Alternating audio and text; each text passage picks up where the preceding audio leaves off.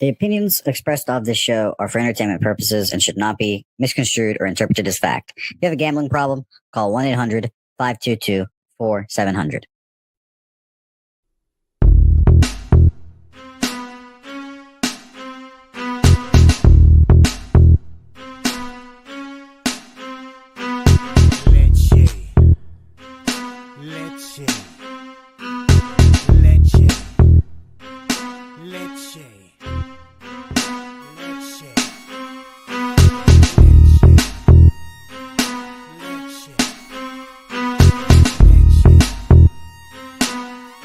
Introducing PubCoin. PubCoin is the rewards program for pub sports contributors.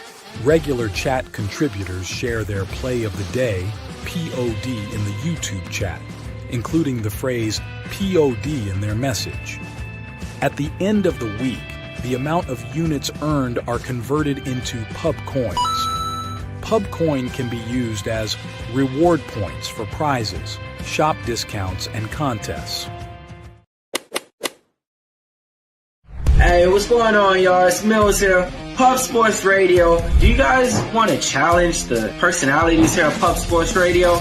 Do you guys think you're better than them at entering in your MMA predictions and picks? Would you want to get paid for it? $100? Here's how you do it, man. You sign up right here at the link below. It's just this easy. pubsportsradio.com. Enter your email. Pick your weekly picks. That's it. Oh, and you get bonus points if you can predict how they're going to win in what round. Every single week, a new winner's getting crowned. So every Saturday on Pub Sports Radio. So come on and check us out. You can win $100 just for signing up. Only thing you need to do is see if you can beat us here at Pub Sports Radio by entering your UFC predictions and picks weekly. Do it. I dare you. See you guys soon.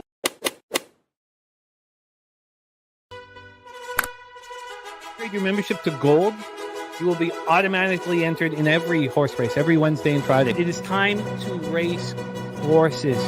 We are racing camels today. Shout out to the Gold members. We're racing in San Antonio immediately here. And we're off. 2 minutes, 74 canals on this racetrack. It's wide.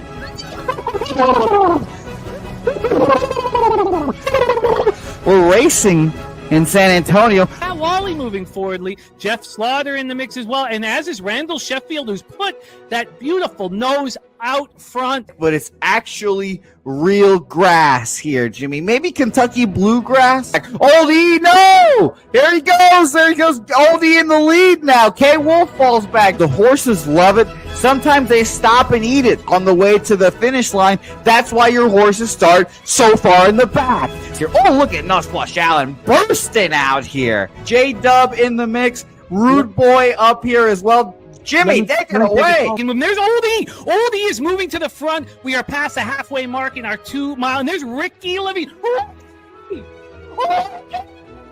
Oh my goodness, he's in the mix here. Jimmy, take it home. This is our first dog race ever. 19 seconds left in the horse race here. It's Fernando Mendoza trying to find the wire. 14 seconds left. Can Fernando Mendoza take this home? Here comes Kenny Ken. Kenny Ken wants a piece of the pie. Put his schnoz up front. Ricky Bobby, 9 seconds left. Can Donut Silks make a run? Can Res Mall make a run to be $50? You son of a bitch! Here comes Tori Coker. Kenny Ken, Smoke and Mirrors, Director 97. Home. That is way. Here comes Jason Meyer, the Eldorado Custodian, Billy Friedrich. Jones one all coming down to the finish. Coin!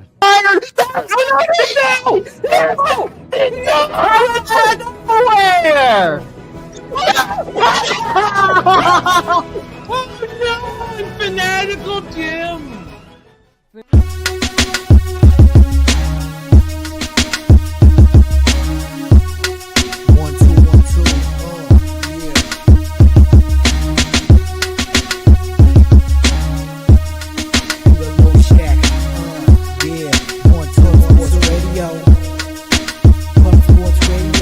From the Corker Peter Low Shack, legendary sports handicap a more dapper than a Dom.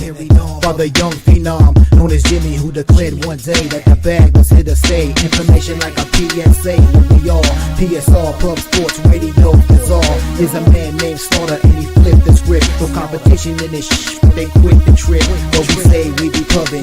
Bet I'm with the bag and you love it. We want a top 10, we above it.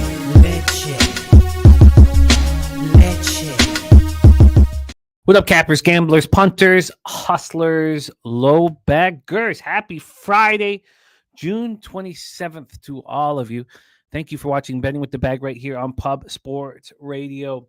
We have a great card here for us to attack to get this weekend started with winners. We have CFL. I've tripled up on 2 of these 3 games available for us. We have a full MLB card, Wine Time Sports, and Jose Bouquet will be attacking it with me. And then we have Billy Brisbane. We were bad in WNBA yesterday, and 5-game card. I reached out to Billy. I was like, look, I've lost 6 straight in WNBA. I'm an absolute mess. I need you. And he is coming to join us and rock with us. So thank you to Billy Brisbane. Mr. McKelvey in the house. Justin McKelvey, stacks play today. Duran over 1.5 bases and Ketel Marte over 1.5 bases. Let's get this all copied and pasted. We also have our huge horse racing show tomorrow. If you are around and able to help and support the horse racing show, would mean a lot to me. It's our first one in a while, and we're really excited to get back in business. A huge card, huge races. I can't wait to see Torpedo Anna. So lucky to watch her run. I can't wait to see Sierra Leone try and close in a race with no pace. Got Mindframe in there. Mystical Dan in that race as well. Huge races. And I've already started getting my way through that Churchill card. I'm really excited. Churchill is the track where I usually, Woodbine's my highest ROI. But Churchill's where I tend to get my biggest scores.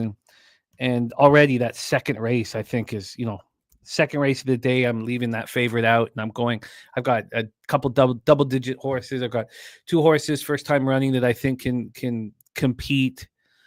And, I'm looking to get that money. So please join us. It's going to be a lot of fun. I can't wait. It starts at 12:30 p.m. So we also, of course, have the great Say Hey Plays show. That starts at 12 p.m. So anybody hanging out with Jose and Dabby Cab can jump over afterwards if you guys have time, and if you want to hammer some horses with us, it would mean a ton. So Justin McKelvey's action in. Sly one ready to get to work. Trill OG play of the day is the Cubbies Astros. First 5 under 4.5. Let's get all this copied and pasted before we attack this beautiful Friday card. And like I told you, it was one of the rare. The Indiana Fever game was probably the most difficult game I've ever had to watch. It did help in the second half that Ella sat with me and watched. I wanted to be supportive of women's sports in front of Ella, so that helped. But it was pretty ugly basketball being played, and I also have been working very hard on not, becoming a different person when the loss reveals itself. The coaching decisions by the Fever were appalling.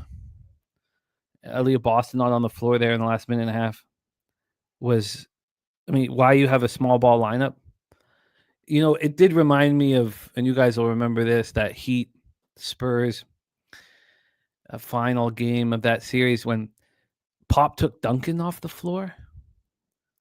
Didn't have his big there to get the boards in the last 45 seconds. It's the most questionable decision Pop has ever done.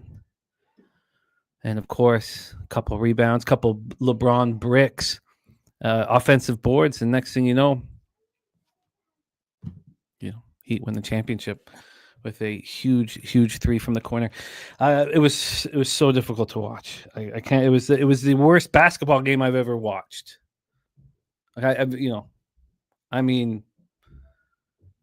Who do you compare it to? Green Bay Phoenix was putting together a better basketball game than I watched last night. And I watched the whole thing. It was not easy. Swiggy in the house. UFC contest live here and the stream at 6:30 p.m. We have a huge day tomorrow. So we have Say Hey Plays that rolls into the horse racing show that rolls into our big UFC show. There's Chappie Funk. Says much love from the Third Coast, Texas. Chappie Funk in Texas. Got to roll through the Southtown 101 in San Antonio, Texas. We got Lamont Williams hit a 5-team parlay max bet New York Mets money line for our guy Lamont Williams. Let's get that copied and pasted here. A giant Friday awaits. I feel it. I really, really feel it. I feel like we're going to have a monster day. We're seeing things clearly in MLB. It's time to attack. We have AM in the house. Thankfully, it's Friday. Too busy to bet in the card really yesterday. Drinking at the pool after the week I've had. I'd love to hear it. Gorky making moves. Belgium WBB regulation. I'm not entirely sure. And we have Mickelson Fritz money line. We got Fritz money line. Okay, I understand that part. Let's get this copied and pasted. Gorky going to be rocking with us tomorrow as well. We have the return of the Big Ragu. DJ Big Boss going to roll with us. Then we got Kev Reed and Guillermo Zertucci, Monster Thoroughbred Cappers. The Angry Stepfather, Mikey D, going to make an appearance. I'm excited about it. We have 9 legacy in the house. Pirates, Baltimore, Padres, and Yankees run line for 9 legacy. Let's get this all copied and pasted. Here we go. Black Door King, Big Daddy Boom, Kristen Hess says, happy Friday. Let's make some money. Crystal Craig in the house. Great to have these strong female cappers rocking with us. It means a ton to us. Jay Kopp ready to go. Gorky says, why you bet WNBA? Gorky, why you bet Belgian basketball? Luke Murphy in the house. We got Slatsy. Possible thunder showers in Hamilton with a win for the Owls Tiger game. On the Owls -2.5 and their team total over 26.5. Cash the Bombers first half -6.5 yesterday. Slatsy, I've attacked these games. And I'm looking forward to, break it down with you right now. Almost right now. Sweaty Butcher in the house. Sweaty, how did the big game go yesterday? How did the big game go, Sweaty? We were thinking about you, sending the boys energy. How did the big game go for your sons? Big Daddy Boom will be there. Thank you. Dougie Wise in the house. Kong's Clips. Jason Meyer, the El Dorado custodian. Kong's Clips shouting out to the Twin Spires. Troy Torrance in the house. A monster day for him, a day after his 33rd birthday. Hope you had a great birthday, Troy, my man. MLG Beavis ready to go. We got T-Moss on the Rays money line and Astros Cubs under 4.5. So we got 2 cappers now. We got the Trill OG play of the day and our friend T-Moss both making moves on that first 5 under in Houston, Chicago. Black Thor King, Ronnie Lofton ready to go. Gorky, thank you for joining me tomorrow. It's going to be great. Jerry Davis, Mystics and over was nice. Winnipeg and over was nice. Great job, Jerry Davis. Markel ready to go. We have, okay. All right, great to see all of you guys. Great to see all of you guys. It is time to get to work. Lamont Williams ready to go. Thank you guys for joining us. Let's attack here. Nats Nate says, can't wait to be with Boston, the Sauce live in AC. That's going to be a great trip you guys had ahead of you guys. Absolutely. We got Top Set ready to eat as well. DC Capper in the house. Pub Sports TV joining us. Old E joining us. It's great to see you guys. Let's get to work. Gorky had the Blue Bombers to win by over 12. Wow, that fourth quarter must have made you very happy. I was not on that game, and I'm thankful here. We got Perky here with Beans Barbed Wire Bets. Let's get this all copied and pasted. Here we go. Spooner on Padres, Phillies, Cardinals, Giants -1, and Astros. Let's roll. We start Friday, June 27th. Montreal Alouettes 3-0, 1-0 at home at the Hamilton Tiger Cats 0-2, 0-1 at home. We're at Hamilton Stadium in Hamilton, Ontario. 78 Fahrenheit, light rain, 11 miles per hour. Nice job. CFL was on CBS. Nice, J-Dub. I hope it's on again tonight. We have 78 Fahrenheit, light rain, 11 miles per hour. We just had our guy Slatsy talking about the possible weather issues that we're going to be dealing with here. Gorky says Montreal finishes my Bombers money line parlay. Jason Meyer says, why is the spread so low? So let's get to work here. This may not be what you guys want to hear, a lot of you guys in the chat, but I'm on the Hamilton Tiger Cats at +2. I am also on the first half under and the full game under. I'm going to go over exactly what I got here a second. Give me 1 second. So I am confidently betting against a lot that I've seen out there for this game, and I'll deal with that. I got the Tiger Cats +2 at -106. I'm on Montreal Hamilton first half under 24.5 at -114. I'm on Montreal Hamilton full game under 49 at -112. And let me explain it here. Perky asking about why I'm on Hamilton. I will tell you. Jerry Davis saying, sure, would it be nice to get that +5? And Gorky says, all I will say is good luck and just wait. Let's roll here. The big story here is Davis Alexander is out for this game with a hamstring strain, and he's been the most outstanding player so far this year. I have watched every single minute of Montreal Alouette football this year. Every single second of their football season in the regular season I've watched. Journeyman McLeod Bethel Thompson comes in. And Montreal comes in off an easy 38-28 victory at Edmonton last week. Montreal has been dominant this year. Dominant. And Slatsy says, good luck with Bo Levi against the Owls defense. Let me add to this. And Gorky, you're right. Let's talk about this dominant Montreal Alouettes team. Who have they beat? They dominated the Argos in week 1. The Argos were an absolute mess. They had just cut important pieces of the Grey Cup winning squad. They were in shambles under their backup quarterback. In shambles. Then in week 2, they destroyed Ottawa, who had their backup and now third stringer Matt Schiltz at quarterback. Matt Schiltz. There's my guy, just my 2 cents in the house. AM saying, Slatsy, Davis Alexander was Portland State's quarterback, and he looks phenomenal. Like, he looks incredibly good. I'm blown away how good he looks right now. 80% of the bets are on the Alouettes. 31% of the money is on the Alouettes. So let's go back to this Alouettes team. Now, the Alouettes team are probably going to win the Grey Cup. They're a very good team. But let's see who they beat. They beat the Argos in week 1, who were a complete mess. They destroy Ottawa in week 2, who had their now third stringer Matt Schiltz at quarterback. Last week, they beat up the Elks in front of a few hundred people. That was the home field advantage for Edmonton. A few hundred people were there. The Elks have a whole new coaching staff. They look awful. This is their third straight road game without their starting quarterback. And I read, and shout out to our guy, Robert Cherry, says, Mom says hi. We're thinking of her. Thank you, Robert, for rocking with us. And we sending our love to your mom.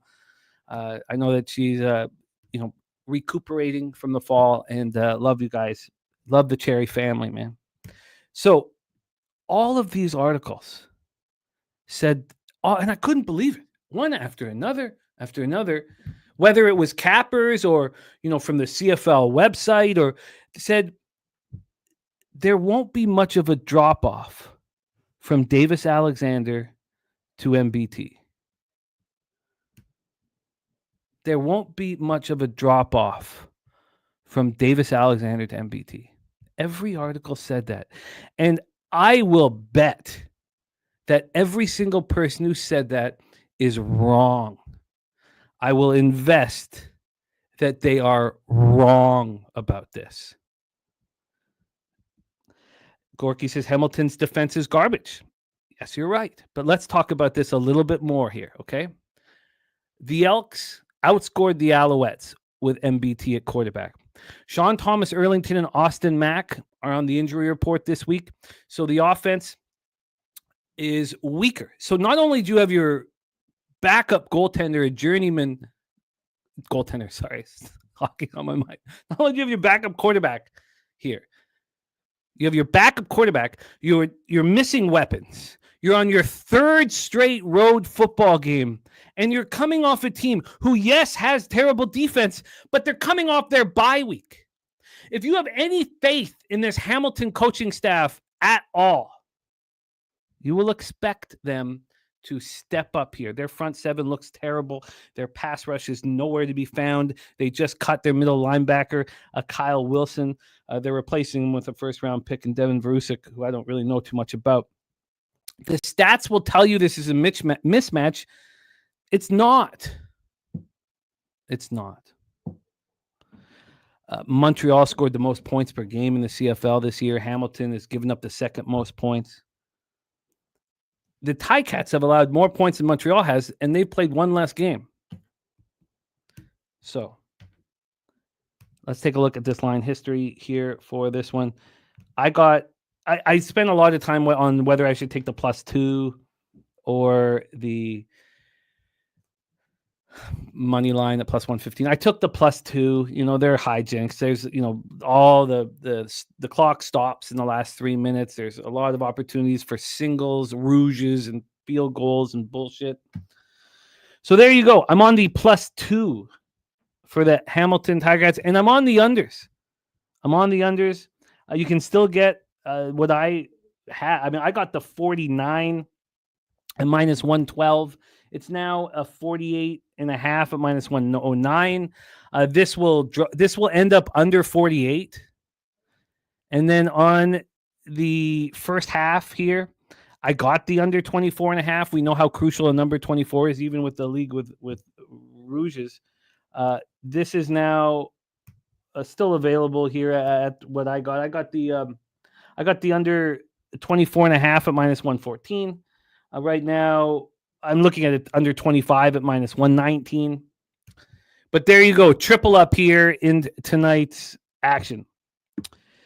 So, yes, every single article is going to tell you that there's a tiny drop off to MBT, and it's wrong. Those people have not been watching Davis Alexander be the most outstanding player in the CFL for the first weeks. He's been spectacular. He's making plays out of nowhere. And I don't mean like getting first downs. I mean getting 50-yard touchdown passes when he's spending 15 seconds running around, the outside of the hash marks in the pocket like fucking Randall Cunningham, and then throwing a fucking bomb.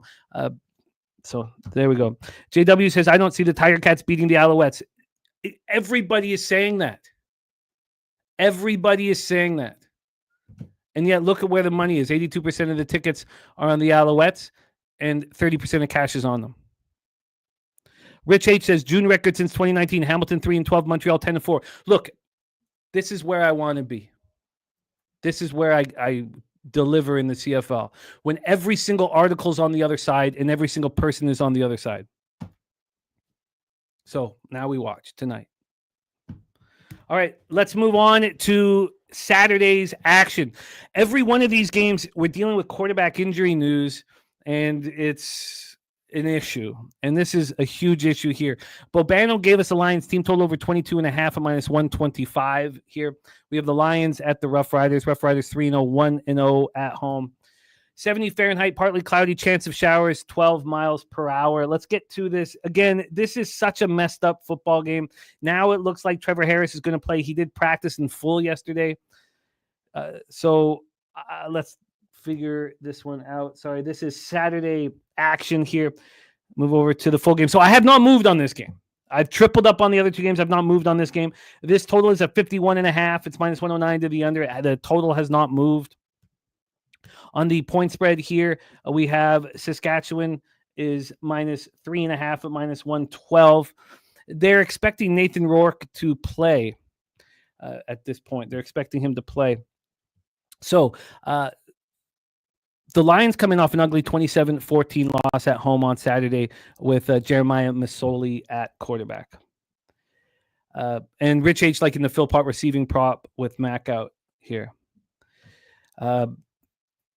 Yes, Jerry Davis, yes. But it's not just MBT past this prime. It's Davis Alexander's been the best player in the entire league by far. And they're saying it's a small drop-off to MBT. These people aren't watching the football games. Certainly not fucking betting them. Masoli completed 25 of 44 for 281 yards, 1 touchdown, 2 interceptions. He was worse than the numbers indicate. Last 3 years, he started 8 games, So that's the, So Nathan Rourke has not taken a rep in practice yet. Buck Pierce says he's going to be a game time decision with an oblique injury. I would like Nathan Rourke to be announced in and fade the Lions.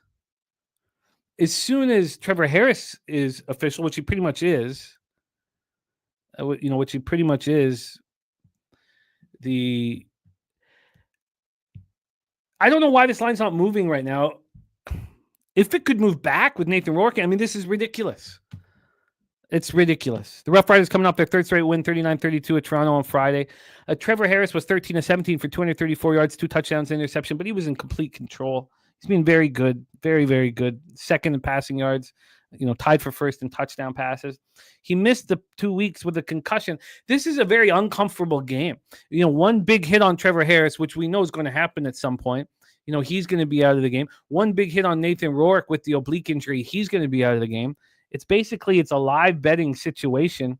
And, you'll hear people say horrific things about Jake Maier. Jake Maier's made me money. I know he makes very questionable red zone reads. He throws the ball across the field in the red zone and he gets picked off and it runs back and things like that. But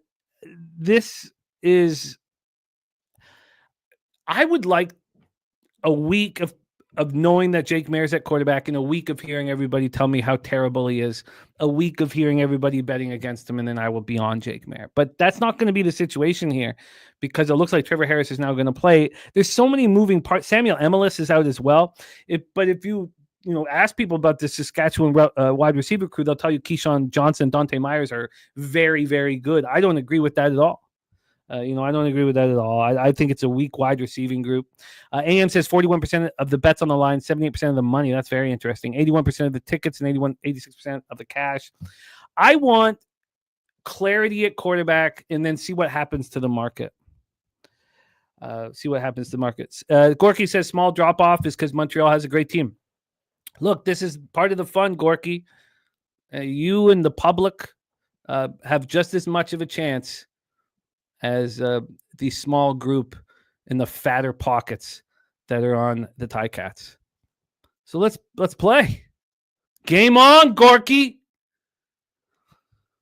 All right, let's move on to the final spot in CFL here, Sunday, June 29th. We heard Bobano on the Argos plus 2.5, and I have joined him. I've joined him on this 0-3 Argonauts team, and I almost didn't. I almost pulled it before I pressed the button. I came very, very close to waiting on the side, but I did. This is a Sunday football game. I took the 2.5. There are some concerns that this could end up as a 3. I don't think it will. Obviously, that's why I did pull the trigger. I am also going up against everybody again on this total. I'm on the first half under and the full game under. I don't think Dustin Crum is capable of putting up a ton of points. Everybody who's watched the Argos is coming off a 75. How many points were scored in that game? An 75 point game. So I am here on the first half under and the full game under. And also, notice here that Bobano, the man who loves overs, is not on the over in this football game as well. But everybody else is. Everywhere else you look, over. I'm on the first half under 26.5 and the full game under 52.5 at minus 108. 78 Fahrenheit, partly cloudy, 3 miles per hour at TD Field in Ottawa, Ontario. Now, it's not as horrific as Commonwealth's few hundred people in the stands, but it's going to be half empty, unfortunately, for the Redblacks football team and any of their fans. And we have yet another game ruled by quarterback injuries. Of course, Chad Kelly remains injured with Nick Arbuckle under center. The Argos coming off that wild, 71 points, that wild 39-32 loss at home to the Roughriders. Their defense got gashed for 234 yards through the air, 144 yards on the ground. They allowed a 99-yard kickoff return for the go-ahead touchdown with 23 seconds left. It was a debacle. Dinwiddie, whom I like, XBC line, lost his mind. He flipped out. He couldn't. He threw a fucking fit in the locker room after the game. And Wynton McManus out with a knee injury. That's a problem. That's a problem. By the way, AM saying 26% of bets on the Argos, 37% of money, 95% of bets on the over, 10% of money on the over. Those numbers are just beautiful to hear, and I didn't know them before. By the way, Slats is saying Chad Kelly announced out until at least week 7. So their star linebacker, Wynton McMahon, is out with a knee injury. But you know what happens when your coach says, I'm making cuts now? You don't step up defensively. I'm making cuts. Remember, this is the Grey Cup champion team that's starting out 0-3. Drew Brown remains hurt with the Redblacks. Dustin Crum's under center. Crum, remember, started the year as number 3. He's moved up the depth chart because Matt Schultz sucks. So there you go. That is the breakdown. You are going to see Crum move the ball heavily with his legs. I like Dustin Crum. I like him a lot. You are also going to see an Argos defense play the most accountable game they have this season. You're going to see Arbuckle be in control, hopefully get a bit of a running game from this Argos running back crew that's been terrible. So I've made 6 bets on 2 games. I'm on the Ticats +2 at -106. I think that the unders are going to be bet, and that total is going to move down. And I imagine that this total in Toronto, Ottawa is going to go down. But the Ticats here and the Argos is against especially the under. I mean, I'm going up against all of the articles. I'm going up against everything that we're reading. And we'll see who ends up with the best ROI. That is CFL here. Jerry Davis just said I was betting BC +4.5, dropped to +3. Slatsy says Tammy's last day of year at school. Oh, congratulate her. What a great teacher she is. You're a lucky man. Slatsy says taking her out for lunch. Says good luck. Go Als. Go. Als are going to be 3-1 after this weekend. There you go. That is CFL for week 4. Let's get into Major League Baseball. I know you guys want to attack it. We have just the crew. Jose will be joining us shortly. He is working on another program here. And Sly. That's dope, man. Named after the Ticats. It's dope, Sly. Please welcome from Los Angeles, California. What a performance. It was the bounce back performance I told you guys he was going to give us last Friday. Was a thing of beauty. Now, the situation that he was in, we've all been there, where it was almost a monstrous day, huge monstrous day, and then it slowed down late. But this is what he did last Friday with us. Mariners +115 cash, Rays -105 cash, Red Sox +120 cash, Athletics +115 cash, LA Angels Houston under 8 cash. He's sitting there 5-0. And then he doesn't get his parlay home and the Angels home. Still an incredible 3.5 unit day, which was very impressive. So now our first guest is 86-72 here on our show. 54.4% plus 13.67 units. ROI plus 8.65%. Average line plus 101. Please welcome our friend Wine Time Sports to the show. Wine Time, what's good, man? How are you? Jimmy the Bag, happy Friday, my guy. It's my favorite day of the week. Get to talk baseball with you and my guy, Jose. I'm looking forward to it, man. I've got action already tweeted out for today's card, and I'm looking at some more games. We've got a really nice card today. Want to give a shout out to the chat really quick. Everyone in there. I see my guy Spoons Bets in there. Beans Barbed Wire Bets, Lamont Williams, Sly on 7107. I see my guy Ron Lofton, Blackthorn King, Sports Scientist Jacob. Shout out to Jacob. He came on with us on the show last Sunday. Shout out to him. I see my guy Jess McKelvey in there. Big Daddy Boom, Jerry Davis, Slatsy. Shout out to you, Nasty Nate. It's good to see you guys. I'm ready to talk baseball today. Coming off a losing day yesterday, so I'm ready to get it back today on a Friday, and I think it's just the day to do it with my guy Jimmy the Bag. So I'm excited, man. Let's get to it. Let's get to it. First, though, I do owe sports scientist Jacob an apology. I didn't know that he had rocked with you guys on screen. And you know what happened. And just to give you guys this night, he wrote, something nondescript and you shouldn't have made me upset. He wrote, who is this people? No comma or question mark. So who is this people? And he's got a great logo, and a great name. So I have to block 3 touts from overseas every day, at least, who offer fixed matches. And that's because I saw the real, and then I saw the wording of what he said, and I thought, here is a, English second language tout offering fixed matches in my head.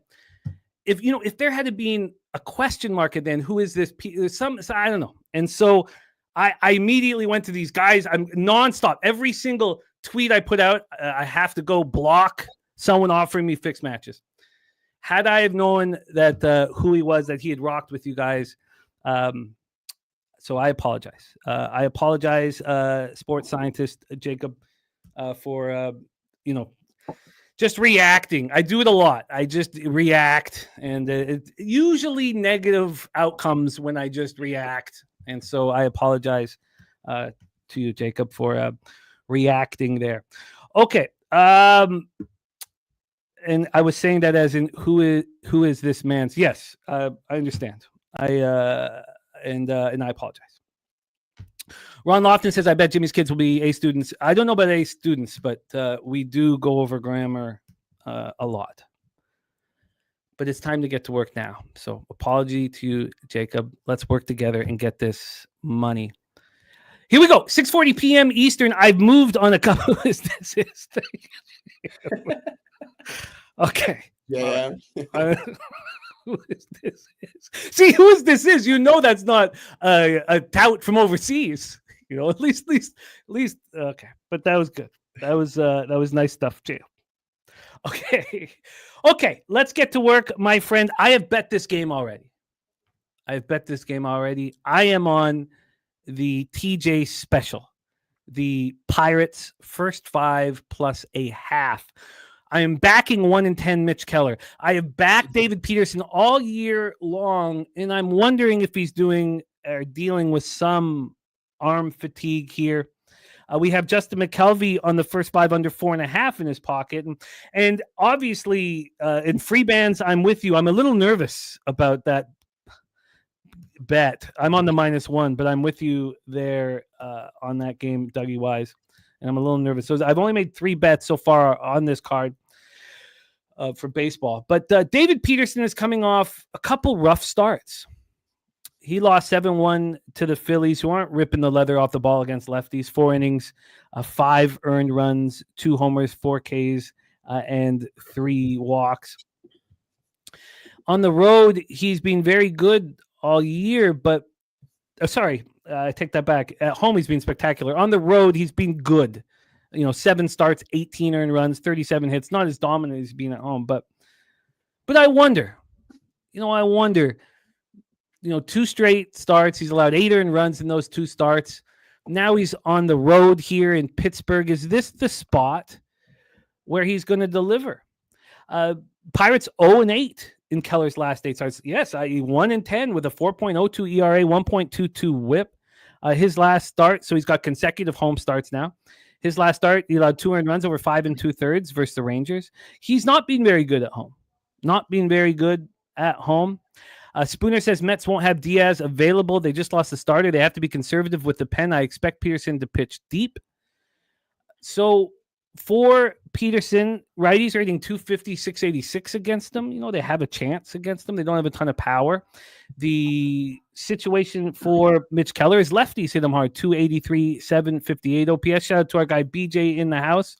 Jerry Davis, Pirates under 2.5 runs in Keller starts. Then I thought, why don't I just go full game? Because I have an advantage with this Pirates bullpen.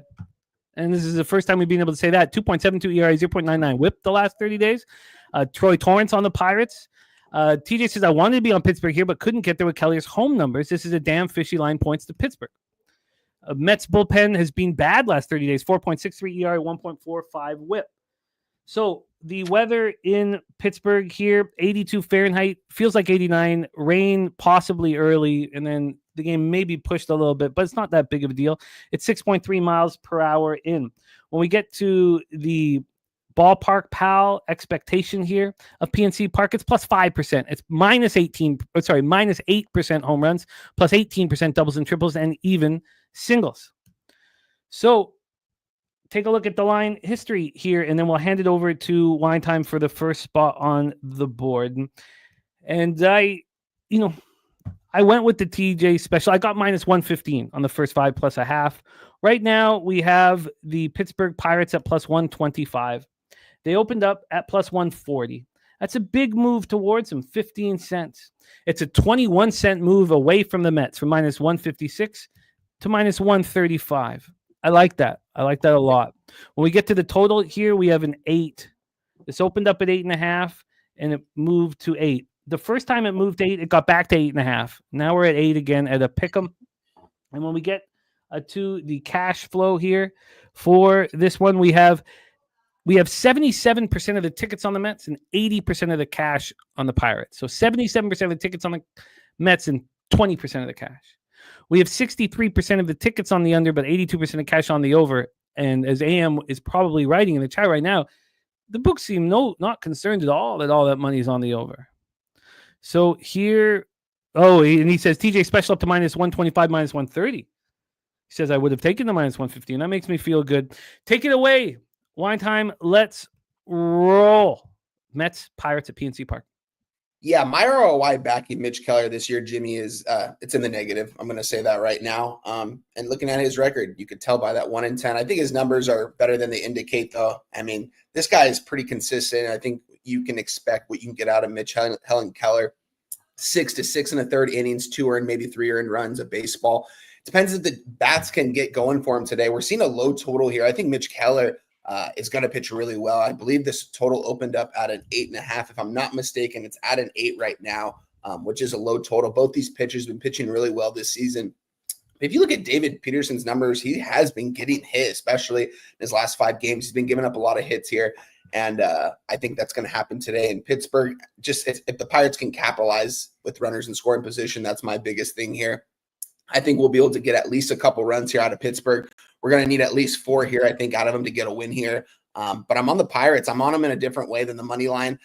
I got the plus 1.5 yesterday, Jimmy, out of minus 120. It's now at a minus 135. I got a free run in my back pocket, paid a little bit of juice. I was really heavily considering the money line, but I feel like this is a 1-run game. Either way you put it, a 4-3 type of baseball game. And I do think that this is going to go to the under. It might be a play I might add later on.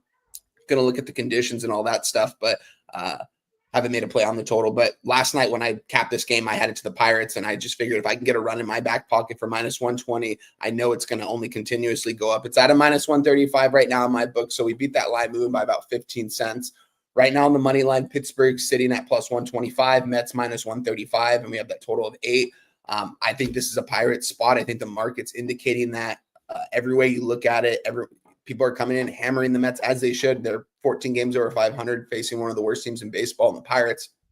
But I think Mitch Keller can go out there and actually have a good home start here on a Friday night in Pittsburgh. So I'm on the Pittsburgh Pirates. I'm on a plus 1.5. I didn't get out the money line.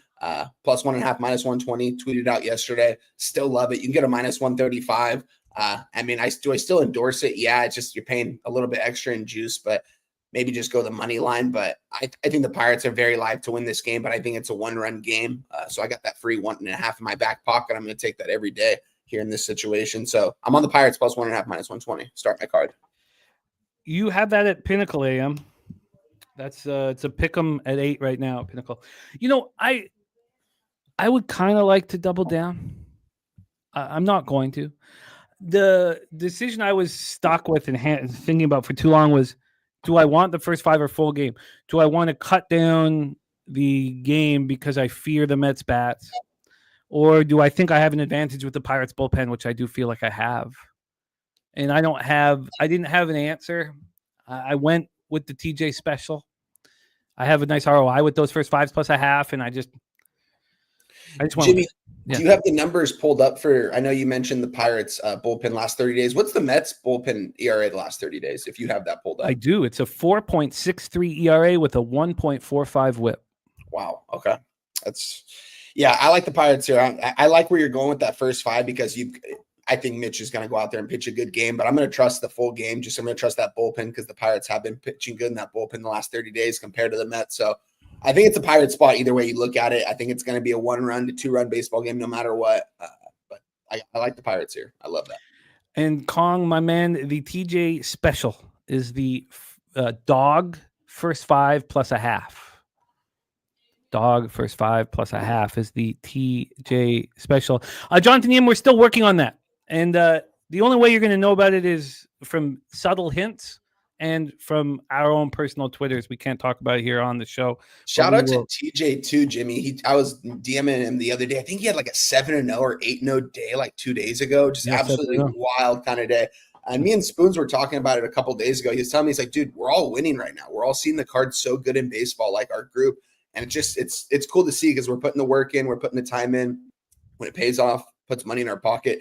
That's the best part about it, guys. So we just got to continue to do what we're doing, put our heads down. It's a long season. Today, I believe, is the halfway point of the MLB season. I know the Angels are 80 games in right now, so 1 game away from that. So it's very it's crazy. It's a long season, but I like where we're going. I like it too. I like it too very much. Now, every year, the week before the All-Star break, I get hit bad. The week after the All-Star break, I get hit bad. Last year, I said, I'm going to cut it down to next year. I'm going to cut down to 1 bet a day. I can't do that, but I just want to say it out loud. It's historically a terrible time for me, the week leading into the All-Star break and the week after. And just want to say that out loud. And TJ, trying to be available to cap the card with you next Thursday. That sounds wonderful, TJ. Stay in touch about that.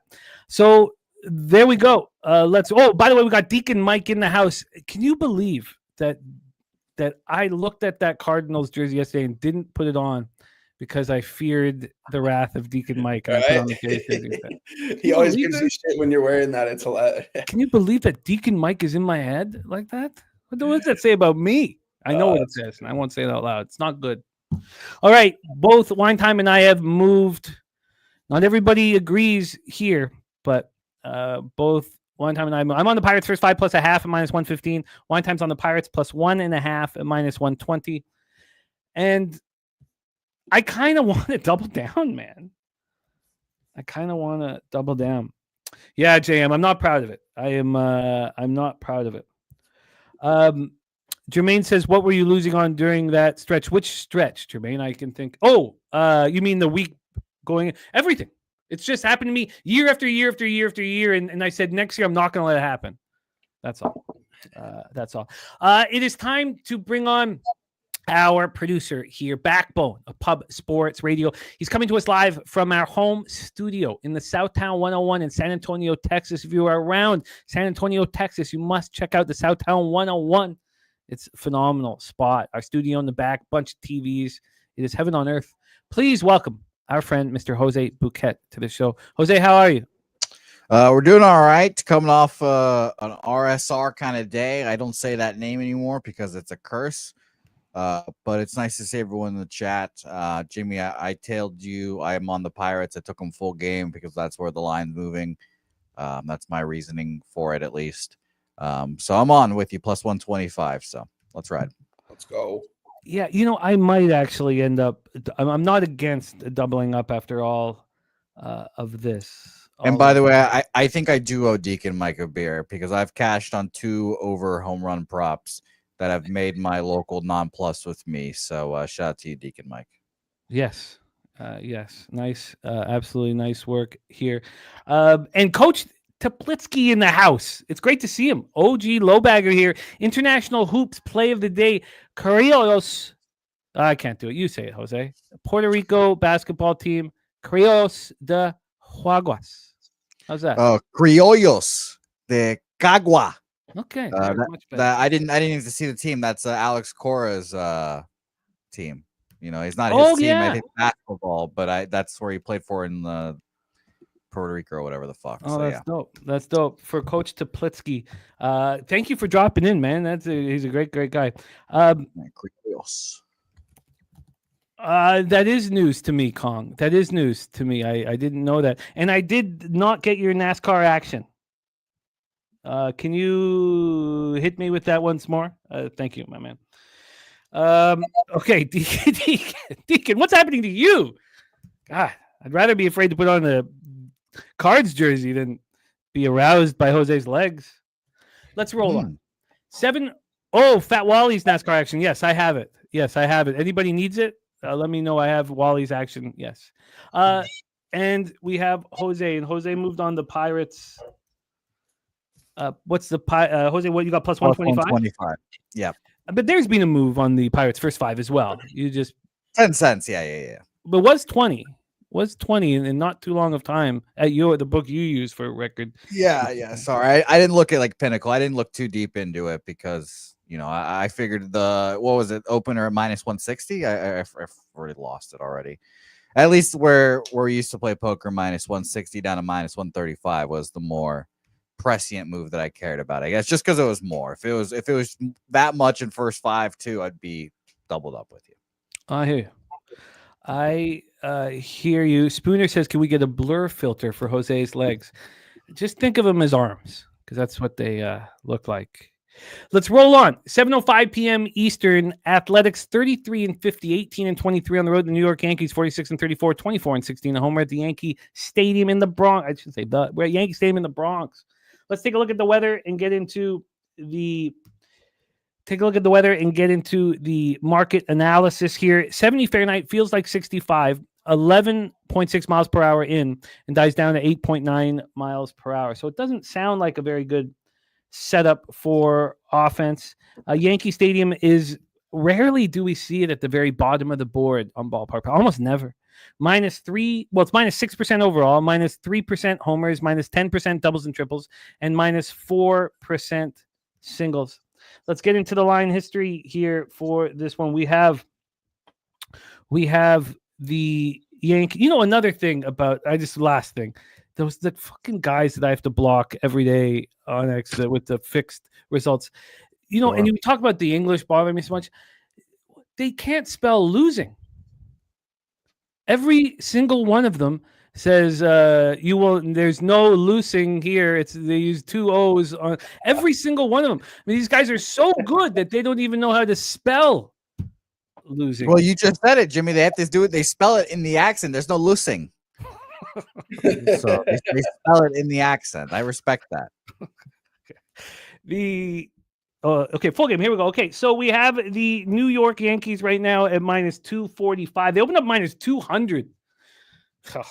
You know what I think of when I see a 40-cent move at this number. I think we all kind of think the same thing. When you see a move this big at this number, it makes you wonder if this is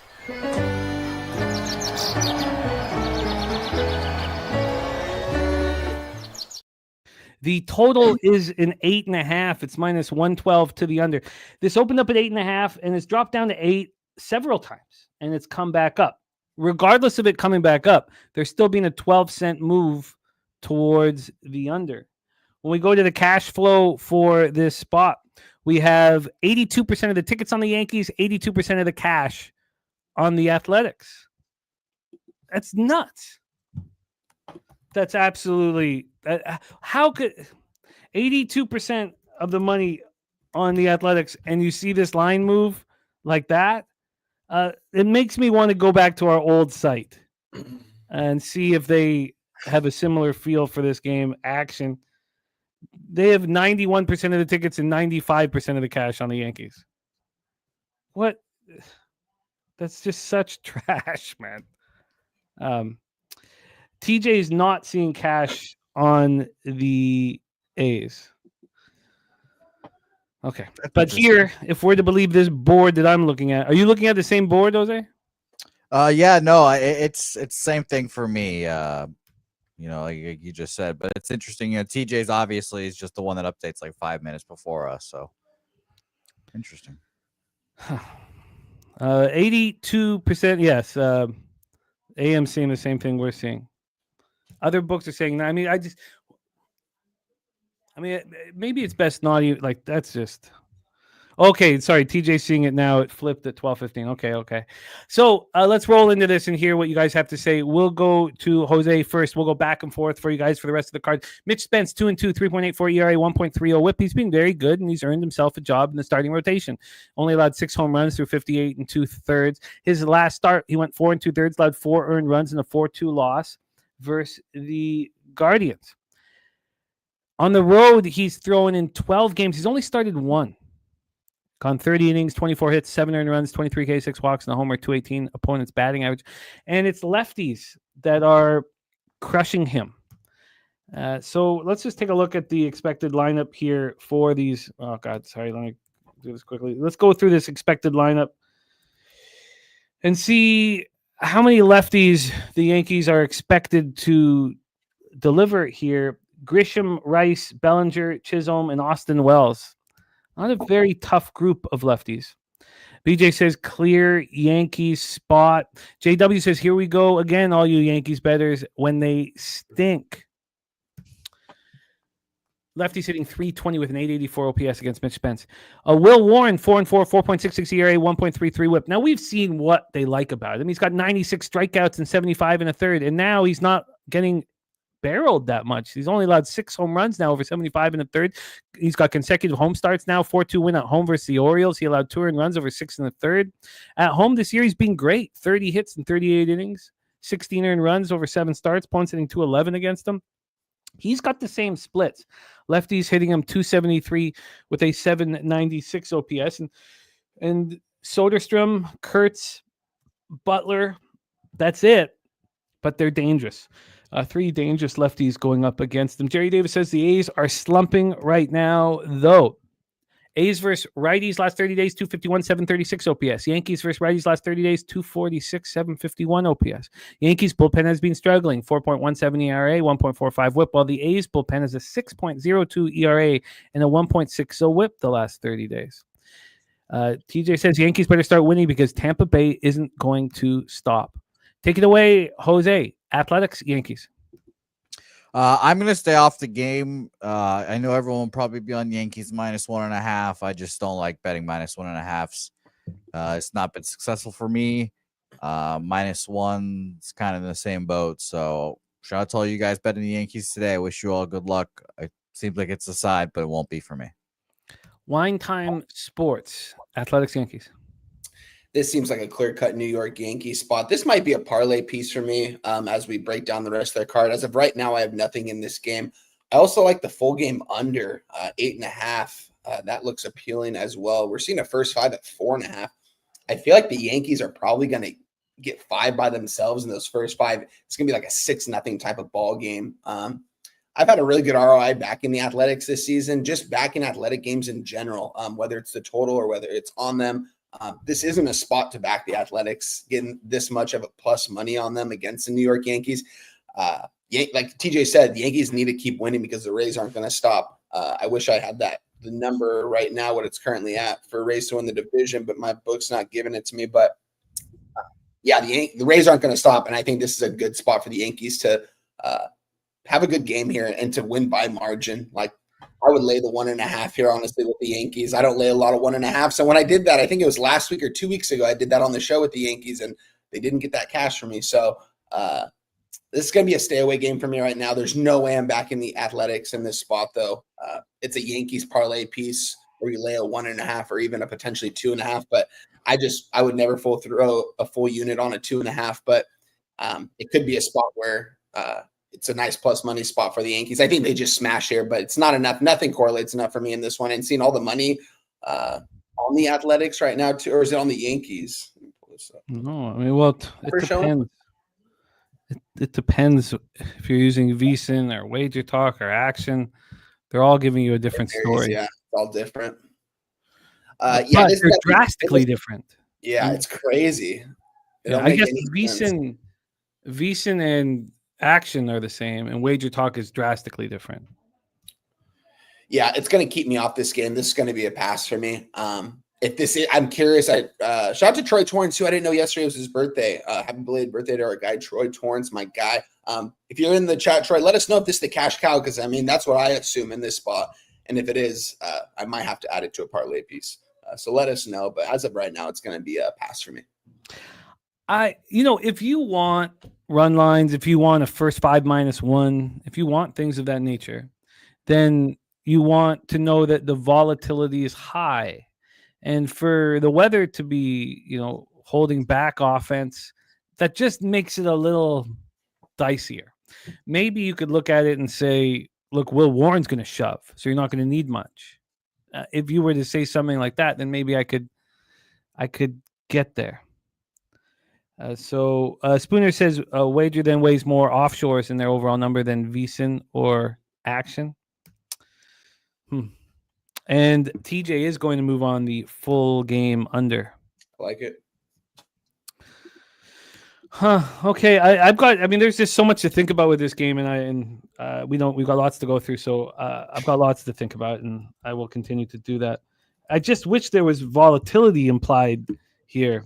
So TJ's on the under. All right, let's roll on. And JW says that he will be on the Yankees here. And Justin McKelvey says, if a cow shows up, I'll give Yankees one more chance in life. And Redbeard says backwoods. So let's roll on. Thank you guys for joining us. Happy Friday to all you guys. Let's get this money. I've doubled up on this one. Tampa Bay Rays, Baltimore Orioles. I have been betting unders in Orioles games a lot. And it's not perfect, but the ROI has been really good. Their bullpen is pitching very well. Last 38 days, they're 2.81 ERA, 1.15 whip. The Rays bullpen's been great all year, but it's not been as good as the Orioles the last 30 days. The Rays are raking. 282, 817 OPS. Their pitchers have been put in such difficult situations, and we've talked about this ad nauseum. I don't need to hammer it home, but such difficult situations at home that they're shoving on the road right now because it's a much more pitcher-friendly situation. And they are out pitching their opponents at home because they're used to the conditions. This is all working out in the Rays' favor, and we already heard from Wine Time moving on the Rays' futures. MLG Beavis says Rays moneyline, Rays first five. I've not handled Tomoyuki Sugano well this year. I can't explain it. TJ says I backed the Rays almost every day for a month. 10-3 last 13, 16-6 last 19, 25-9 last 34. Oh. And Redbeard says back to the Rays first 5 minus a half. Jose Perez says can't bet against the Rays right now. And Jerry Davis on the under 9 and the Rays -1 double up. And I'm on that exact same thing as well. I am a Pepio believer. We were big believers of him early in the year, and he cost us money. He's pitching very well right now. Coming off an 8-3 win at home versus the Tigers, he went 5 innings, allowed 1 earned run, struck out 7, and walked 2. On the road this year, he's been excellent. 5 starts. We talked about how many home starts he's had. He's only had 5 road starts. He's allowed 9 earned runs, opponents hitting 204 against him. Lefties are swinging and missing, man. 173, 590 OPS. Righties, 262, 773 OPS. And this is the lineup for you, man. If you could get lefties out and righties are your problem, god damn, pitch against the Orioles. Because they're 3 of their first 4 batters are lefties. Holiday, Henderson, O'Hearn. You have Westberg, Laureano, and Gary Sanchez. Good God, this is a great opportunity for Pepio. So maybe this should be a double-up spot. The thing that concerned me, oh, and Justin McKelvey on the other side, interesting, Orioles +105, was just the market. The market wasn't indicating this was a slam dunk. I did take the -1 on this one, which maybe wasn't necessary, but it's just not indicating this slam dunk. But it's enough, I think. Opened up at -115, now -127, 12 cents of movement. I think that's enough. From a total perspective, we have an 8.5 -107 to the over. This opened up at 9. I got the under at 9 at -120.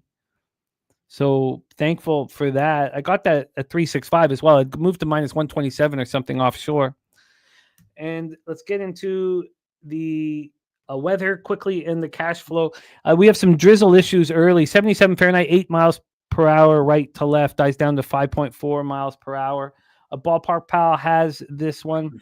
This ballpark here, and I am on the under, so it was important to me to see where it was. Has Oriole Park +8% overall. I can work with that. It's -3% homers, +14% doubles and triples, and +7% singles. WY says you should grab some money line. Might be a 1-run game. I'm perfectly comfortable betting the -1s. Perfectly comfortable with pushes. So I get what you're saying. Could be, and I'm on the under as well. So but I hear what you're saying. And then when we get to the cash flow for the Orioles spot, we have 69% of the tickets and 78% of the cash on the Rays. And then we have 60% of tickets and 91% of cash on the over, and it's dropping. I'm not going to add anything here. I could have. Oh yes, Jim, and it was fun. It was a fun cap. But you can just, anytime, it's always going to be available for you to check out.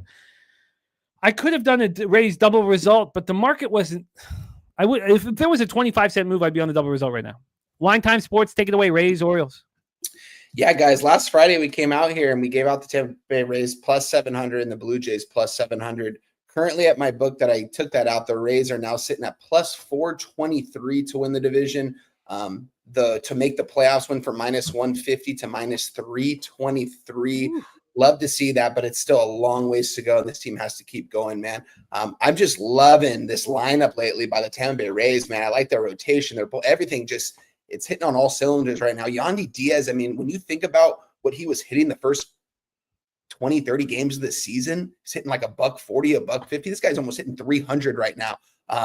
Hitting at the top of the order. You got Lowe, you got Cabanero, you got those young guys. I like this team, man. They're firing on all cylinders, and you don't want to get in their way at any point until they show some negative regression. I'm not sure when that's going to happen because, like I've talked about, Kevin Cash has these guys locked in and ready to go. They're in it for the long run. They're not in it for the short run. I still think the plus 423 to win the division's a good number. But with that being said, I'm on the under here. Under 8.5 minus 105. I'm adding this play. I loved everything you broke down about this game, Jimmy. I'm really close to adding the Rays money line minus 130 as well. This just seems like an under type of game, especially with Pipio on the mound. I like Sagano too. He's had a good season. I like his stuff out there, but I like Ryan Pepio. He's made us a ton of cash this season. His numbers are good. He looks good out there. He passes the eye test. And the way the Rays are playing right now, I mean, this divisional game, yeah, the Orioles really aren't in it, but the Rays need to keep winning. They know they need to keep winning. This is a series that they should very easily take 2 out of 3 or sweep these guys on the road, especially the way they've been playing. It just, I don't know if I want to say it's fishy that they're minus 130 because Sugano has had a good season, and the Orioles have been priced very oddly, I feel like, all season long. That's what kind of has me off the Rays here. I haven't officially moved on the Rays. I'm going to add the under 8.5 minus 105. I might end up betting the Rays. I've been taking them all season long, not every single day like TJ the last month or so. I wish I had, man. They're such a good baseball team. But with that being said, I like the under here. I think both pitchers are going to pitch well. You get to the Rays bullpen. I trust them as well. I think this goes under 8.5. We saw this open up at 9. It's at an 8.5 now. I like this under 8.5, and I'm very close to moving on the Rays. Don't be surprised even before the show's over. Maybe we can circle back over this game. I'm curious to what my guy Jose says as well about this one, but I just want to back the Rays. You know what I mean? Even though it doesn't really seem like it from a market perspective, that what doesn't really correlate for me here. But at the same time, it has moved slightly towards the Rays. I mean, I've been seeing it fluctuate from minus 120 to minus 135. Seeing a minus 130 right now, kind of going back and forth. So I'm curious to see where this goes in the next couple hours. But the Rays are I would not back the Orioles here against the Tampa Bay Rays. I wouldn't take anybody against the Rays right now, the way they're playing. So the under 8.5 minus 105. I'm nervous about this with so many of us on the Rays. It's just Justin on the Orioles. I'm nervous about this, but I imagine if I lose the bet, Sagano shoves and the bullpen delivers and I cash the under. I just don't see Pepio getting lit up and smoked. You know, now maybe this lineup either. I like Pepio passes everything. The eye test, he's got good numbers. He's locked in right now too, at the top of that rotation. So this guy, I mean, don't get me wrong, Sugano has had good stuff this year. Would I be surprised if the Orioles win this game? No, but I couldn't take them here. It's only the Rays for me. But you mentioned it, kind of everyone's on the Rays here. But I mean, they just keep winning and they're not getting overly priced. Like we're still seeing them sitting here at a minus 130. Maybe is a little too good to be true. Maybe I move on this. Maybe I don't sidewise, but the total, like you said, I think both pitchers can very easily shove. So I think under 8.5 is a really good spot. And I love what Justin said. He says he's replying to Kelly, and he's like, Kelly, I understand my chest ain't out with the Orioles, but I bet them, and admitting I bet them. Because there are two things. There are the secret bets that you're not proud of. It's funny and well put. Guy Stacks right there. Jose. Yeah, shout out to our guy Stacks. Jose, take it away for us here, Rays Orioles. No, I can be brief. I'm off this game too. I obviously liked Ryan Pepio a lot coming into the season. I still do. But like you said it, Jimmy, the market's not really telling me that it's the spot here, and I'd love for it to do so. I think the Rays are the spot.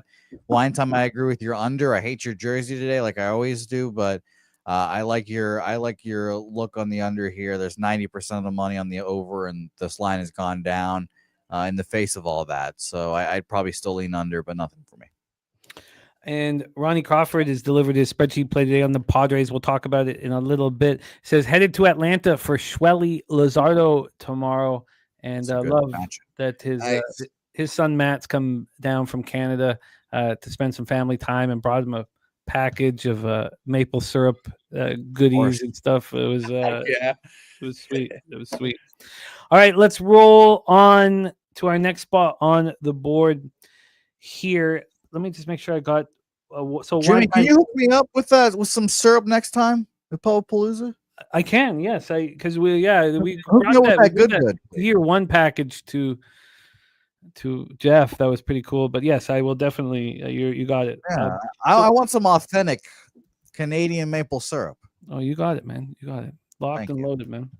Let's roll on. So you got under 8.5 minus 105 there. Let me just double check really quick. Yeah, minus 105, under 8.5. Spooner says Vermont maple syrup better than Canadian maple. Wow. Syrup. Yeah. Well, you know what? I guess I'll have to try both. Tie my arms behind my back. No, fuck those Vermontians. Fuck. Let's go. Twinkies, Tigers, Comerica Park in Detroit, Michigan.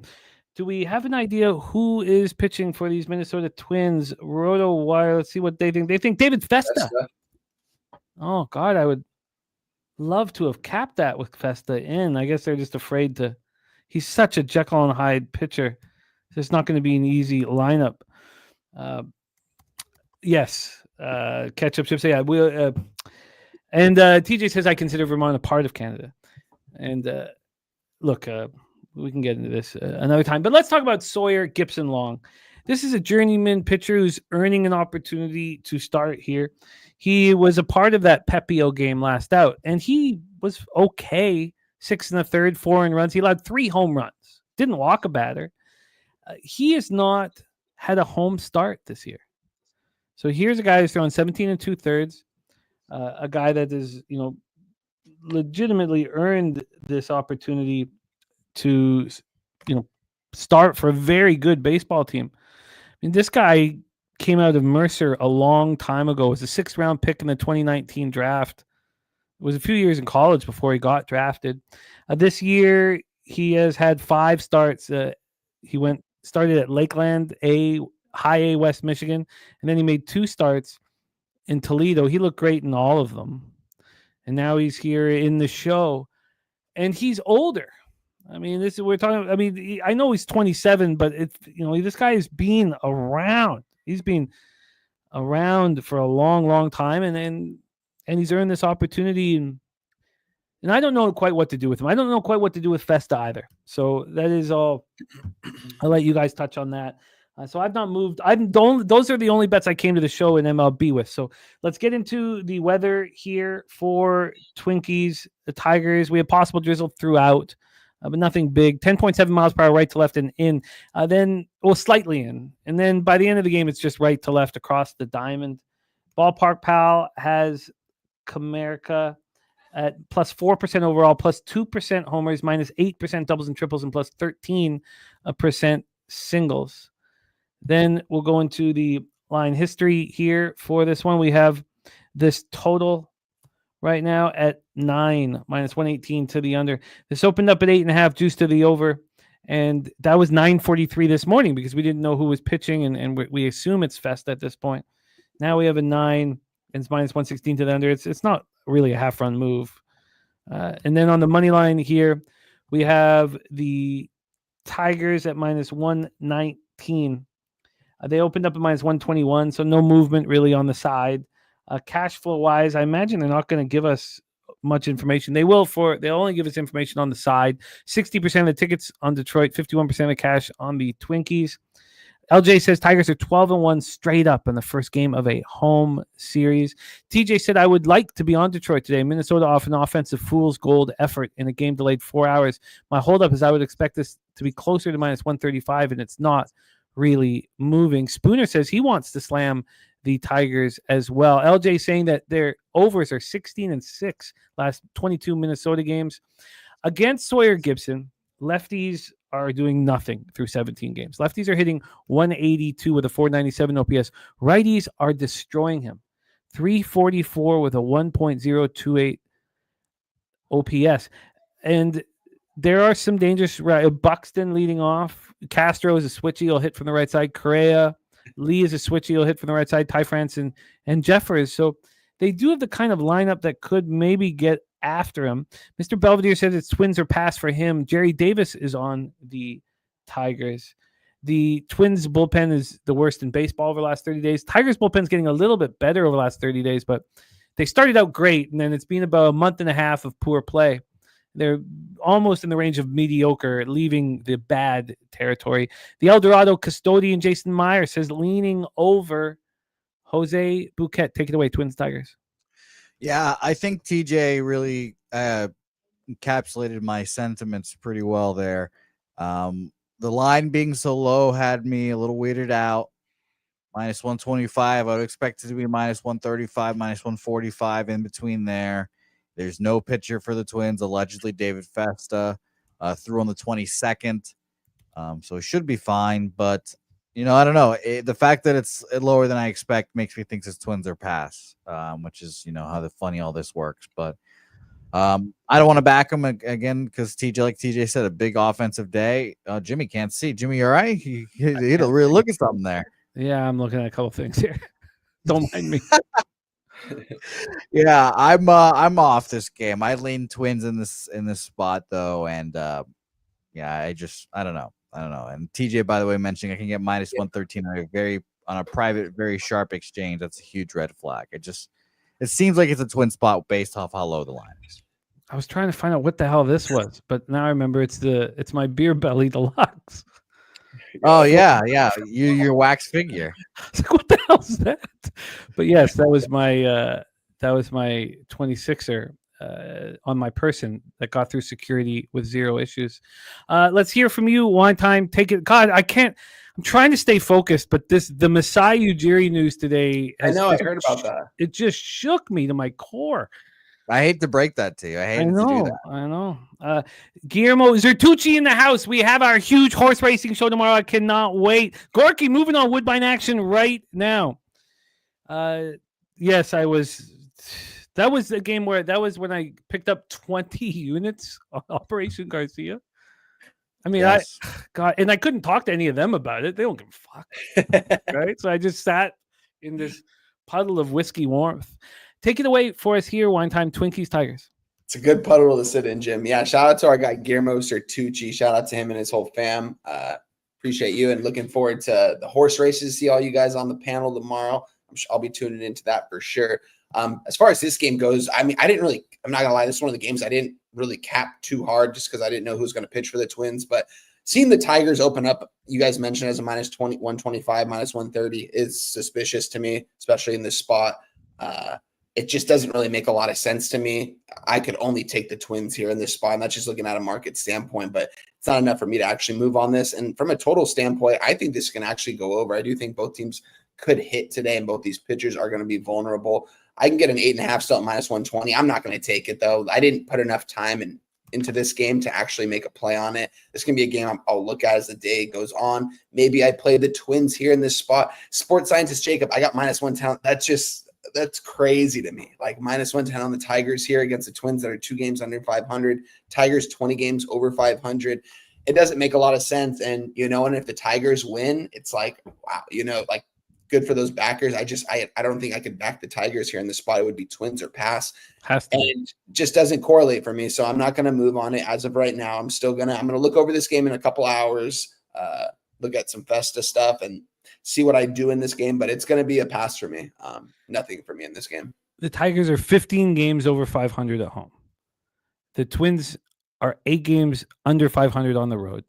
They have the worst bullpen in Major League Baseball over the last 30 days. They haven't announced a starter, and it's a pick'em. I mean, makes no sense. I cannot mess with that. We have our first pick for you guys of what we are going to be doing in Toronto here in a couple months. The Pubapalooza saved my life this year. It saved my life. I was in the throes of 6 weeks of losing. Could have lost everything. and then went on an 8-week winning streak after I hung out with you guys. After I had Troy Torrance waking up at 6 a.m. in our Airbnb capping, everybody capping at 6 a.m, grinding, and I turned everything around.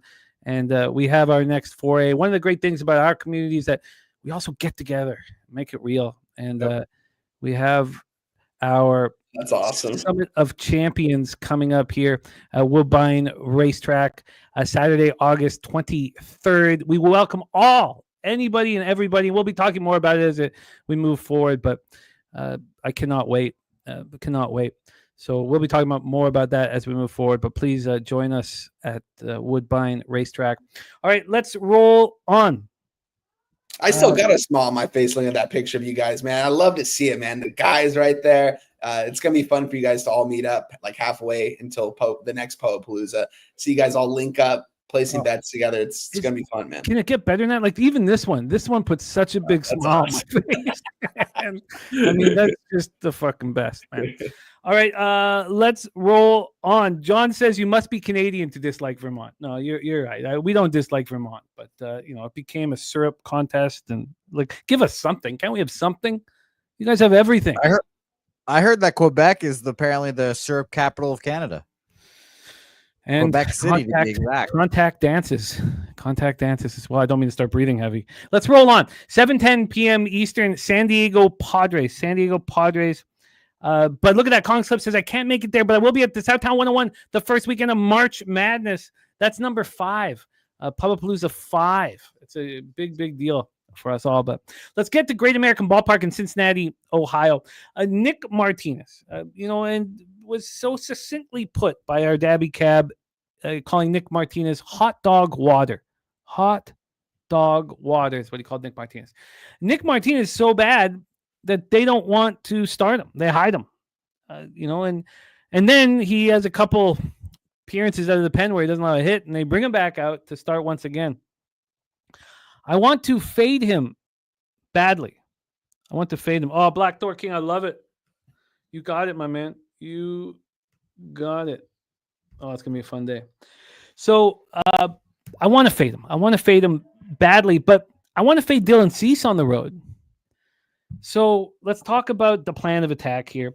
Let's first get into the weather at Great American Ballpark in Cincinnati, Ohio.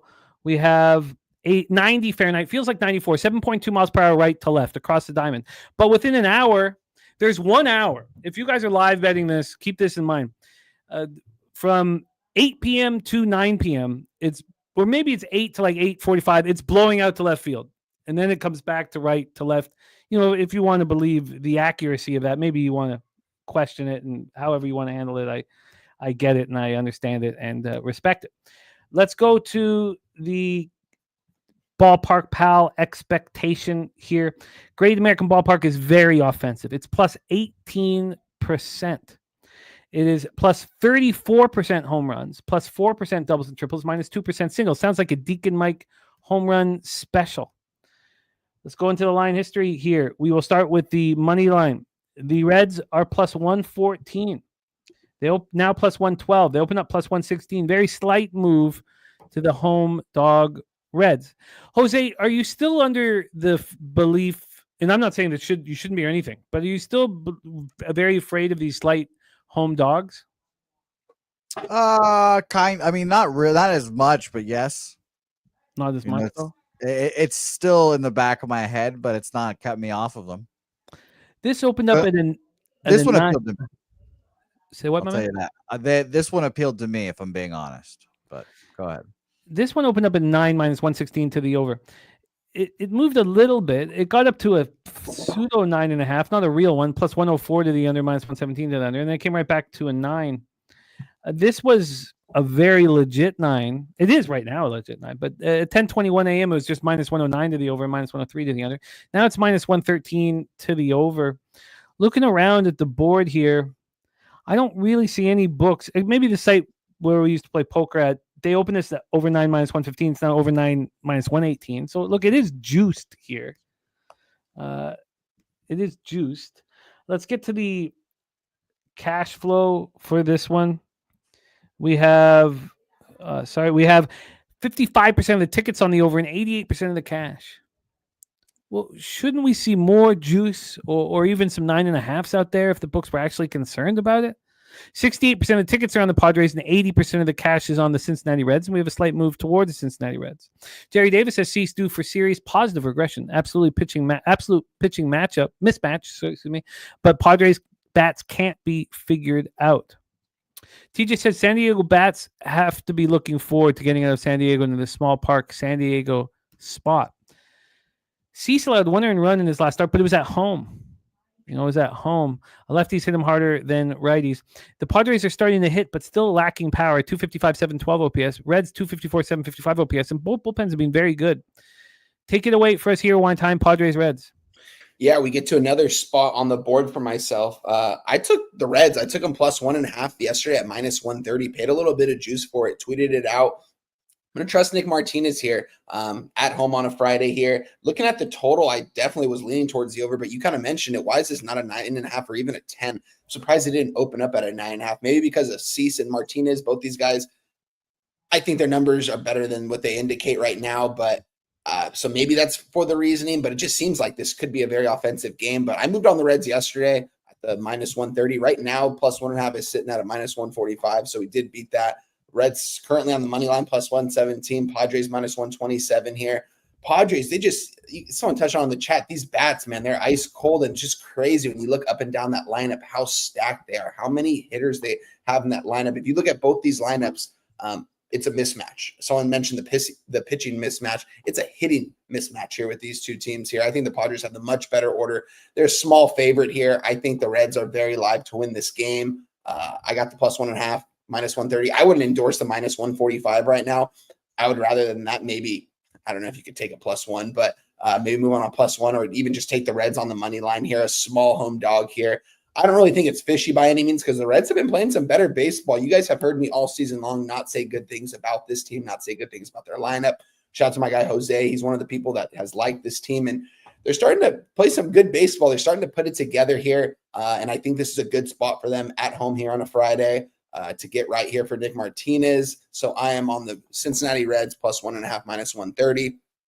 I'm not going to endorse the minus 145 now that it's currently sitting at, but I still would endorse the Reds money line here. I think they're very live to win this game. I think they can hit Cease. It's just the total is just very confusing because it seems like an offensive type of day. It's going to be hot. And with these lineups, I think that they can put runs on the board, but it's very concerning that it hasn't gotten to it. Like I said, I would think it would have opened up at a 9.5 and maybe get to a 10. Seeing this not move up to a 9.5 quite yet makes me think that this might not go over. So that's going to have me off the total. I'm just going to stick with my original game plan. That was my bet last night that I tweeted out. Reds plus 1.5 minus 130. You have made 158 bets on this show in Major League Baseball this year. And you have made 482 bets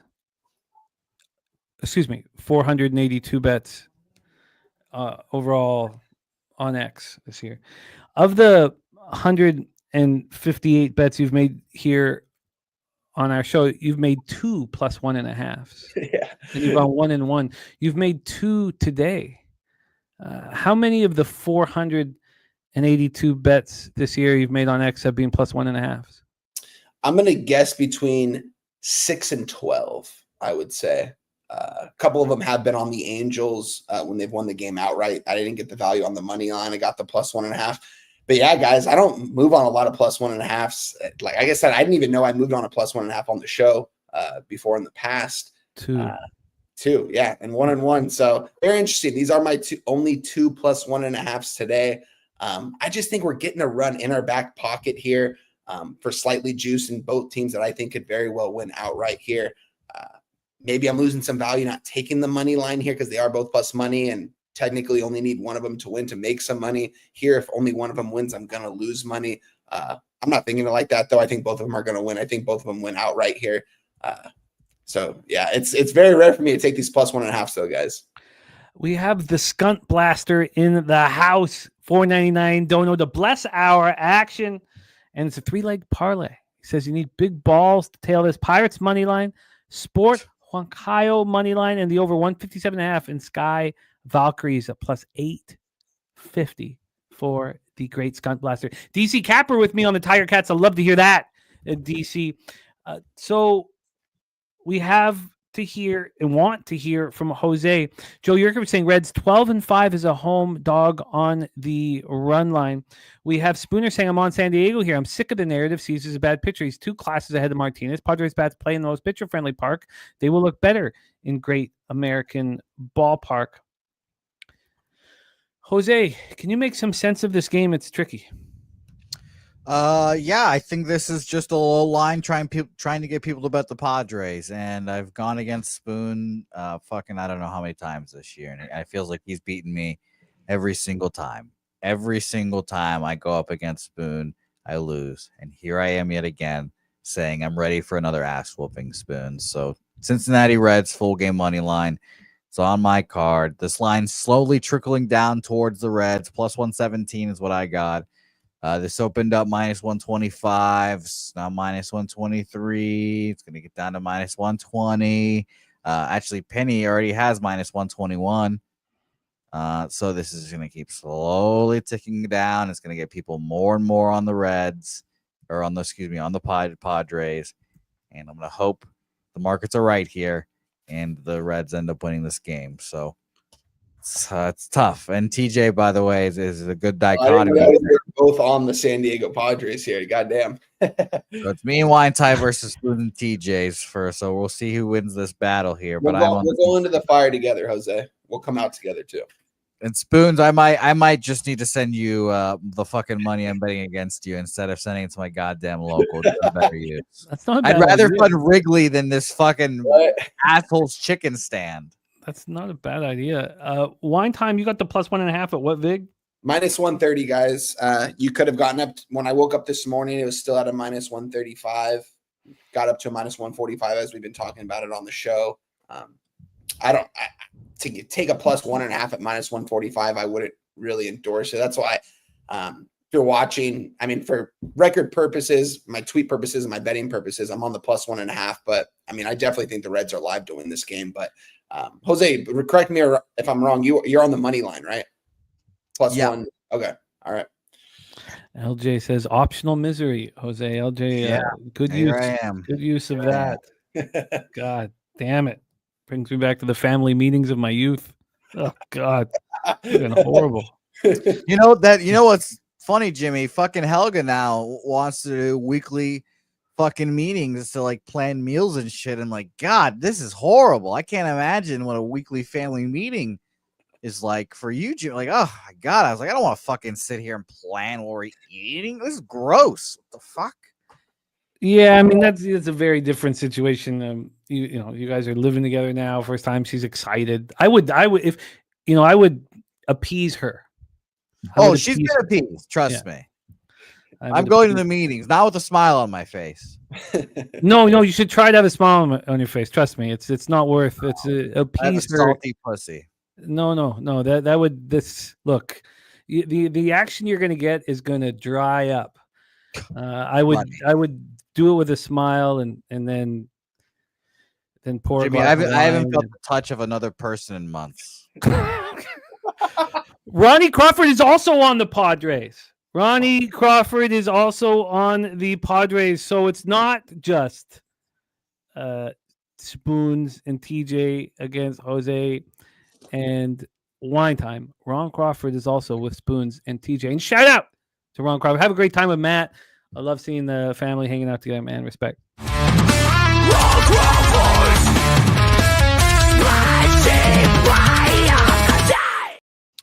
Truth teller on the Padres, sports scientist Jacob on the Padres. JW says Martinez is just trash. Okay, I know we've been talking about this a little, we got to move on, but can you guys, or at least Jose here, why are you not on this over? Is the bullpens are both pitching okay? That there could be, you have Martinez trying to be a part of this rotation. You have Cease, who's not been pitching well on the road, but is capable of it. Why are you not on the over? I'm not on the over because I didn't want to double up, but over would be my my definite lean. I'll tell you that. God, these are such great guys that we have in our chat. I mean, look at this. I mean, how lucky are we?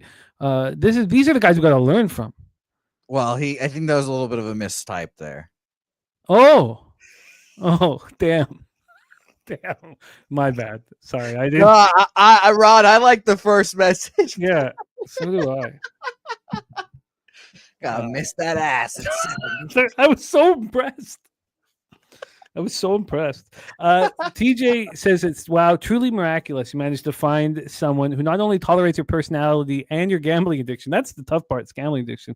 That because I used to say all the time, you knew what you got yourself into, but you can only say that about 10 or 15 times before you get slapped. Sure.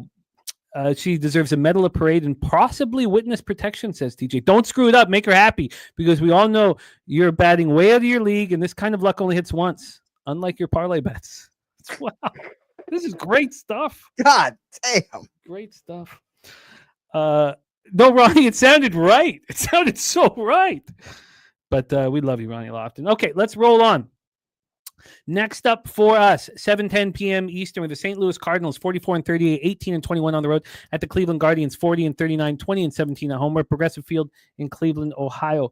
Let's get into the weather here in Cleveland, Ohio. We have 87 Fahrenheit, rain, possible rain early in the game, and it's blowing out. And it's sticky. 87 feels like 92, 8.9 miles per hour to right field, stays above 8 throughout the entire contest. We have here the Progressive Field is the number one offensive ballpark in Major League Baseball today. It's plus 20% overall. It's plus 24% home runs, plus 15% doubles and triples, and plus 2% singles.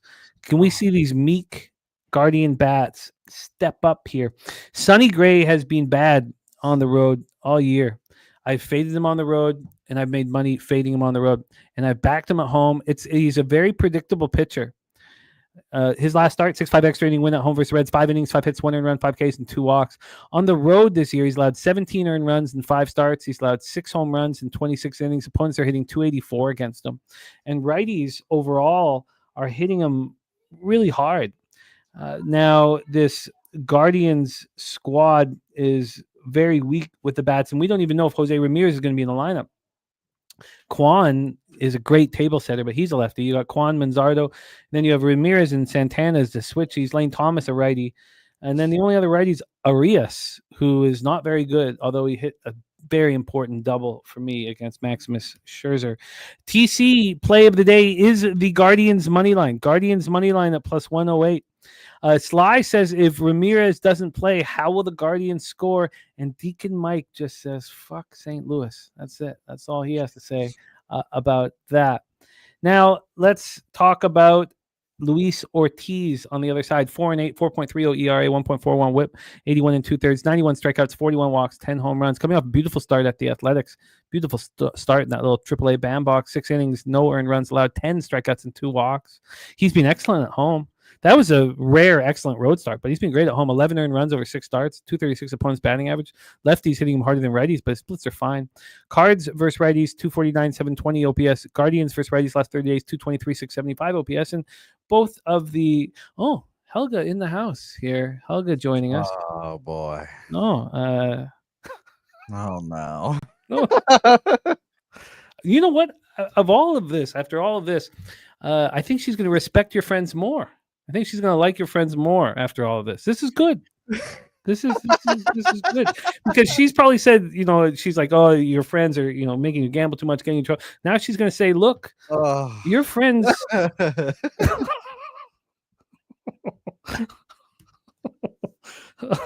going to get beat up later. Maybe there'll be a family meeting and you guys can discuss this tomorrow. Oh, fuck. What? No, that'd be great. I mean, this is going to be good for us, and maybe not so good for you, but she's going to like us more, I think, after all of this here. I didn't even tell her. I don't know how she knew. Oh my God! Troy says I like this spot, and I don't know if he's talking about Helga entering the chat, or if she's talking about us here in this one. It looks like we have somebody backstage.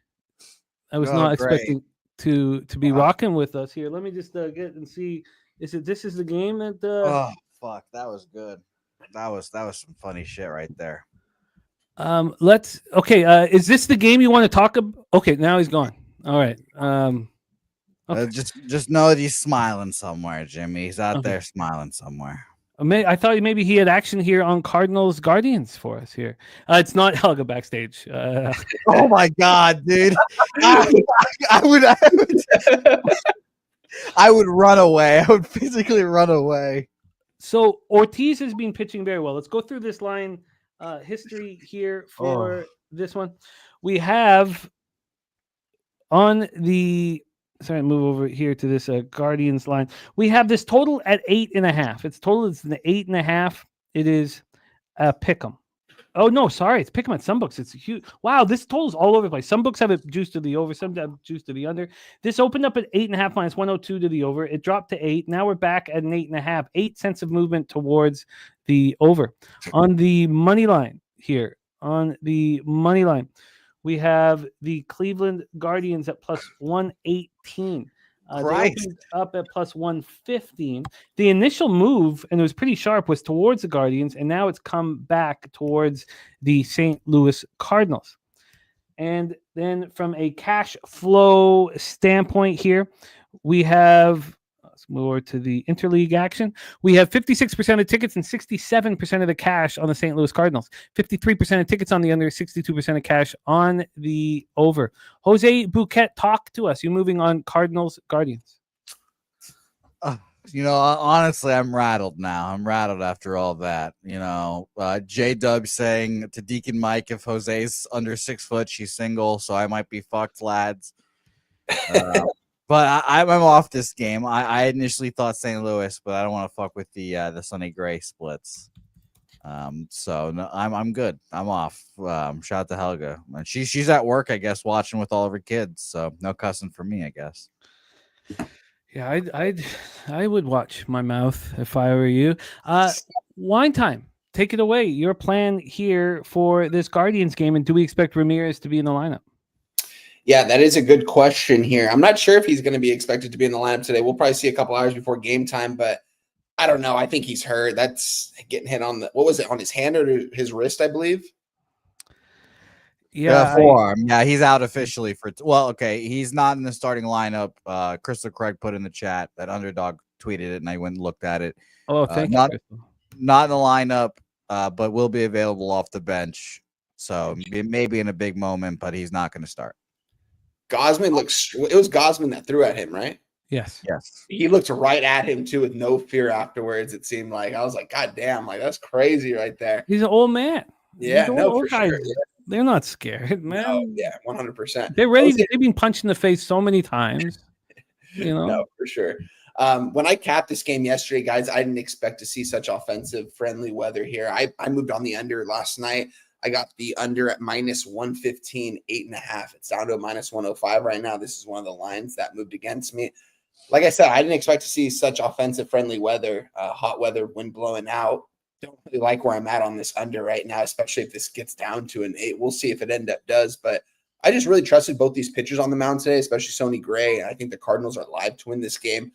Guardians bats, man, especially if Jose Ramirez isn't in this lineup, there's not much there. I know this team does well every single year. It still amazes me how they do win ball games and how it's the pitching. But with that being said, I just expected an under here with both these teams, especially Sonny Gray on the mound as well. So I took the under 8.5 at minus 115. I paid a little bit of juice. You get a better number now at minus 105, but I'm going to give it to you guys because I tweeted out and I bet it. But looking at this weather today, makes me think that this might go over, but I still, don't get me wrong, I still like the under 8.5. I'm still on it. I'm still going to go for it. I'm not canceling my bet by any means, but I'm just looking at the weather, and it just seems like it might be an offensive friendly day here at the ballpark. But I'm going to trust that the Cardinals and Guardians bats both don't show up today, and we get under this 8.5. I had it lean towards the Cardinals. I was on the Guardians yesterday, and just watching this offense, it's just disgusting, honestly. I can't trust them, but with that being said, that might be a little bit of recency bias just watching them play, but I still like the under 8.5 minus 105. I like that Gossman didn't get kicked out. That there's still some people that remember what baseball used to be like. Yeah. So that's what I liked a lot. Who was it that Pedro threw at? Was it Jeter or who was it that Pedro Martinez threw at and he sent him to the hospital? God, all I can think about is Pedro throwing Zimmer to the ground, man. Fat old fuck. Sorry, Helga's kids. I think Helga's the most valuable player on today's show. I loved everything she did there. Everything. Yeah. It was subtle, but it put the fear in Jose. It was just it was absolutely perfect. It's basically two taps on my neck right there, 2 taps on the shoulder.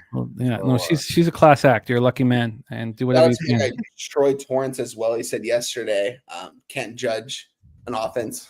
I'm guessing he was on the other side in that one. But Troy, question for you. We asked earlier, are the Yankees the cash cow today? If you don't mind us telling. If so, I got to find a parlay piece to find with them. But if you feel comfortable sharing that, let me know. I want to get on the Guardians. I want to fade Gray on the road, and I want the lineup to be out. And this is a perfect spot to bet later for me. So I want the Guardians' first 5. I want to attack Sonny Gray, and I think everybody steps up a little bit without Ramirez out there. And maybe it should be a full game look. Things like this bring teams together. And I think it was perfectly handled. No one else got hit. The benches didn't clear. It was just baseball. Remember when you were afraid to start the double play at second base? I mean, I don't know. It's just. And Troy says that Yankees line went flying. Yes. Okay. So I want to get involved with the Guardians. I can understand your concern with the weather here. In fact, I'd be interested in the over once Ramirez is announced not in the lineup and the line moves in the other direction. So this is a perfect spot for letting the market marinate, waiting for the lineups to come out and all that. So wine time on the under 8.5. Let's roll on here. And Jose will get us started here because his Boston Red Sox are in play. Toronto Blue Jays 43-37, 18-21 on the road. The Boston Red Sox 40-42, 22-17 at home. We're at Fenway Park, Boston. Let's take a look at the weather here in Boston. I've seen only one game. I've spent one day of my life in this incredible ballpark, and it's not enough. 69 Fahrenheit, feels like 66. 8 miles per hour right to left and slightly in. It dies down to 6.3 miles per hour right to left.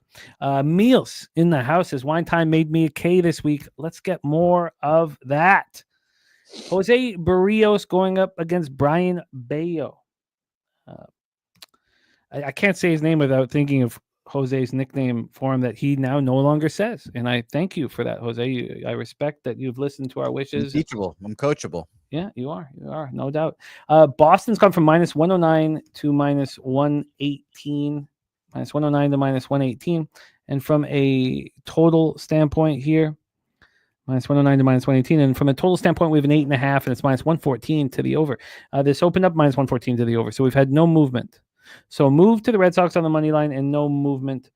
We talked about the weather not being too big of a deal, but let's see what Ballpark Pal has to say about Fenway's weather. And they think it is offensive. Plus 10% overall runs. Wow. Minus 11% homers, plus 20% doubles and triples, and plus 10% singles. And that's what you want. You want that green monster in play. Brios and Bayo are both pitching quite well at this point. So let's take a look at the cash flow for this AL East battle. 58% of the tickets on the Red Sox, 60% of the cash on the Blue Jays. You have 58% of the tickets on the over and 59% of the cash on the over. Interesting. DC Capper on the Toronto first 5 here. Jim Duwiger on the over. Oh, Truth Teller, by the way, is laddering ceases strikeouts. Mr. Belvedere is on the Red Sox minus 104. Beat that line move beautifully. Jose Barrios, 3-3, 3.51 ERA, 1.24 whip. You know, there are people who asked about, well, why is he your opening day starter? He's now proving it. He was terrible on opening day, but he's now proving it. He's coming off a great start at home over the White Sox. That was the only game they won in that White Sox series. 7 2/3, 2 hits, didn't allow an earned run, 5 Ks and 3 walks. On the road, he's been a little more susceptible than he's been at home, but he's been good. 245 opponents batting average, 7 starts. He's allowed 37 hits and 40 2/3 with 16 earned runs. 6 home runs allowed on the road, 6 home runs allowed at home. His splits are, very even, very in control. Brian Bayo, 3-2, 1.41 ERA. Not getting the strikeouts that we're used to, but pitching quite well. Coming off a 3-2 loss at the Giants, but he only allowed 1 earned run. The bumbling defense screwed things up behind him. At home this year, he's been good. 17 earned runs and 8 starts. Nothing wrong with that. 263 opponents batting average. He's only allowed 2 home runs at home.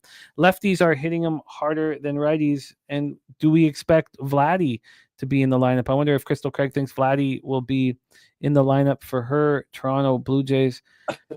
Because at this point, lefties 275, 796 OPS. That is a very, very legitimate numbers there. So we have Barger, Jimenez, and Lucas. That's it. So this is probably the weather is offensive, but these are pretty good situations for both pitchers other than the weather. Jays versus righties last 30 days, 259, 778. The Red Sox versus righties. Vladdy is out, says Sly. Okay, Vladdy is out. The Red Sox versus righties are basically only above the White Sox last 30 days. They're not hitting a 210, 641 OPS. It's like they're missing a big bat or something. The Red Sox bullpen at 3.11 ERA last 30 days. Jays 3.51. Both have been very good. And Deacon says not the $1,000, but you've made him $37. So still, the black is the black, baby. The top shelf Walmart stuff box even has a spout. Oh, beautiful. I'm dead. That's so funny. Beautiful. Jose Bouquet, are you back in your Red Sox today? Yeah, I am. They just got swept by someone's team on this program here that we're not going to talk about. But you guys have heard my reasoning for betting the Red Sox before. Shout out to Helga over there, who is watching with all of her children at summer school right now and making me feel like I'm doing the show under a knife right now, the gun on my neck. But I'm on my best behavior now. I'm on the Red Sox because Jarren Duran came out, did an interview last night that I haven't got the chance to listen to yet, but I've already seen the reviews across Red Sox Twitter. And he's been a guy that, as everyone kind of knows, is sort of mentally weak here. And he's been performing so bad this year compared to last year. He put a lot of pressure on himself, I'm sure, and I'm hoping that this pressure will have released with some of that interview, getting some love. I think he'll get cheered on the whole thing today. And obviously, Justin put in the chat that the Stacks play of the day is on Jarren Duran here, over 1.5 bases. Numbers against Barrios are incredible, and I'm hoping this is the thing that gets him going. Because he is going to get traded this year. I will let you guys all know that's spoiler there. He's being traded. My one concern about this is that I just 6 2/3, 7 hits, 2 earned runs, 7 innings, 1 earned run, 7 2/3, 3 runs, 2 of them earned, 7 innings, 5 hits, no earned runs. Barrios has been pitching really well. So I bet the Red Sox -115. Deacon Mike, she's a teacher. I do not have children yet, but I am on the Red Sox -115. I wish the weather wasn't so offensive. I really do. Truth teller on the Jays, money line, Jerry Davis on the Jays first 5. And as mentioned, Stacks play today is Duran over 1.5 bases at -115. And shout out to our guy, Justin McKelvey. Stacks.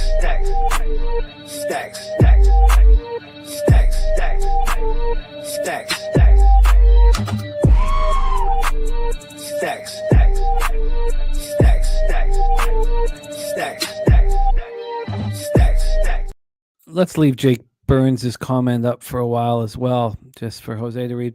Wine time. By the way, I also would like to report I'm not going to be touched for another 2 months now. So she scrolled back. She rewinded. I think you should hold back on your reporting for a little bit. Wine time. Take it away here, Jays Red Sox. Yeah, I think the Red Sox are going to be sellers by the time the trade deadline hits. I think they're going to sell off those pieces, but I do like where Stacks is going with the Jalen Duran prop over 1.5 bases at -115. I'm going to tail him for a little something on that. I'm going to look at the number after we get off here, but I'm definitely going to tail that. I am on the Blue Jays here, though, guys. I'm on the money line -110 here in this spot. The Blue Jays want to win. The Boston Red Sox don't. It's that simple, if you ask me.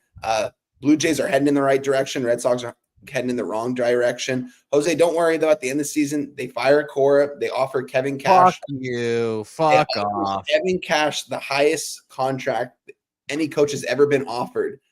We'll see if he accepts it or not, but I'm sure he will. Because he used to play on Boston. Don't you like? I love Kevin Cash backing up Veritek back in the day, man. That was fun. He had some good games. Shout out to him. But yeah, that's my bold take on what's going to happen. But with that being said, I just think the Blue Jays are the better team here. I like Jose Berrios. He's been pitching really well this season, honestly. I didn't expect him to pitch this well. And he looks good out there. So I'm going to take the Blue Jays here. I want to see what the current line we're sitting at here on my book. Wow, the Blue Jays don't look now plus 105. Gosh damn, 15 cents away in the other direction. That's not good. Let me refresh this. Am I looking at that right? Yeah, I am looking at that right. Blue Jays are now the underdog at plus 105. Red Sox minus 115 on the money line. Red Sox just coming off getting swept. I guess it makes sense here, but I think the Blue Jays are the better team, and I like Berrios better than Bayo. So I'm going to trust the Blue Jays here. You guys know I have a future on them. I've been taking them a lot this year. I wish I would have taken them a lot more if I'm being for real here, because I don't know if my ROI is actually in. I'll have to look back at that after the show. If it's in the plus back in the Blue Jays this season, but it's definitely a team I've wanted to back at a lot of spots this year, but just really didn't get to the window on them. I got to the window last night, the minus 110. I don't care if they're still dogs. I think they're the better team. I think they want to win right now. So give me the Blue Jays here, money line. Have you placed it yet? Oh, yeah, I placed it last night. Okay. I tweeted it out, minus 110. So is this line move Vladdy related? Is that it? It's got it. Other than that, can you guys read me off the market right now from what you're looking at? Yeah, the 53% of the tickets are on the Red Sox, 62% of the cash is on the Jays. Wow. And then that's interesting. That's got to be the case then, because if you look at both these pitchers, their numbers pretty similar. And yeah, Vladdy is a big bat that they're missing. But if he's out, I mean, I still think that they're live. I mean, that's probably why the line moved and they're a dog now. I still like them in this spot. If I hadn't bet them, I would still bet them at the plus 105. Like I said, I think they want to win in the Red Sox stuff. But 12 minutes ago, it moved 2 more cents towards the Red Sox. And then 10 minutes ago, it moved 3 more cents towards the Red Sox. Vlad dominates in Fenway Park.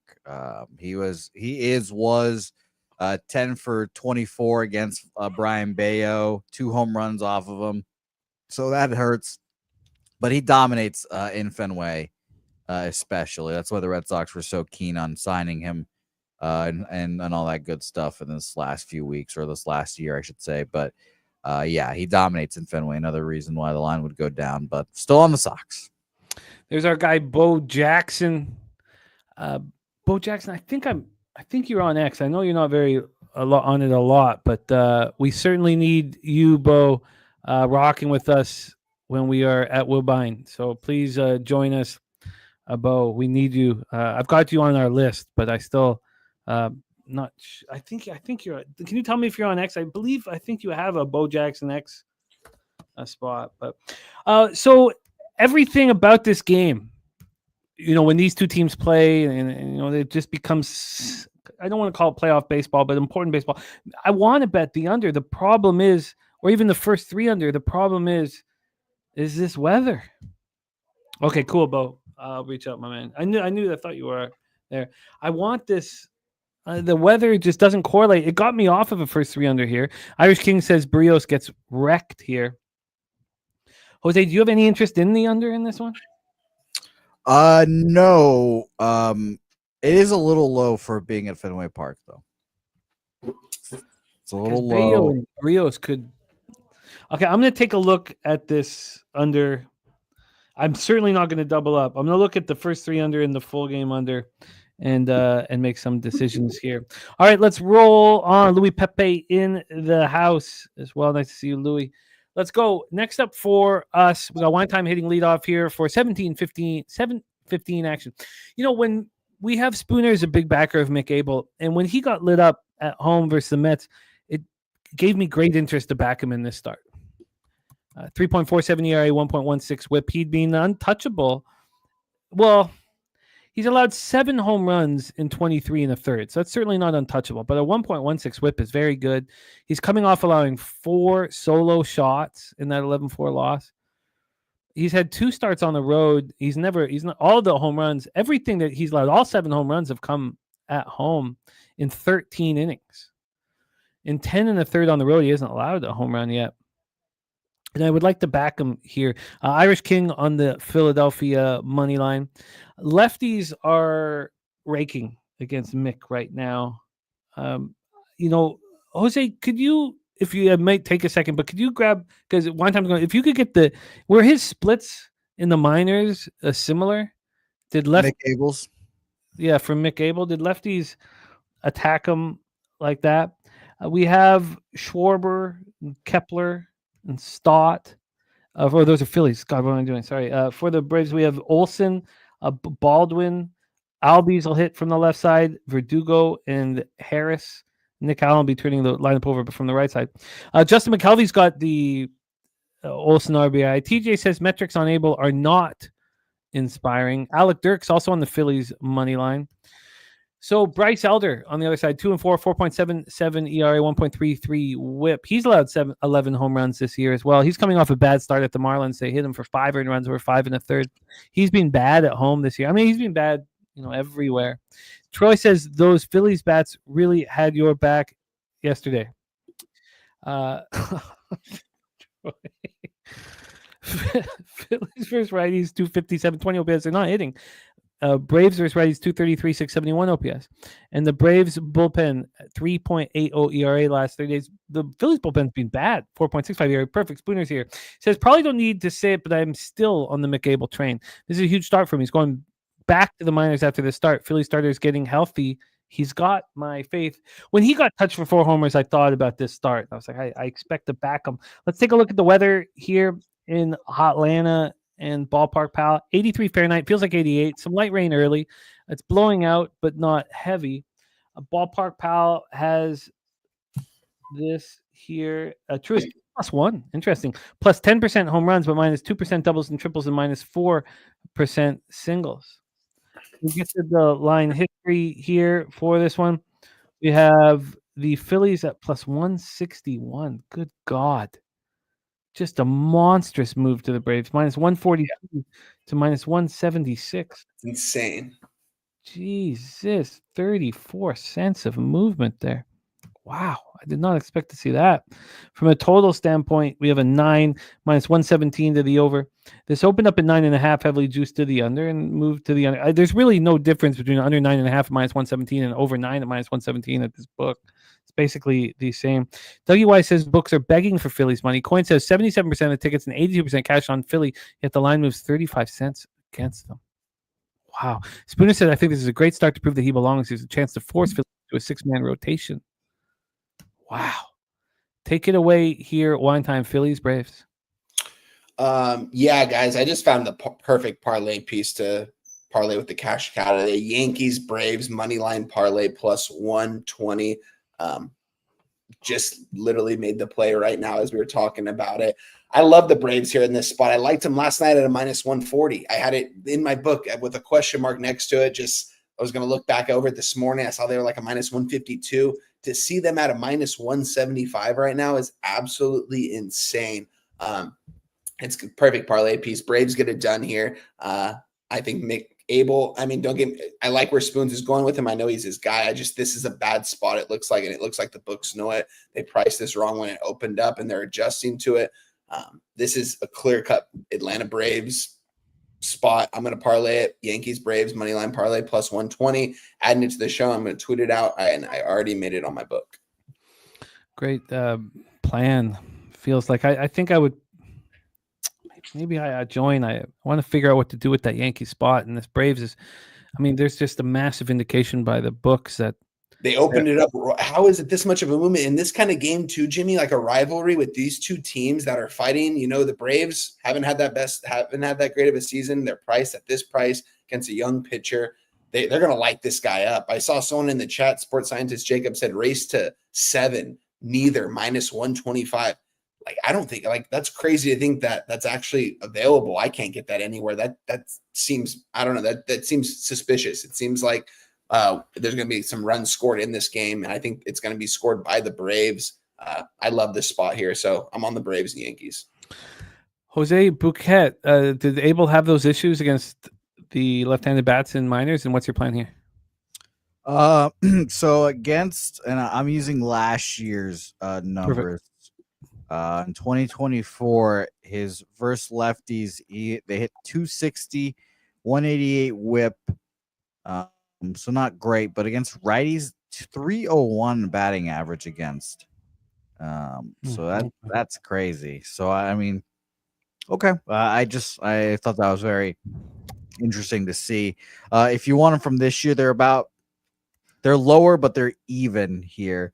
202 versus left, 224 against right in the minor leagues. So see how that goes. I've ended up staying off this game. I agreed with you with the Phillies take. I kind of wanted to lean Phillies, and the fact that it's moved so dramatically to the Philly, or excuse me, I wanted the Phillies, and the fact that it's moved dramatically to the Braves is the reason that's kept me off here. 77% of the bets, 82% of the money. If it wasn't moving, then maybe I would be more interested in the Phillies. But it's moved pretty dramatically, so I'll stay off. I just don't think the Phillies got it, and we'll see what they do. I'm gonna get on the Braves. I'm gonna get on the Braves on the -1 line, and I want to touch on something that Jacob said too. Do you want to touch on something that Renoir said, or just what Jacob said? If this was sold to Jimmy would fucking lose his mind. He'd be like, "Too long. What are we talking about?" and all this stuff. But it's nice to see right now.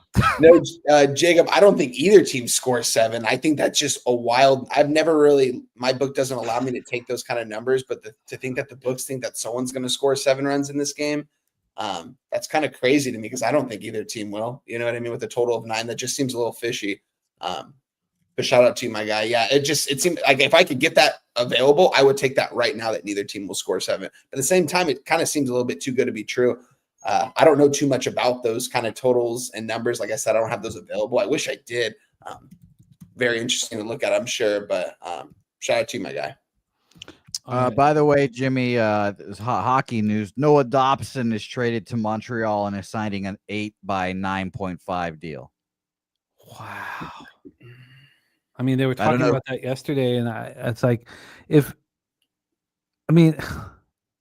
what is the market going to be now for Lane Hudson? I mean, if you're paying Dobson that, Hudson's got to be what, 13 million? I mean, that's what concerns me.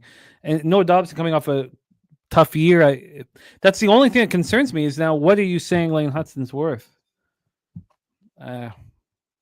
That's wildly interesting. God, I can't wait for action. I want to start capping now, but let's roll on here. Roll on. So wine time on the Yankees Braves moneyline parlay. Braves -1. Alec Dirk says Elder's last 2 starts have been bad. Phillies could light him up tonight. I mean, that's precisely the reason why there's surprise for this huge line move towards the Braves. And so crazy. But I hear what you're saying. Sly One says, hope the Bruins get Marner. I would kind of like to see him with Connor Bedard, honestly. And it's -125 for Braves not to bat 9th. All right, let's roll on. Craig Wood. Oh, Craig Wood. Okay. That's hilarious. This is People Play the Days, the Pirates money line. That's the new one by Craig Wood. We got to get a graphic for that, Jose. Can you make one today? Let's roll on. 7:40 p.m. Eastern, the San Francisco Giants and the Chicago White Sox. Rate Field in Chicago, Illinois. Landon Roop going up against Aaron Savali. Giants, White Sox, Rate Field. Let's take a look at the weather here in Chicago. 85 Fahrenheit. Feels like 86. 10.7 miles per hour out to left field. Dies down to 8 miles per hour.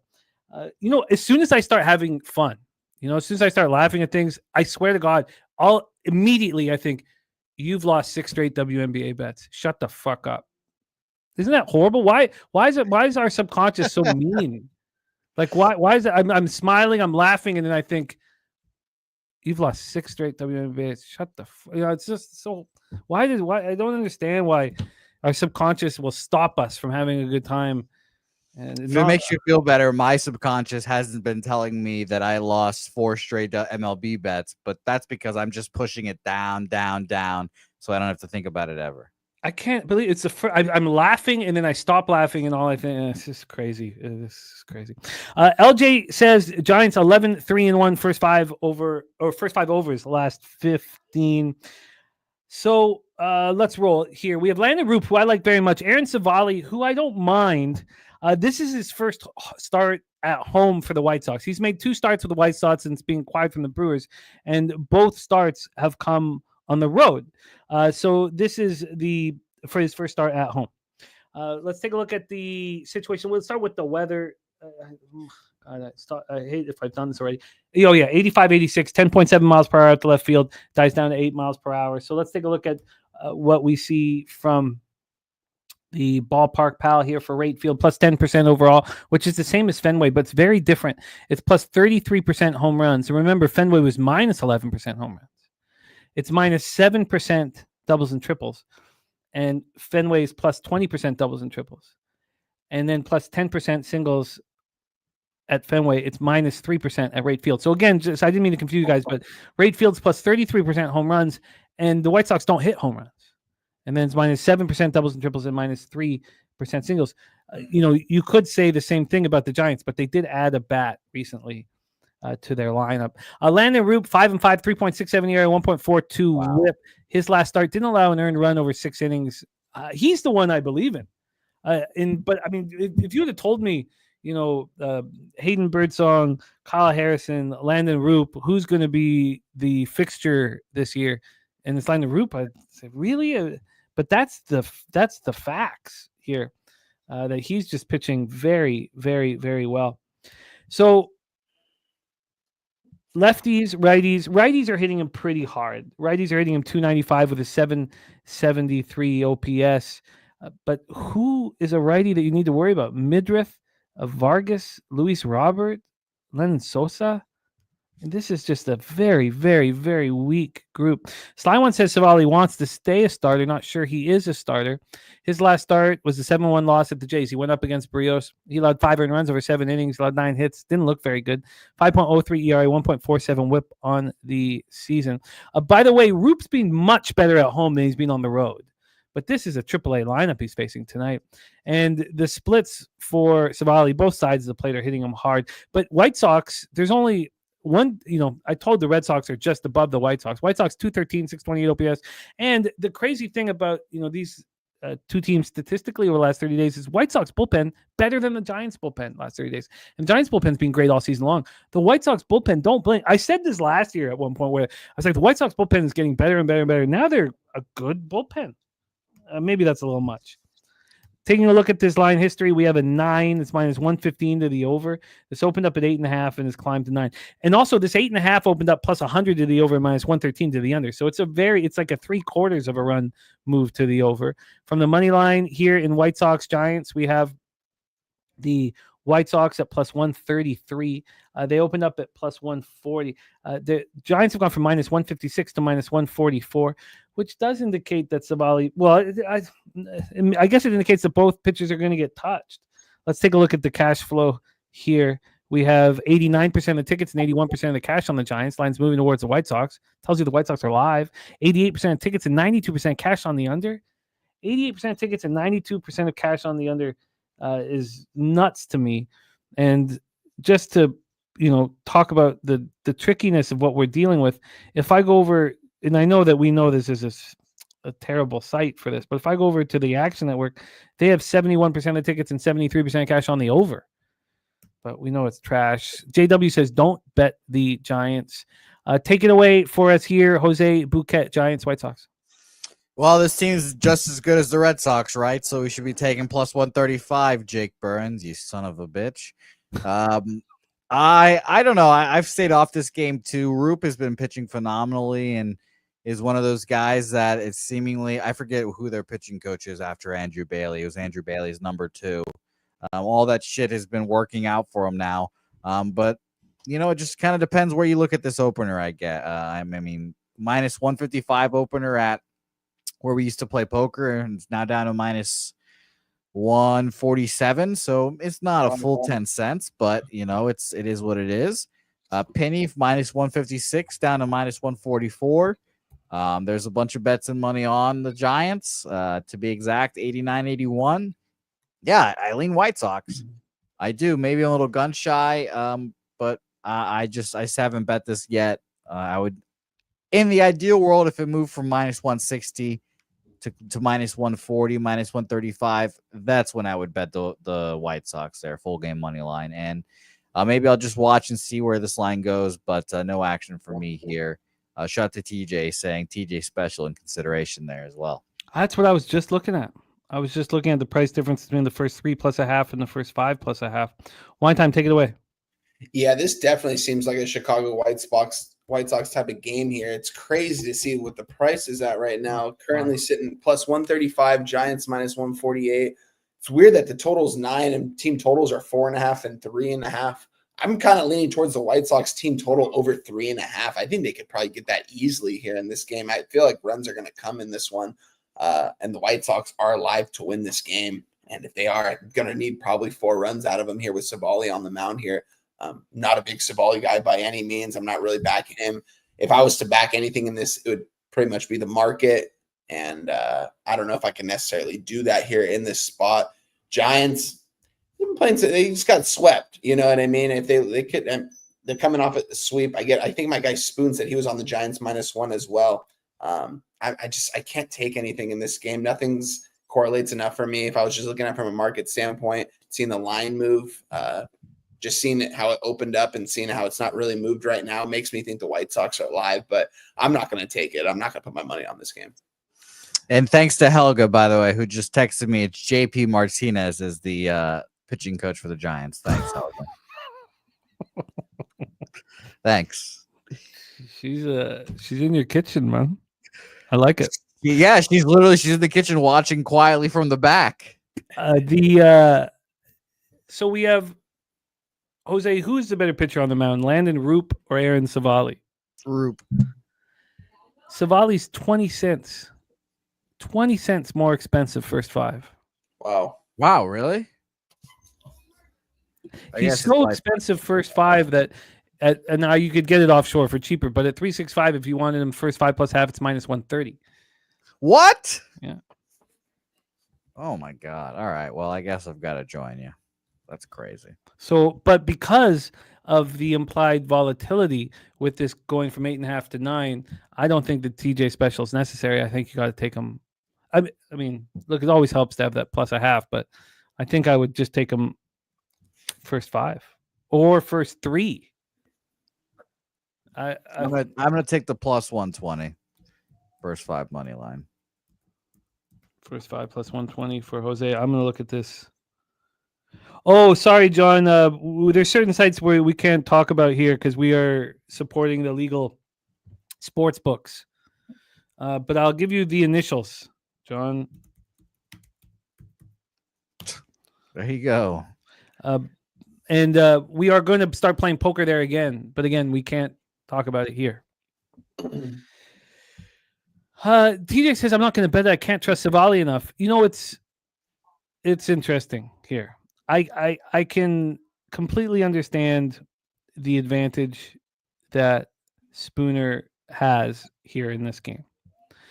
But this game makes me think of Spooner as well, because the ROI on the bets that you don't want to make, that you feel almost sick betting, for me, it's very, very beautiful. And here we are. This is it. And I'm going to follow through. Are we going heads up against Spooner again? Well, no, he's on full game. Okay, thank God. Okay, I'm going to move on. It's not a good feeling. It's not but All right, let's roll on. Wine time going to get us started here. We go back to the AL West here. We got some not West Coast action, but we're in Globe Life Field in Arlington, Texas. Roof will be closed. Spooner said he's praying for us, so thank you. Thank you, Spooner. That's wonderful. We have Nathan Eovaldi here. Nathan Eovaldi, we've not seen him for a while. It's not that long. His last start was the end of May. They put him on the shelf June 1st. Right triceps fatigue. And he is not bothering with the minor league rehab assignment. The old vet doesn't need it. He threw 50 pitches over 3 simulated innings, and he's ready to go. And I guess we should trust him. I mean, he's had 5 starts at home, and he's allowed 5 earned runs. 191 opponent batting average. He's allowed just 18 hits over 25 2/3. His splits are phenomenal. Lefties are hitting him 192 with a 565 OPS, and they're hitting him much better than righties, who are 177, 443 OPS. But here's a pitcher who's not really. This is the tricky part of capping. I think that you either trust these vets when they tell you they're ready, and Bochy's trusting that he's ready. Logan Gilbert here, 2-2, 3.12 ERA, 0.89 WHIP, 60 strikeouts and 40 1/3. Just 7 walks, also 7 home runs allowed, though. He's coming off a 14-6 win at the Cubs where he allowed 3 of those 7 home runs. Here on the road, he's only had 2 starts. I mean, he's only thrown 40 1/3, but a lot of them have been in perfect situations. Here on the road, he's only had 9 2/3 of action. He's allowed 6 earned runs and 15 hits and 3 home runs and 349 opponents batting average. And it's lefties that hurt him. Righties are hitting just 141, 488 OPS, but lefties 250, 752 OPS. And there are some lefties in this lineup that are dangerous. Josh Smith hitting leadoff, Corey Seager and Evan Carter, and then Hyman Haggerty will both hit from that left-hand side. Mr. Belvedere is on the Mariners, minus 113, and Spooner says Eovaldi didn't have a rehab start, pitched 50 in the bullpen. Both times last year he came back with no rehab starts. He got touched, and the Rangers took losses. And Joe, I get what you're saying. He says, does the play on the field match the price?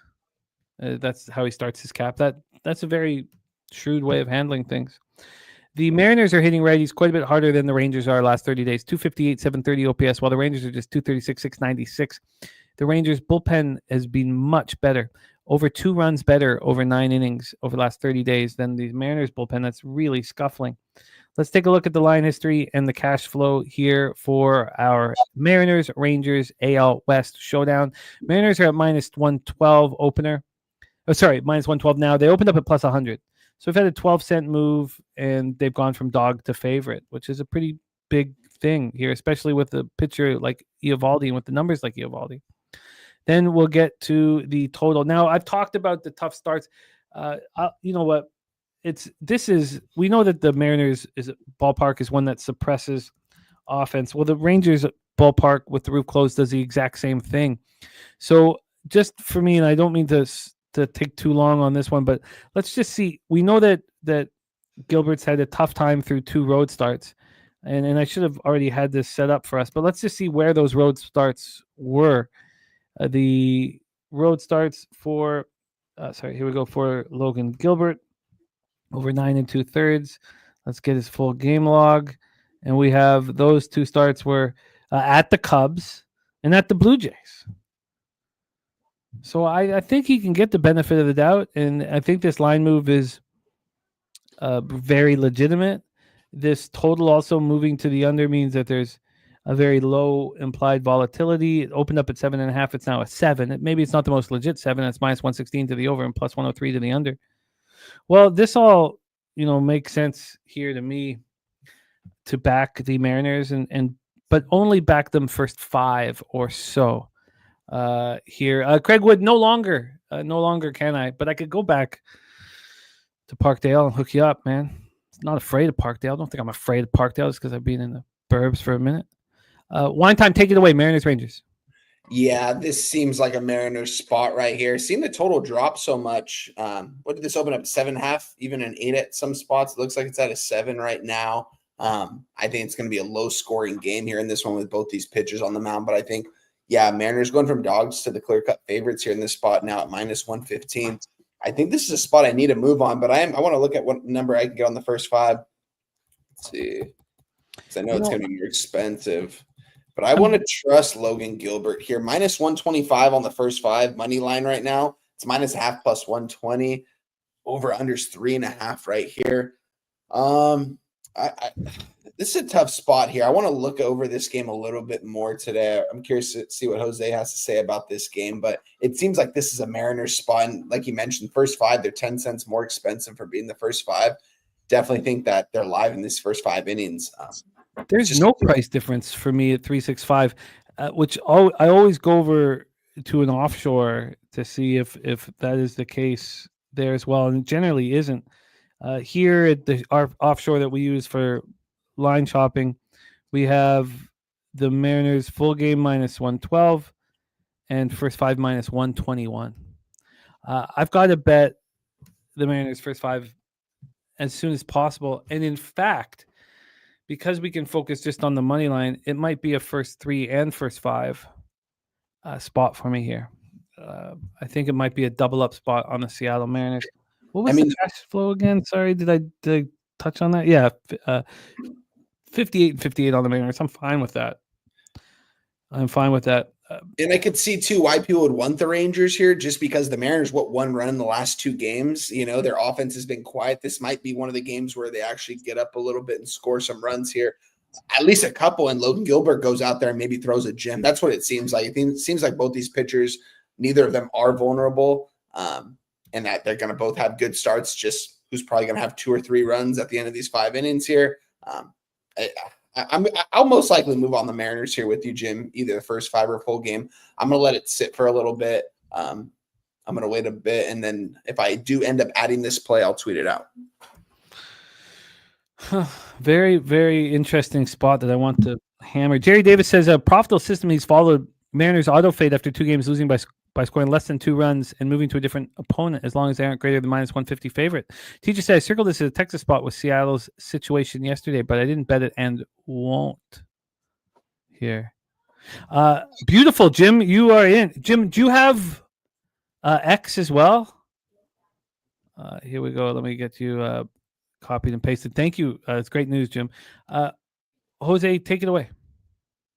John, I don't know if you saw this, Jimmy. John Tavares re-signs with the Toronto Maple Leafs for by 446, I believe it was. I just lost it, but yes, Tavares back for some Maple Leafs for 446 there. So shout out to Johnny Tavares. I don't know. I thought this line was a little weird.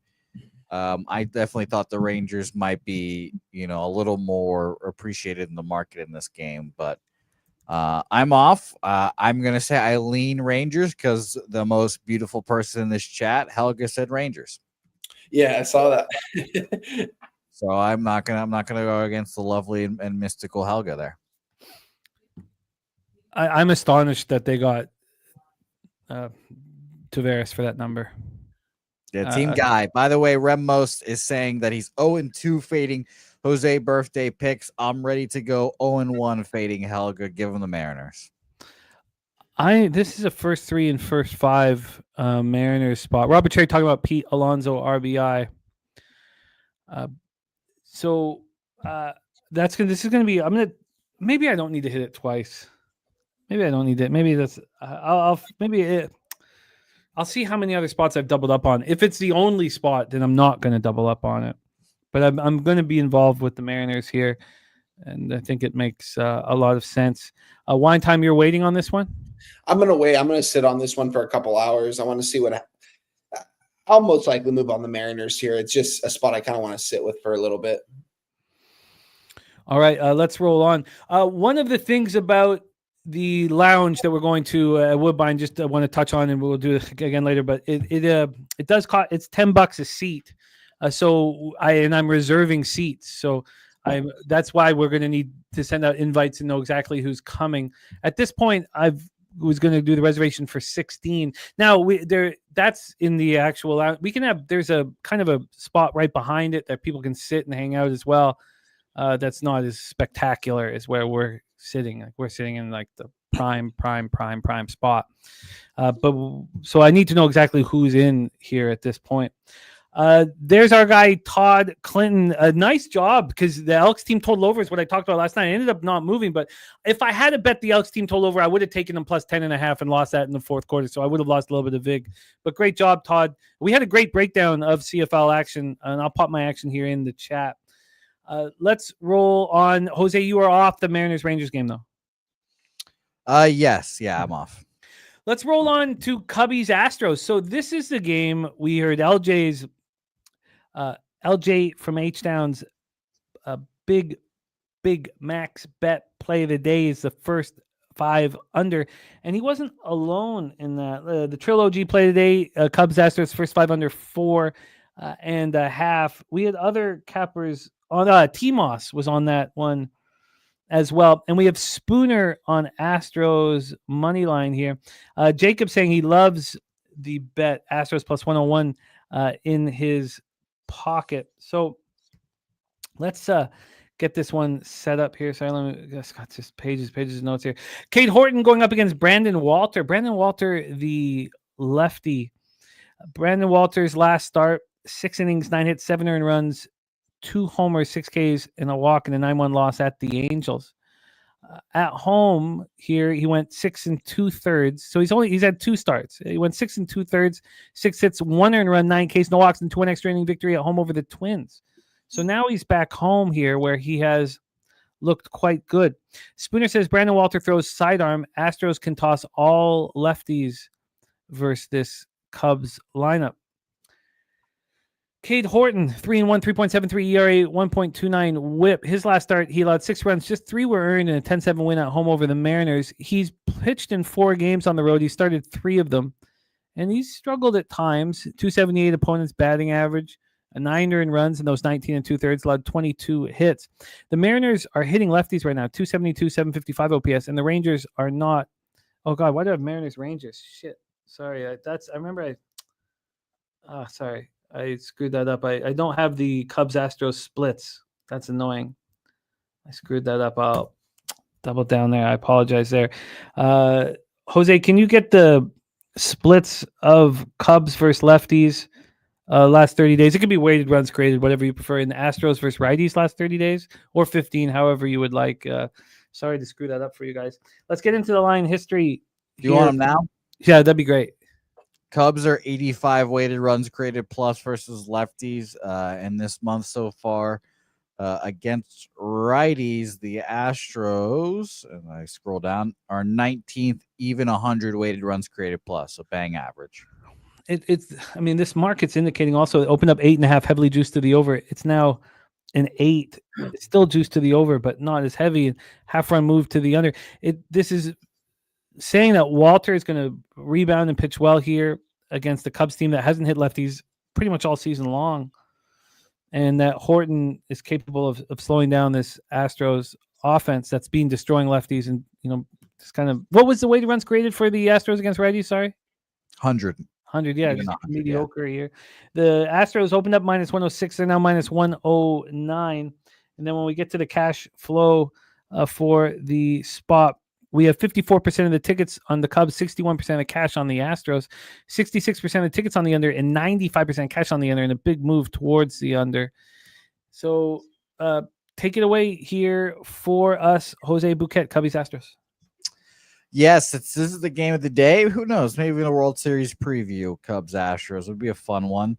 I'll go over that market again off the total. 66% of the bets, 95% of the money on the under in this game. It seems like it's an under spot. It started at 9. It is now 8. A lot of places here. I don't know if I can get down with the 8. If it was 8.5, I could consider taking the under here, but an 8, it's a little bit too scary here. So I'll just say I missed it and move on from the total. Moneyline wise, it flipped, Cubs favored to Astros favored. And again, that depends on where you look, because Penny has minus 106, Houston minus 104, Cubs to start off. As Jimmy said, bet online up to minus 111 now. Astros, after starting the Cubs at minus 107, is Very interesting, and it makes me lean Astros here. Again, maybe it was one of those spots where I kind of want to sit and wait, and if it gets to minus 120, then I can feel confident enough to move on the Astros. But it's Astros or nothing for me right now. Can you? I don't have my, and I could pull it up, but I can also just utilize you here. I don't have my bullpen numbers here, but the Cubs are coming back to earth still. But they've been the top bullpen over the last 30 days now for a month and a half. I don't really have the Astros bullpen. Can you give us some fatigue numbers on the bullpens? Sure. And I'll also say that in the month of, what month are we in? June? In June, Astros now have the best bullpen ERA, 2.22. Cubs right now are fifth, 2.67. So two very good bullpens. The Cubs, who's tired for them, Palencia, 24-pitch save yesterday, including getting the Cardinals riled up and getting a little bench clearing skerfuffle at the end of the game. Brad Keller 20, Caleb Thielbar 15, Drew Pomerantz 15. Hodge, I forget how Spoons pronounces it, is back, and this is his fourth day in the majors. He threw on Wednesday, had a day off, so should be available here today. And this is Kyle Tucker's first game back in Houston? Yes, it will be Kyle Tucker's first game back in Houston. How does that play here, do you think? I suspect an 0 for 4, 0 for 5, whatever it is. I don't think he gets a hit. A la Rafi Devers against the Red Sox in their first game. Maybe it's a little different because the Red Sox knew exactly how to pitch to Rafi because they had him on his team like a fucking 2 days ago. And Tucker has not been obviously in the Astros for a year now, and he's got that whole time to, develop and all that stuff. So maybe it's a little different, but I don't expect him to have like a huge game here today. Maybe tomorrow is when I would bet his total base prop, but he's not a very emotional guy though. So I kind of go back and forth, but I lean towards the 0 for rather than him having 3 home runs. This is under that's just screaming at me. The problem is Cade Horton. I don't know if I can trust him. Troy, by the way, mentioned in the chat just a matter of time before Horton is recognized as the Cubs' best pitcher. Okay. All right. Troy saying, was Walter terrible versus left-handed pitching in his career? The 357, 1.009 OPS, it's still just going to be PCA and Tucker. Like I figure those numbers will work themselves out because it's just that one very horrible performance at the Angels.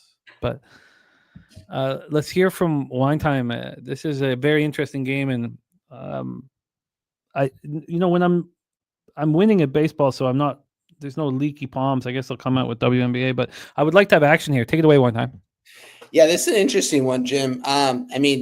Jose touched on it. This could be a World Series preview.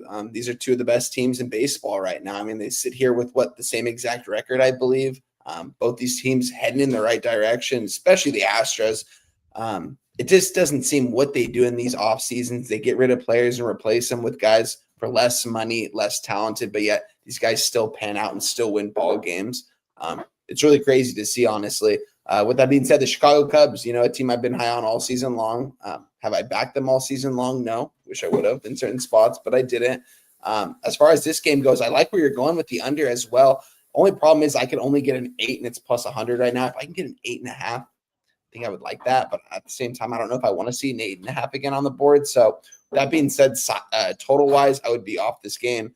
Sidewise, I think it's like, who do you like better between these two teams here in this spot? Astros really good at home. I got to mention that as well.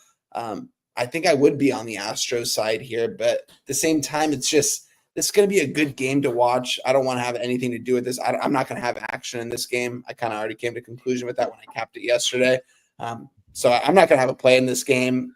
For me, it is a lean towards the Astros at home. I just think they play really good ball at home, and I have a lean towards the under. I just wish I would have gone in at an 8.5 to see it go from a 9 to an 8. I don't know if I can take the 8. It is a plus 100, always push, but at the same time, I think I'm going to have nothing to do with this game. It's going to be a pass for me.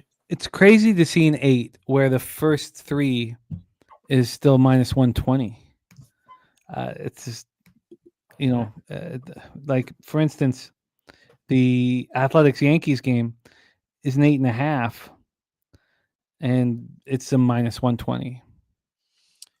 More hockey news, Jimmy, that the league and the NHLPA agreed to a CBA that includes a 84 game season beginning in 26-27. Yeah, I'm not. I don't fucking. Is that skew two more than what is it now? 82? Yeah, it just skews the stats. I mean, we don't need that shit. I mean, who needs 2 extra games? I don't you care about numbers? Don't they fucking mean something? 84 game season. We've done an 84 game season before. We stopped it. I don't get it. I mean, aren't we worried about the athletes and worried about? I don't know. I don't know what. I got to spend more time with it, I guess. Thank you, Mr. Belvedere. Take it away. Well, for both you guys, then, is there anything that you guys want to make official for this, or do we move on? Nothing for me in this one. Like I said, this is gonna be a fun game to watch. Like from a fan base standpoint for either of these teams, like get ready for a good ball game, a good series. Friday through Sunday series in Houston. Which team do you like better? I feel like, and you could back them every game in the series, and you're gonna get a reasonable price either way. But it's gonna be a pass for me. This is gonna be a fun ball game though, for sure. I can't bet when there's an 8 and this first 3 is not juiced to minus 135 at a minimum at this site.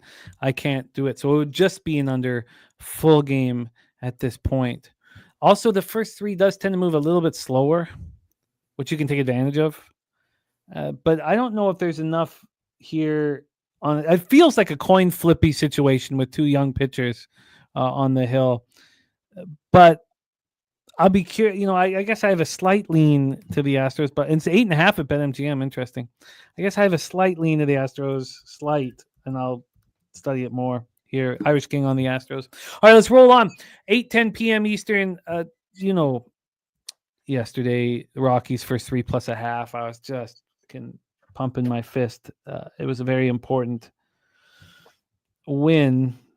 For me, very, very important win because I was 0-2 going into it.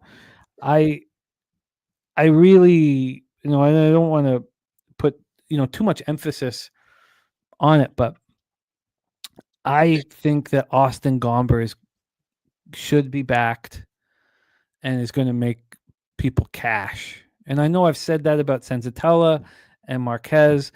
The Rockies with these 3 starters on the first 3 plus a half.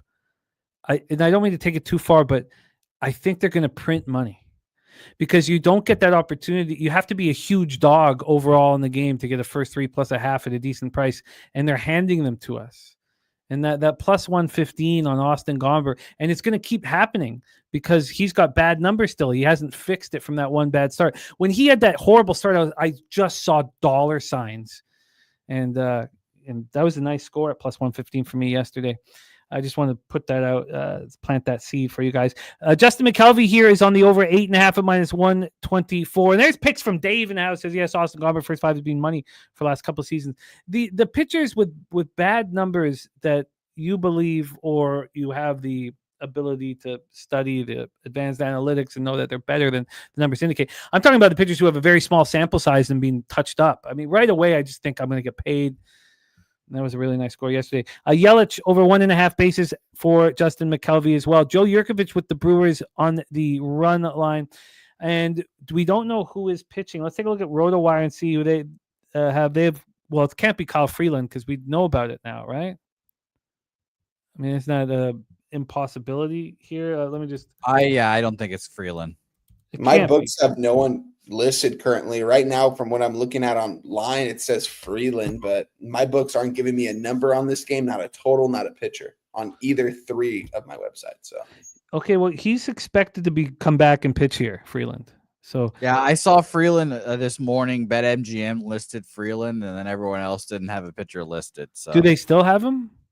Let me tell you right now. This has been the plan for a while. That he was going to come back because they were even. I'm reading an article here that was from 5 days ago that said he was going to be pitching here, and then they still have him listed. Yes, so it's Freeland. Freeland's going to come back from bed. Now we don't know if it's for sure, but let's just talk about it. Before Freeland got hurt, 3 straight quality starts. It was just 18 and a third, but he was starting to get it. He's also a pitcher that deals with arm fatigue at times. There's also been no. It's just bullpen sessions to get him ready, and so. Can you give us so it'd be lefty versus lefty, Quintana versus Freeland. Can you, and TJ says off memory, but I checked a couple days ago, I believe Colorado 2-22 versus lefties now. Can you, Jose, what are the Brewers numbers versus lefties, weighted runs created last 30 days or 15? Brewers this month are 4th best against lefties, 128 weighted runs created plus. Colorado against lefties, 19th. 88 weighted runs created plus. Okay, that's so obviously the Brewers, they're making me excited. I have 500 on the over 82.5 or is 83.5. I think it's 83.5. But I have 400 on the division. So they're I know that they're very unlikely to win the division, but if the Cubs scuffle here against the Astros, what I would love is an opportunity to maybe sneak in a little hedge for the division and just cash the wins. Big Show. Hope you and your son feel better, my man. Quintana's been great this year. 5-2, 2.98 ERA, 1.40 WHIP. This Milwaukee Brewers team just seems to constantly be more than the sum of their parts, year after year after year. I feel. Rockies pen's been bad. Joe Yurkovich. They were looking better for a little bit, but they're back to being bad. They're bottom 3, I think, in Major League Baseball over the last 30 days. 5.34 ERA. Brewers bullpen's been excellent. Rockies are not hitting lefties. Brewers are smashing lefties. And then Quintana has those reverse splits as well. The interesting thing about Quintana, for some reason, he's not been good at home. He's been lights out on the road, and he's struggled at home. The sample size is 20 innings. I don't think we should get too caught into it. But he's allowed 5 home runs in those 20 innings. He's walked 10 batters, and the opponents are hitting 293 against him. Let's take a look at the line history here for Rockies Brewers. We have the Brewers here at minus 211. They opened up at minus 214. Basically, no movement here. But there had been a huge amount of move. Not huge, but there had been a big move towards the Rockies. They opened up at minus 214. This came out at 9:39 a.m. And, it just trickled down. They got down to minus 197 30 minutes later. And then, they were bet the other side. I've got a bias with Freeland. I kind of like him. Kind of like when he did that whole speech early in the year, and I don't want that to get in the way. He's a pitcher who's cost me a lot of money. We have this total opening up at 9. It's dropped to 8.5. So an expectation of these two vet lefties to pitch well. Joe Yurkovich has that 1.5. Says I moved on the Brewers, implying they're the cash cow here. So cash flow wise for this one, I'm not sure how much information we're going to get with none because it's undecided.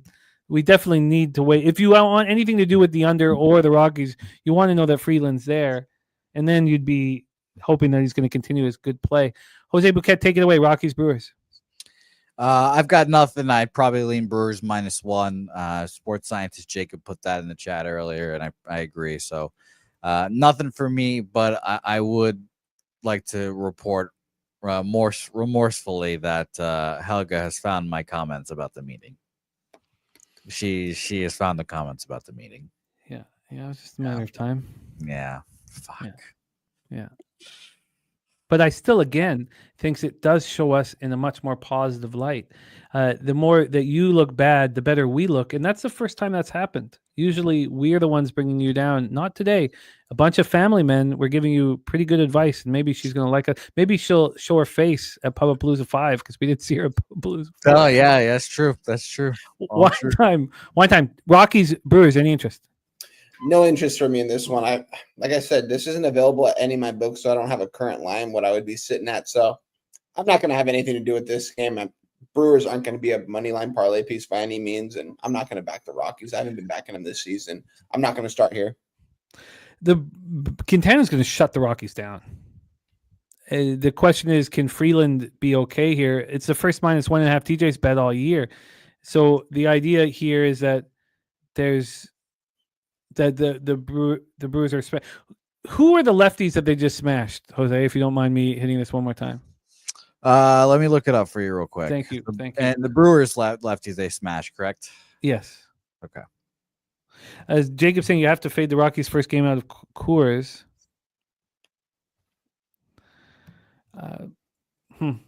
Okay, we'll get the lefties. Because Andrew Heaney, 4 innings, 7 hits, 7 earned runs, 3 home runs. Chris Sale, 7 innings, 5 hits, 1 earned run. Andrew Abbott, 6 innings, 7 hits, 5 earned runs. Wow.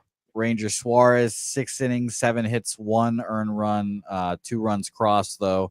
They also destroyed Jesus Luzardo the other day. 3 in the third, 12 hits, 12 earned runs. Garrett Crochet, 6 2/3, 5 hits, 2 earned runs. Wow. Bailey Falter, good ones.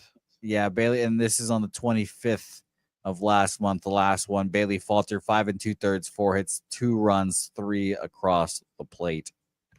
So very interesting.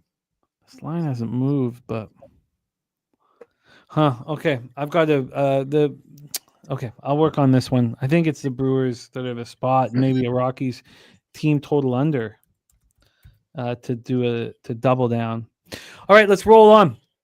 Next up, we have 8:10 p.m. Eastern action. We have the LA Dodgers, 51-31, 21-17 on the road. The Kansas City Royals, 38-43, 19-22 at home. Kauffman Stadium in Kansas City, Missouri. Let's take a look at the weather here in Kansas City, Missouri. You know, God, I wish I could focus more, but the Tavares won his battle with the Canadian Revenue Agency for the signing bonus, which is really going to help us get talent from America, knowing that if we give them a huge signing bonus, Vladimir Guerrero did the same thing as a someone not living in Canada. So it's only taxed 15%. The signing bonus only taxed 15%. If Tavares had lost that trial with the CRA, I bet you he doesn't sign with Toronto. We're getting the discount because he almost lost millions and millions and millions of dollars that he got back. I think this is a good sign. Good sign that Tavares won that battle with the Canadian Revenue Agency. He's taking less, shows the kind of player he is. And it will, I think, promote, because he won that case, more Americans to be comfortable signing in Canada, knowing that they just have to sign a heavy signing bonus, and that will only be taxed 15, not for the whole amount in their contract. So we can sign players to a $12 million signing bonus and just give, a 2-year, $14 million contract, but $12 million is a signing bonus. That might help us get talent from America to come up to Canada and not hate it. But I digress and I apologize. Kansas City, 88 Fahrenheit, feels like 93, 6.3 miles per hour out to left center, and then it moves to left field and dies down to 5.4 miles per hour. There's some possible light rain early and possible light rain late, but it shouldn't matter too much, shouldn't dictate too much. Joshua Alexander says KC for him. JW says KC for him. And Jerry Davis says considering first 5 run line with Cameron, says loving Cameron.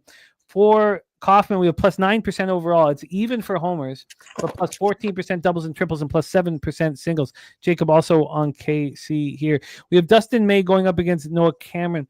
Dustin May coming off a 7-3 loss at home versus the Nationals. They tagged him 3 solo shots, 3 earned runs over 6 innings, 5 Ks to walks. Still was a quality start. 4.46 ERA, 1.32 WHIP. On the road, he has struggled, really struggled. 22 earned runs over 33 and a third. 5 home runs and 33 and a third, 27 Ks, 15 walks, not the K to walk ratio you're looking for. Lefties and righties both hitting them decent, no abnormal splits. Royals -1 at plus 240 for Troy Torrance. So some big moves being made for Kansas City Royal backers here. Noah Cameron, 2-3, 2.08 ERA, 0.97 WHIP. He looks very good. Coming off 5-1 loss at the Padres, he allowed 2 earned runs over 5 and a third. On the road this year, at home this year, he's been very good. He's allowed 8 earned runs in 4 starts, just 19 hits and 23 and a third, 18 Ks, 4 walks, beautiful K to walk ratio with a 216 opponent's batting average. Lefties aren't hitting him at all, 154, 454 OPS. Righties either, 195, 571 OPS. Now the Dodgers are hitting lefties pretty decent, 266, 756 OPS, while the Royals versus righties are just 239, 662 OPS. The Dodgers bullpen's become a problem, man. I mean, they're barely above the Rockies. They're a bottom 5 bullpen, maybe bottom 6 bullpen over the last 30 days. Royals bullpen has been mediocre most of the season. There was a string there where they looked good, but that has stopped. Spooner talking about Cameron's pitch mix. Says Cameron's pitch mix matches up really well versus Ohtani and Freeman. If you can get those bats out, you have a chance. The Royals right now are plus 135, and they opened up at plus 126. So Dodgers gone from minus 140 to minus 146, but we know they're a very public outfit. When we get to the total in this one, we have the 9.5 minus 109 to the over. It opened up plus 100 to the over, so 9 cents of movement towards the over. And then when we get to cash flow here, we have 66% of the tickets on the Dodgers, 55% of the cash on the Royals. Still slightly moving towards the Dodgers. 71% of tickets on the under and 89% cash on the under. And yet again, this is slightly moving towards the over. This is tricky. We'll let Jose start this one because we want wine time to start the Angels game. So Jose, take it away. Dodgers, Royals. Yeah, I mean, I felt like an ass clown, of course, yesterday taking that over 10 and doesn't come close because this Royals team cannot hit, as you said, Jimmy, and that's going to be the issue that keeps them out of the playoffs. I don't know. It does seem like a Royal spot today, though. The Dodgers leaving Coors. I believe they played the Rockies last time. I bet the over 12.5. That's why I remember that, actually. Leaving Coors, going to Kansas City here. We'll see how that affects them here, but maybe an under. And Troy being on the -1. Sports Sciences, Jacob was on the Royals as well. I definitely lean Royals. I just haven't gotten there yet. There's just not enough here for me. You know, the bigger bets, the sharp action appears to be on the Royals, but the line's slightly moving towards the Dodgers. Now you could say, I don't know, I just, you know, the feels like the sharp action's on the under, but this line's slightly moving to the over. I just think, look, I understand there's a pitching advantage for the Royals, but is that enough, you know, put your cash on it? Wine time, take it away. Yeah, to me, I mean, pretty much catching a falling knife here with the Royals, the way they've been playing baseball, but Noah Cameron's kind of the guy you want to back in that kind of situation here. Getting slight plus money here against Dustin May and the Dodgers. This is a tough one here. I mean, I had a lean towards the Royals originally, but like you said, it doesn't correlate enough for me. The market, it's moving towards the Royals, but yet it's moving towards the Dodgers, but yet more of the bigger bets seem to come in on the Royals.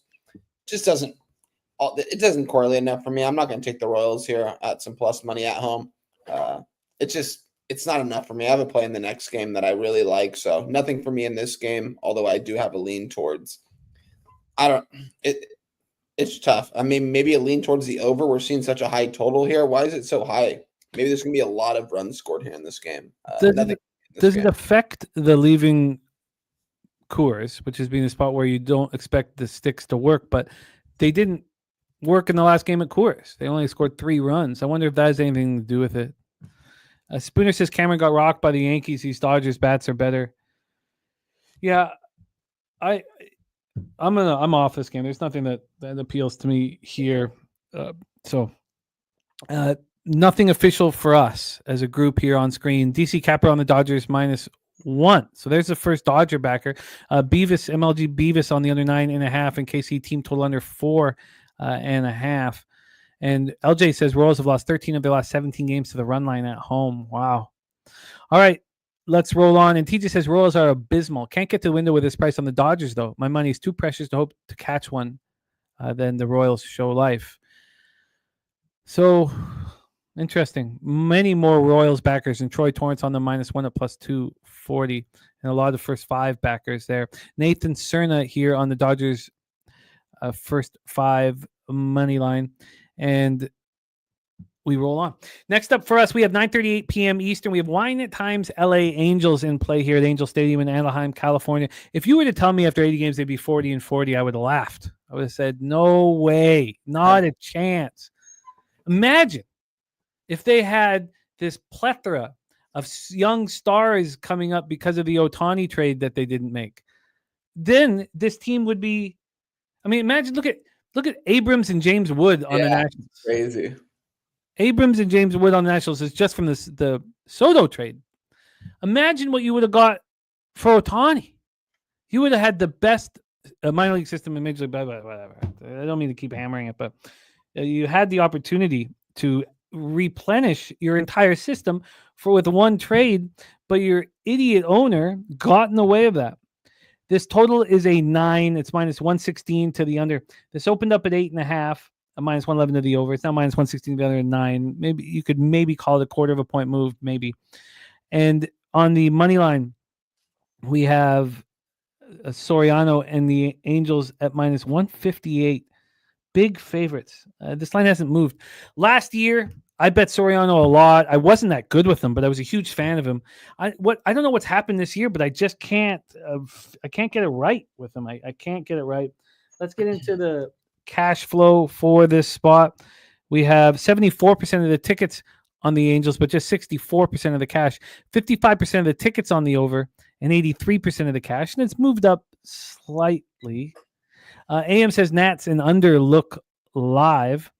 Jake Irvin, 6-3, 4.18 ERA, 1.23 WHIP. He's been okay this year. He has allowed 16 home runs in 94 2/3.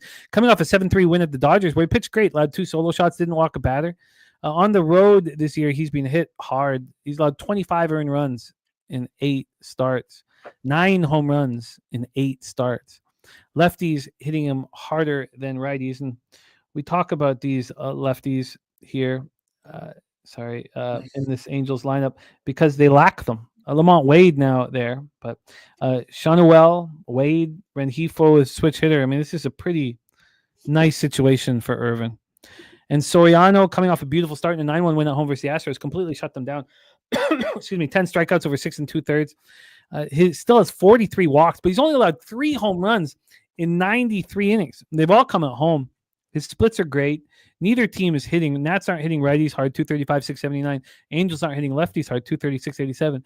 If you were to say there's one huge advantage, it'd be the Angels bullpen compared to the Nats bullpen. Wine time, take it away. Your Angels hosting the Nationals.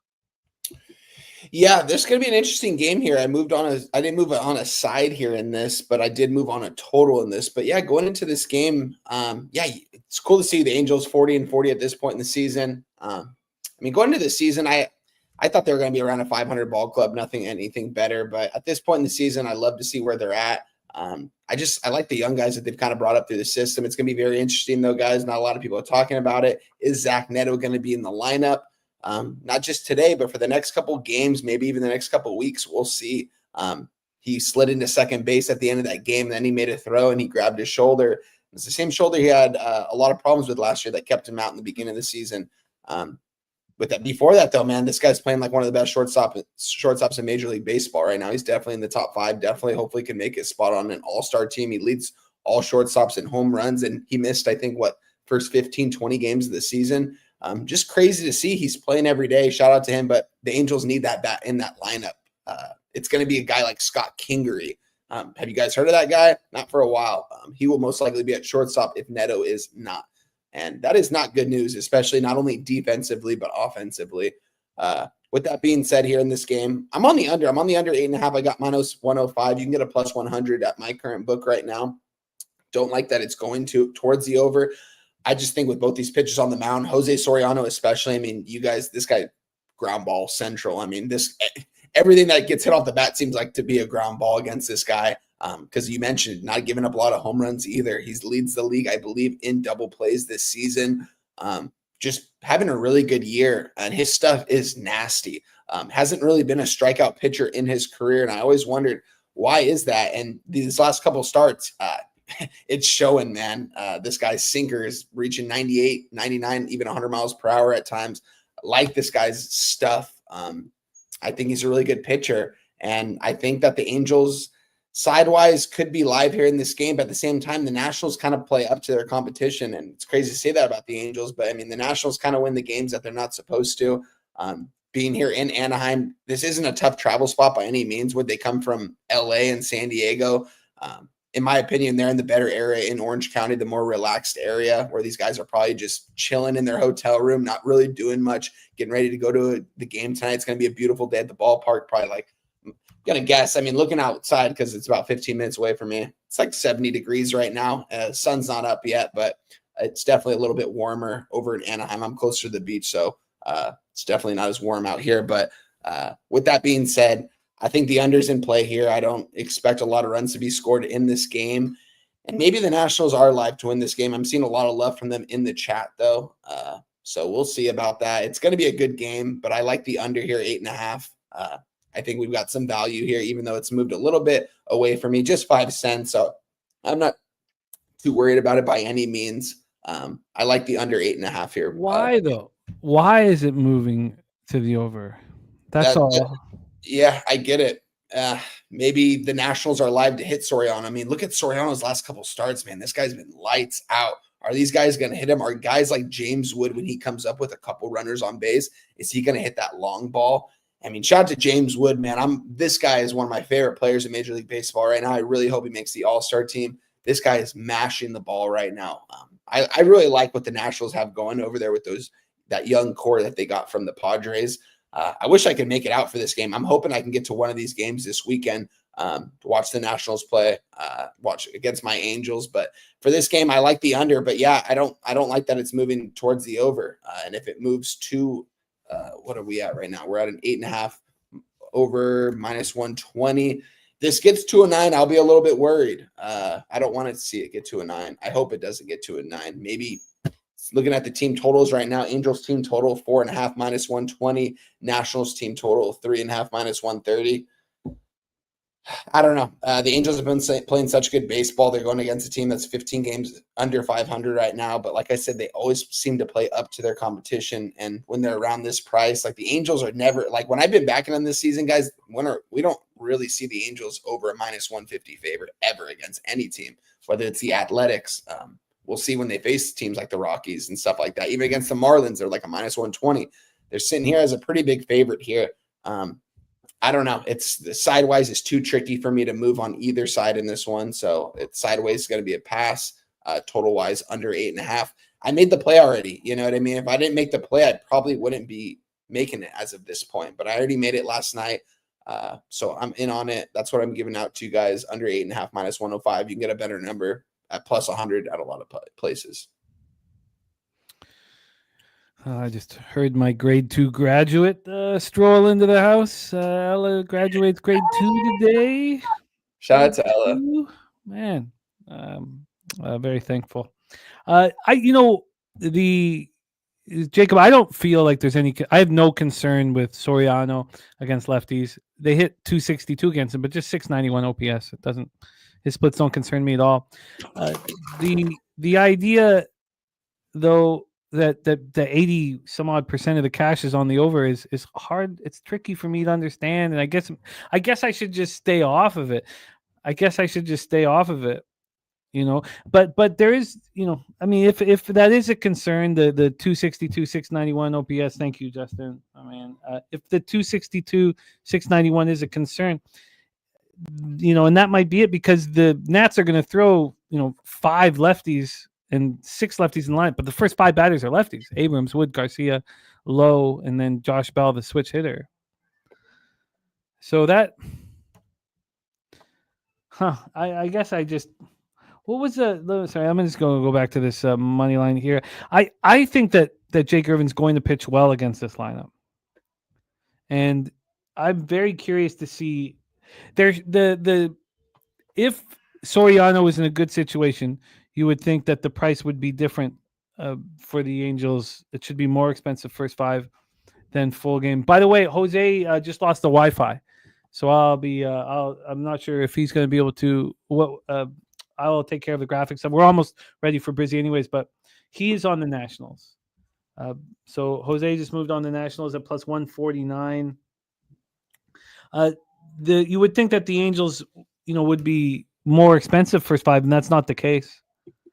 They're cheaper, just 5 cents cheaper. But I think this is a TJ special. I think this is the perfect lineup with the lack of left-handed scary bats to go up against. I think the Nats, I think Jake Irvin pitches well here, and it's a Nat. And then I do think that it is a more difficult lineup for Soriano to traverse because of the 5 left-handed bats off the hop. So maybe it's a first 5 plus a half, first 3 money line. Another spot too, Jimmy. The strike. If you think Jake Irvin's going to have a good game today, I would even maybe consider looking at it. I'm considering right now looking at his strikeout total over 4.5 -130. Angels had the highest strikeout rating in all Major League Baseball. 1 of 4 batters strike out. If Jake Irvin goes 5 innings, he's going to get 5 strikeouts easily. You could even look at the over 5 and have it +150. I might be looking at that. It's nothing official for me because these aren't going to be full unit plays, guys, but something to keep an eye out for when they face the Angels, these opposing pitchers. Angel batters strike out. They lead the majors in strikeout rate. So leave it at that. I will most likely move on to some Jake Irving props because, like I said, I think both pitchers are going to pitch well. And if that's the case, a lot of Angel batters are going to strike out today. So I will most likely move on some Jake Irving props. Well, also Soriano, someone was talking in the chat about, him not getting strikeouts, what you would expect from him. At home, he gets way more strikeouts than he does on the road. Yeah. At home, he gets more than a strikeout an inning. That's not the case on the road. Okay, I'm going to spend more time with this afterwards. Troy saying there hasn't been one game this whole season where the first 5 didn't favor the Nationals is another very interesting spot here. BJ's on the Lynx +1 best bet. And Rob Free asking about PFL action. We got Brizzy joining us here in a second. And Brizzy has a video right now. It's been our showcase video for the last 24 hours on our YouTube page. Joey T and Brizzy hammered it. And so we'll get his PFL looks here as well. Okay, I'm going to move away from that first 3 under. Although the price is fine. I mean, it's hard to think that Soriano would get touched here.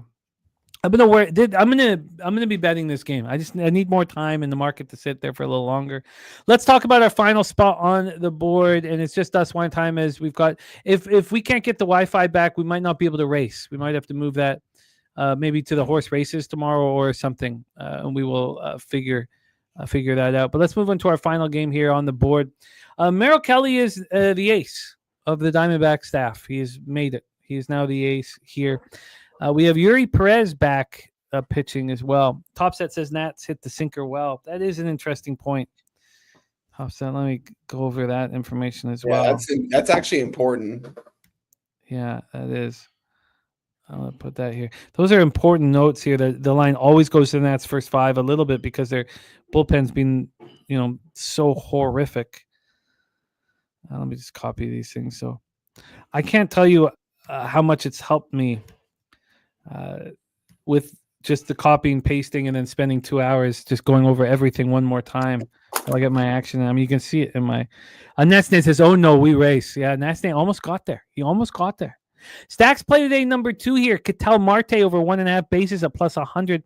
Let's talk about the spot. Yuri Perez. So Yuri Perez, we know he's got great stuff. He's had 3 starts here. 3 starts so far. We'll go over all of them. Ronnie Lofton on the over 8.5 at even money. You have to be on Marte over 1.5 bases. He got +120 on it. So, and Jose is now going to drive home. To see if we can get in time to race. And he probably will get there. So we'll race, Nate. We'll race. We have Yuri Perez. So he's had 3 starts. His first start of the year was June 9th. 10-3 loss at the Pirates. He didn't look good. 3 innings, 4 hits, 4 earned runs, 5 Ks, 2 walks. He got touched up. And then his second start was at the Nationals. And he looked a little better. 4 innings, 4 hits, 1 earned run, 3 walks. And of course he'd look good against the Nationals because lefties aren't hitting him and, righties are destroying him. And we just talked about that Nationals lineup. First 5 batters are lefties. Then June 21st, that last start he went 4 2/3, allowed 3 earned runs, struck out 6. He didn't get a single strikeout against the Nats, but they weren't hitting him hard. It was a 7-0 loss at home versus the Braves. So he's not looked good through 11 2/3. He has 11 strikeouts. He's walked 7 batters. And we have a Genie Suarez dinger for Kelly McInnes. Let's talk about Merrill Kelly. He's been excellent this year.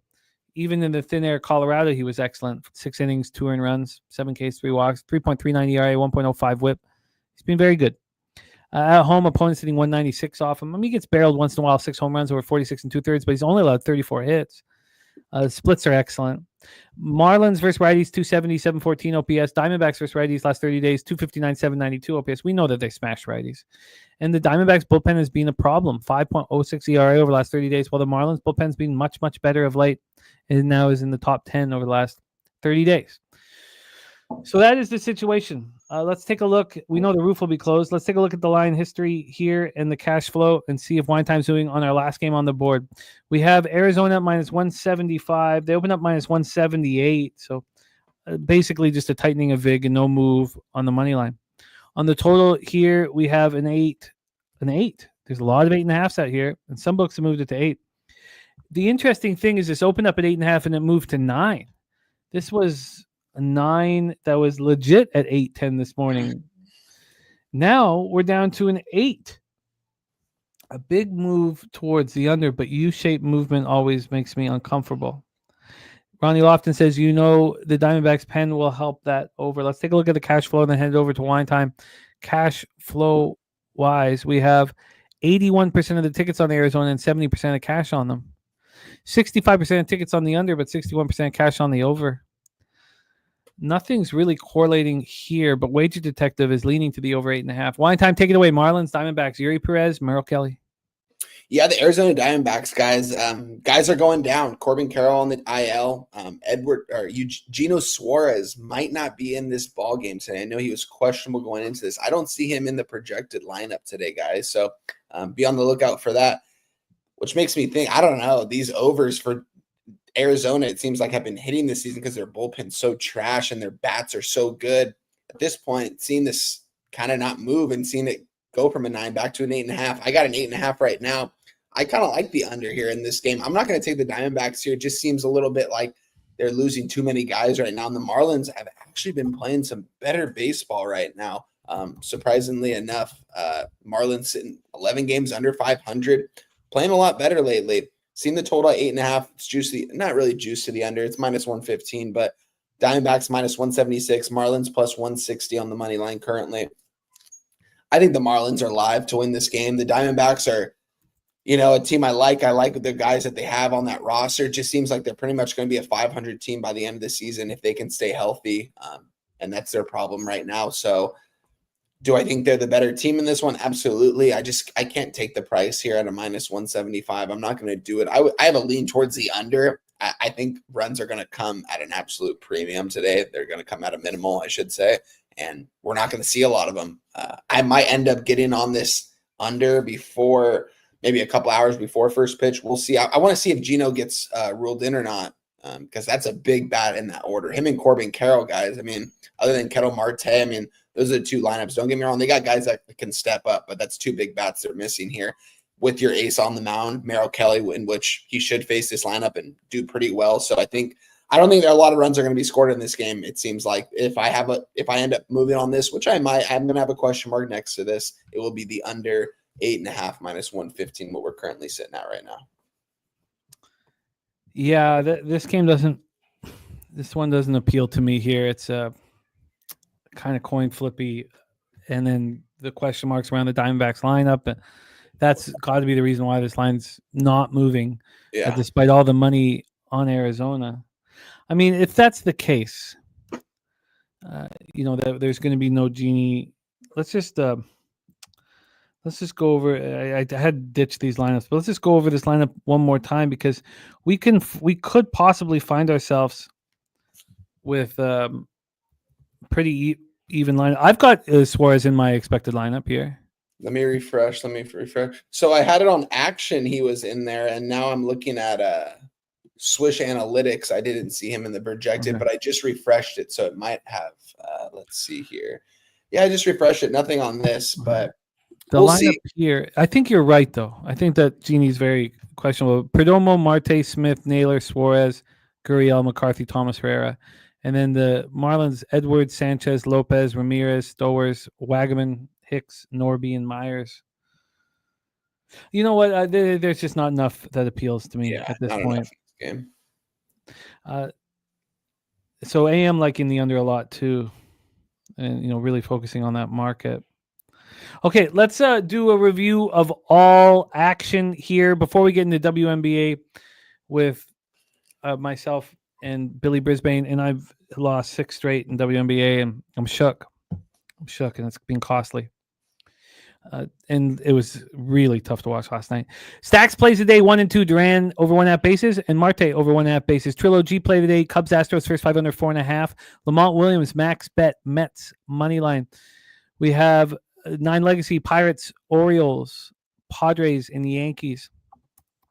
Timos on the Rays and the under 4.5 in Cubs Astros. Spooner on the Padres, Phillies, Cardinals, Giants -1 and Astros. Then let's go into MLB here. I already bet the Pirates first 5 plus a half. I might add, I'm going to sit with it. I might add Wine Time on the Pirates. Oh, I'll let Wine Time go over his action. Jose on the Pirates plus 125, but I'll let Jose review his action at the end of the show because I didn't put all the juice on all of it here. We have, I'm interested in the Yankees spot, but it's tricky dealing with a team with this amount of juice and the sticks being questionable of late.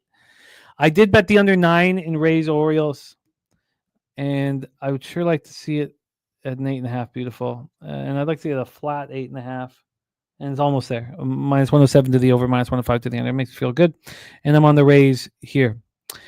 Dave Redling says Braves. Hell no.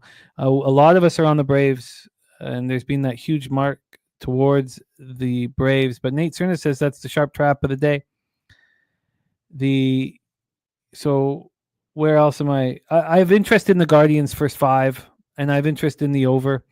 Just my 2 cents play today is the Guardians money line. I have interest in the under in Toronto, Boston, and the first 3 under. We have Jose and Wine Time going head to head in that one. Let's get TJ's action. Pittsburgh under, New York Yankees under, Tampa Bay money line and under. I'm on both of those. San Diego money line, Atlanta -1. I'm going to be on that. Milwaukee -1 and Washington first 5 money line. I like all of that here. Let's get that copied and pasted. Braves spot. Dave Redling saying hell no. Wine Time using the Braves as a parlay piece with the Yankees. A lot of us on the Braves here. With Elder on the mound, I can understand the discomfort. Craig Wood's play of the day is the Pirates money line. White Sox first 5 is going to be on my card. Whether or not that should be a first 5 or first 3, I'm going to make that decision here. Then I don't know if I need to double up on the Mariners early, and I probably won't. Milwaukee's -1.5. Okay, thanks, my man. I'll decide between the Mariners first 3 or first 5. And I'm not going to double up. Then the under, full game under in the Cubs, Astros, and possibly an Astros move. I'm going to study that more. The Brewers on the run line makes sense to me. And I also am going to use the Rockies team total under. I think they're going to get shut down, the Rockies, and Quintana is going to deliver that. They're not hitting lefties. They're leaving Coors. I challenge them, and I think Quintana will pitch well. Now, Quintana has not been very good at home. That may give me some trepidation when it's time to bet. Again, I'll put it all out on X. Dodgers, Royals, no action. And then the Nats is a game I do want to invest in. The market's telling, and it's also telling us that Irvin's going to pitch well. I'm ready to get down there. Wine Time, great work, my man. Yeoman work, as always, on these Fridays. And I'm so happy that you put in all this work and then you get rewarded financially for what you do. That does give me I'm very thankful that happens for you because you put in a ton of work. The star of walk-off wagers, Wine Time Sports. What is your action here on Friday, June 27th? Yeah, guys, I got a good amount of plays today. I'm going to go over my plays I tweeted out last night, and then we added 2 plays, and then I have a question mark next to another game. We're on the Cincinnati Reds plus 1.5, -130. It's all the way up to a -150 now. Love to see that. I think it's going to be a close game either way, 1-run ball game, either way you look at it. Blue Jays money line -110. Some line movement towards the other way in that game, but I still like the Blue Jays in that spot. Cardinals, Guardians, under 8.5, -115. Again, line moved away from me a little bit. I think you can get a -105 now, a little bit better of a number. Angels, Nationals, under 8.5, -105.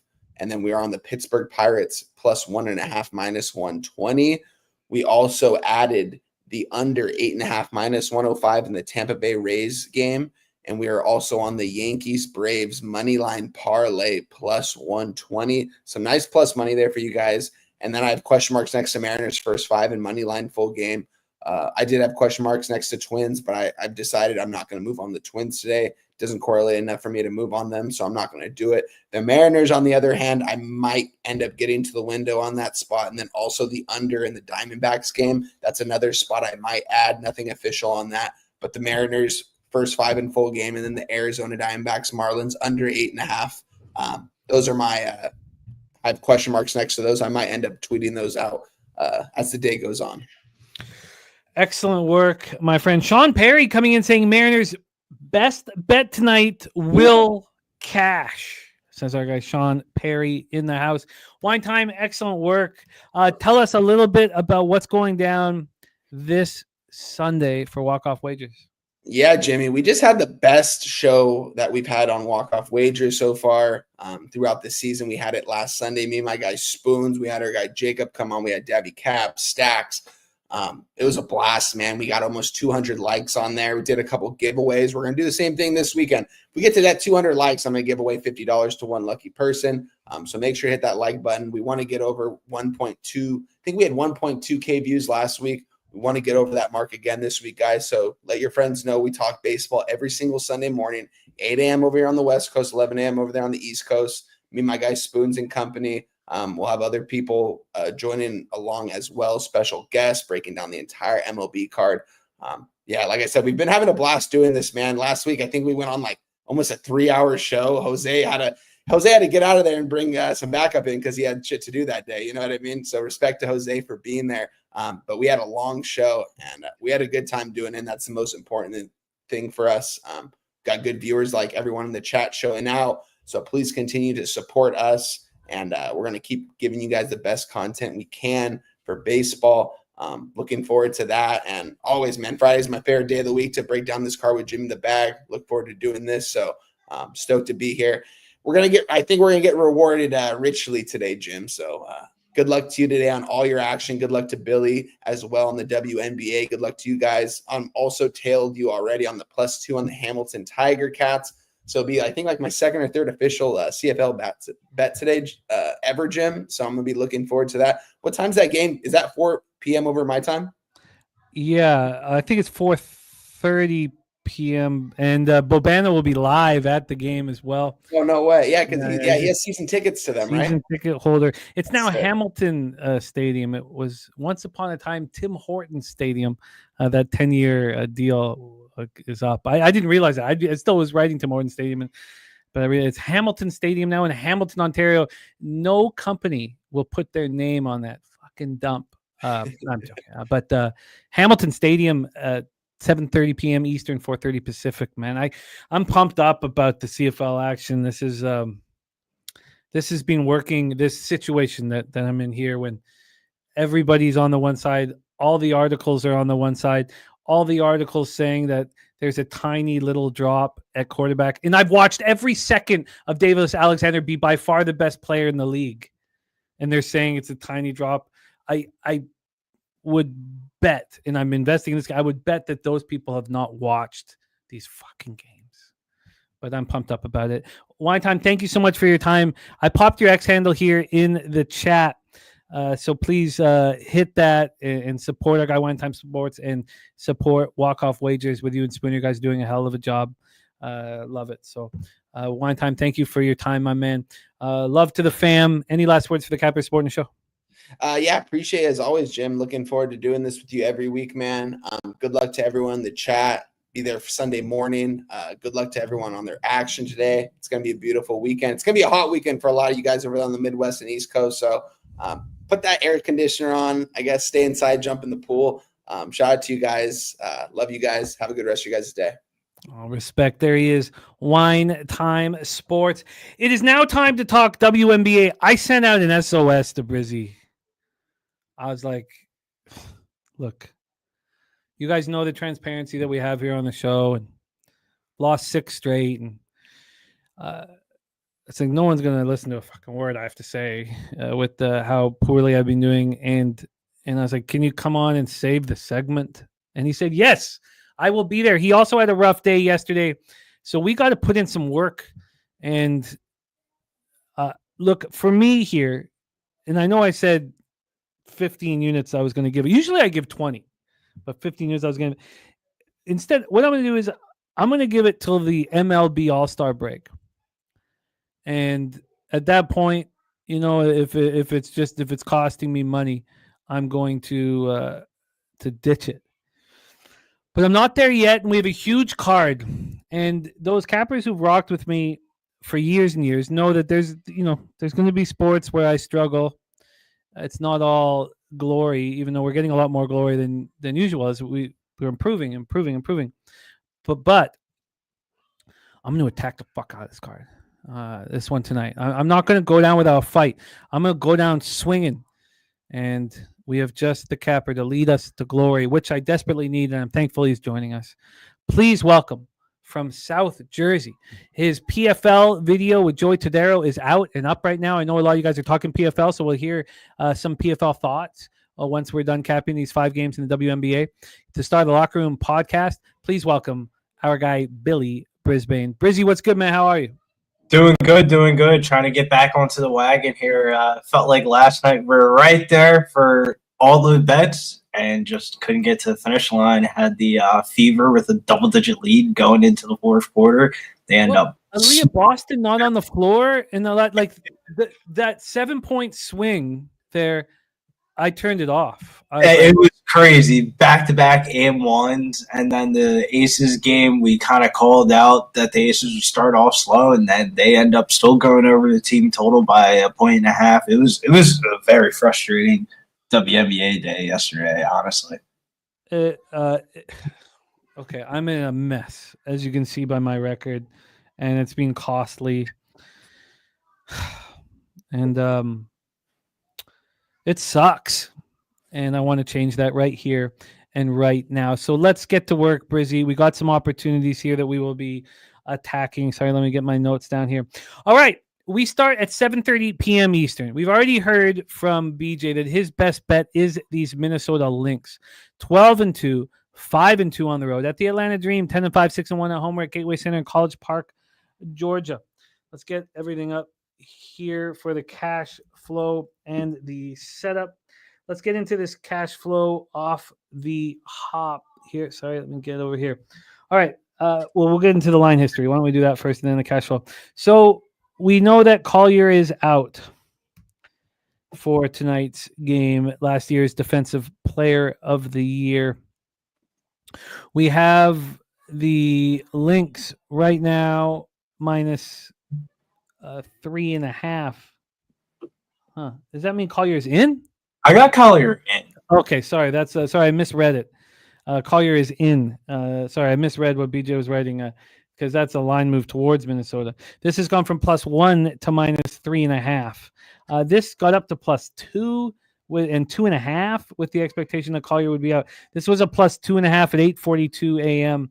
Now we have a -3.5. So overall, it's a 4.5 point move with the announcement that Collier is going to be in. From a total standpoint here, we have a 158. It's -110 to the over. This opened up at 156.5. When we get to the cash flow here for this one, we have 53% of the tickets and 59% of the cash on Minnesota, 59% of the tickets and 92% of cash on the under. 92% of cash, a ton of money on this under. This is the first matchup between these two teams this year. The Lynx coming off that 68-64 loss at Washington without the services of Collier. God, the Mystics are playing good basketball right now. We have that one was on Tuesday. That one was on Tuesday here.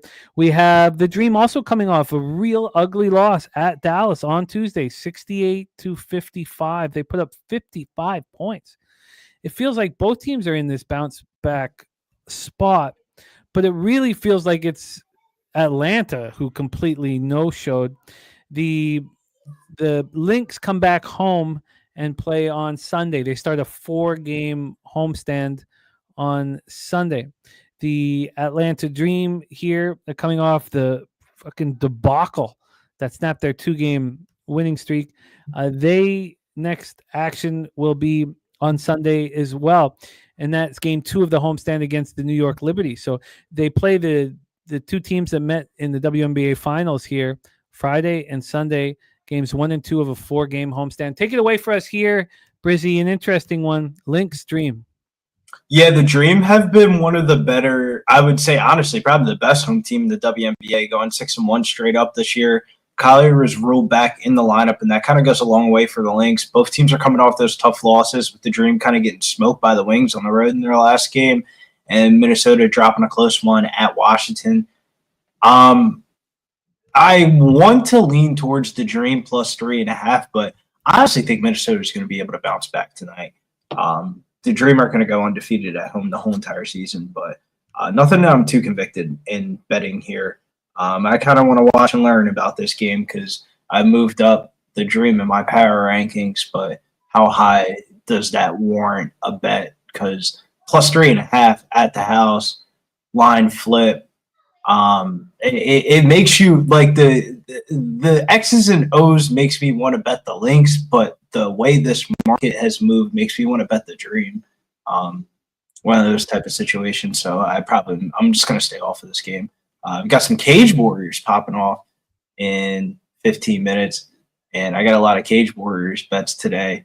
One being Charles Joyner on the money line. That's one that you guys can get in on. He's -115. I mean, he's 6'8", the tallest person in the whole entire promotion. I think it's a really good bet. That's what I'm going to do around this time. Sorry about that. Love it, Brizzy. Can you hit me with that Cage Warriors one more time, the one you're moving? Charles Joyner, money line, -115. If you watch his last fight, it's literally, you can watch it on Twitter for like 30 seconds. It looked like the most rigged, fake knockout I've ever seen in my life, but I think he's going to be in the UFC one day. He trains with Tom Aspinall. He's 6'8". I mean, fuck, dude, you're 6'8". You should be knocking out these fucking bums on the regional scene until you get to the UFC. And then that's when we're probably fan. But Charles Joyner tonight, -115. We have back just to this link stream spot. We have BJ's best bet on the links, Wager Detective on the links, Mr. Belvedere on the links. And I am a little surprised because the Dream were embarrassing. The Lynx lost without their star player. There's a difference here. Can we touch on this total? It's sitting at 158. It's -110 to the over. This opened up at 156.5. Both teams were atrocious offensively in their last game. Absolutely horrible. And because of everybody seeing that, we have 92% of the cash on the under, and this has climbed. I like the over in this of like you would think two teams that came off of bad losses would be locked in defensively, but I mean, you added Pisha Collier back into the lineup, and the way that the Dream looked in their last game, I mean, can't this be like 86-80 final score, and that puts this over the total? Yes, it can, and I'm interested in it. Everybody looking at, if you just kind of break down, what's happened with these two teams before Atlanta's debacle. How many of the last three games at home versus Chicago, at home versus Washington, and at New York would have all, easily gone over. Then they have this game where they score 55 points. They look absolutely terrible. They go for 20. They were 23.4% from the field.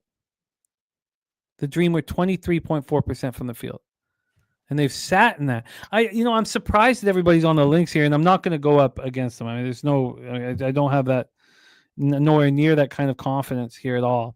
Then you have the links again.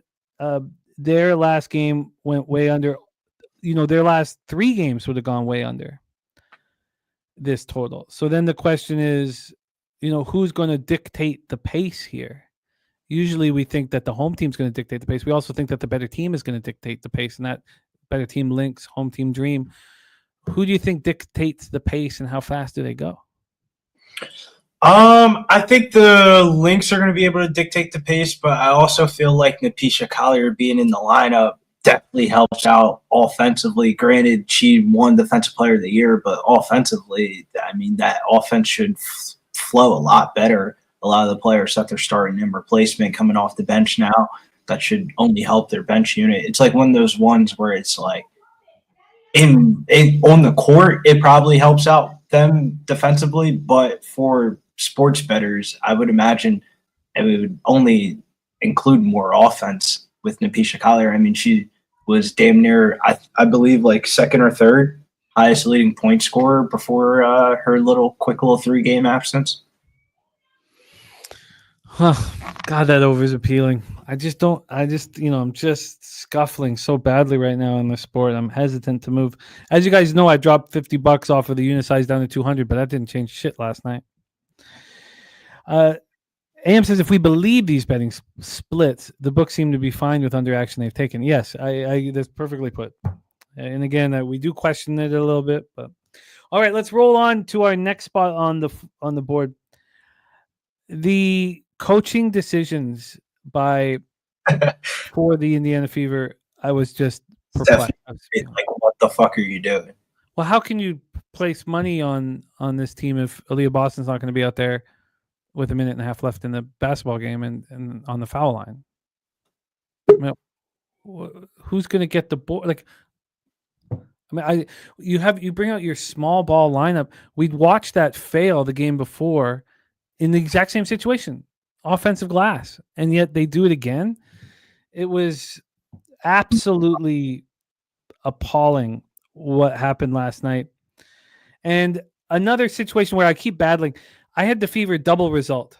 Now should I just have bet the first half in the full game?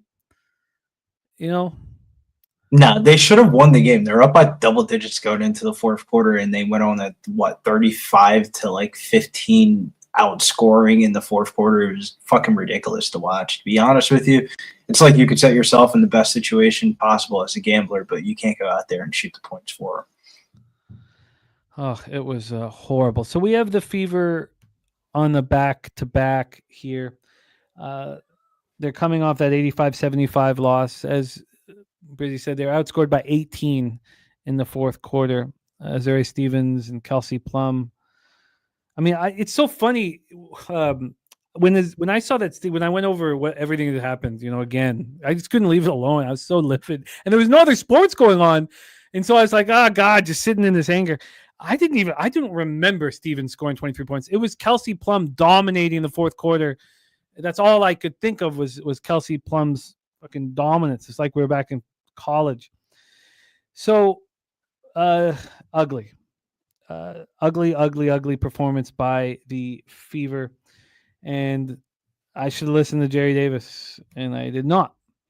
We have this total at 166. It opened up at 169 flat, excuse me. So we've dropped 3 points on the total. On the point spread here, we're down to a 1.5. They're 1.5 point favorites. I could have got this Dallas +7 2 days ago, and I almost did. Like, I almost bet. I don't know what. I was like, oh, let's wait. It's a double back to back. The fuck? Just if you have a feeling like that, you should just put something on it. You don't even if it's just a half unit or something. But I did not. I was astonished at how bad they looked, how terrible the coaching decisions were. I was just completely dumbfounded. Now we have the Dallas Wings on the first half of a back-to-back themselves, which means that they'll be a little cautious, with how they, utilize their star players in this one. This one pops off at 7:30 p.m. So the Wings coming off that, beautiful defensive performance in that 68-55 victory versus Atlanta. This is game 2 of a 4-game homestand. They have the Mystics tomorrow night, and then they have 5 days off before they have a home-and-home with Phoenix Mercury that has 4 days in between themselves. So an interesting spot here. Again, this was available at 7. Now it's 1. It was available at 7 before Caitlin Clark went down with the injury. This opened up here with this cautious book at 3. It was 7 was available at Bet365. Now it's 1.5. Caitlin Clark not expected to be available here. And when we get to the cash flow, that's been confirmed that Caitlin Clark's not in tonight. Yeah, she's out. She had an injury setback just in general. Ricky Levine, a big giant donkey show tomorrow, 12:30 p.m. 12:30 p.m. Please, anybody who wants a little extra action, you can talk any sport you want as well. It doesn't, talk whatever you want. But yes, that is tomorrow. Ricky, we need you there, buddy. It's going to be a lot of fun. I cannot wait. So cash flow wise here, we have 77% of the tickets on Dallas and 69% of the cash on them, 70% of the tickets on the under and 84% of the cash on the under. After what we saw yesterday, how could anybody want anything to do with the Fever? And yet they're still a slight favorite without Caitlin Clark. Take it away.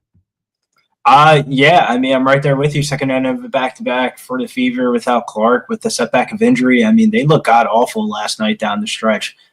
They've gone 2-4 straight up without Clark this year. The Wings, 3 of their 4 wins this season have literally came in their last 5 games. So they've definitely been clicking a lot more fluently. 4-1 ATS last 5. The big addition for them was adding Lee LaRue from free agency, the big Chinese girl. She's like one of the tallest girls in the WNBA, and it's really helped them out with their paint presence down low. I hate to say it, but it's Fever. I mean, not Fever. Wings are nothing for me, and I think I want to do it early. I think I want to do it in the first half here. I thought that it's one of those type of spots that you think that the Fever come back out and show a better account of themselves. But I don't know, man. Maybe some of that stuff drags over into this game a little bit, and it doesn't take until the second half for everything to start clicking for them.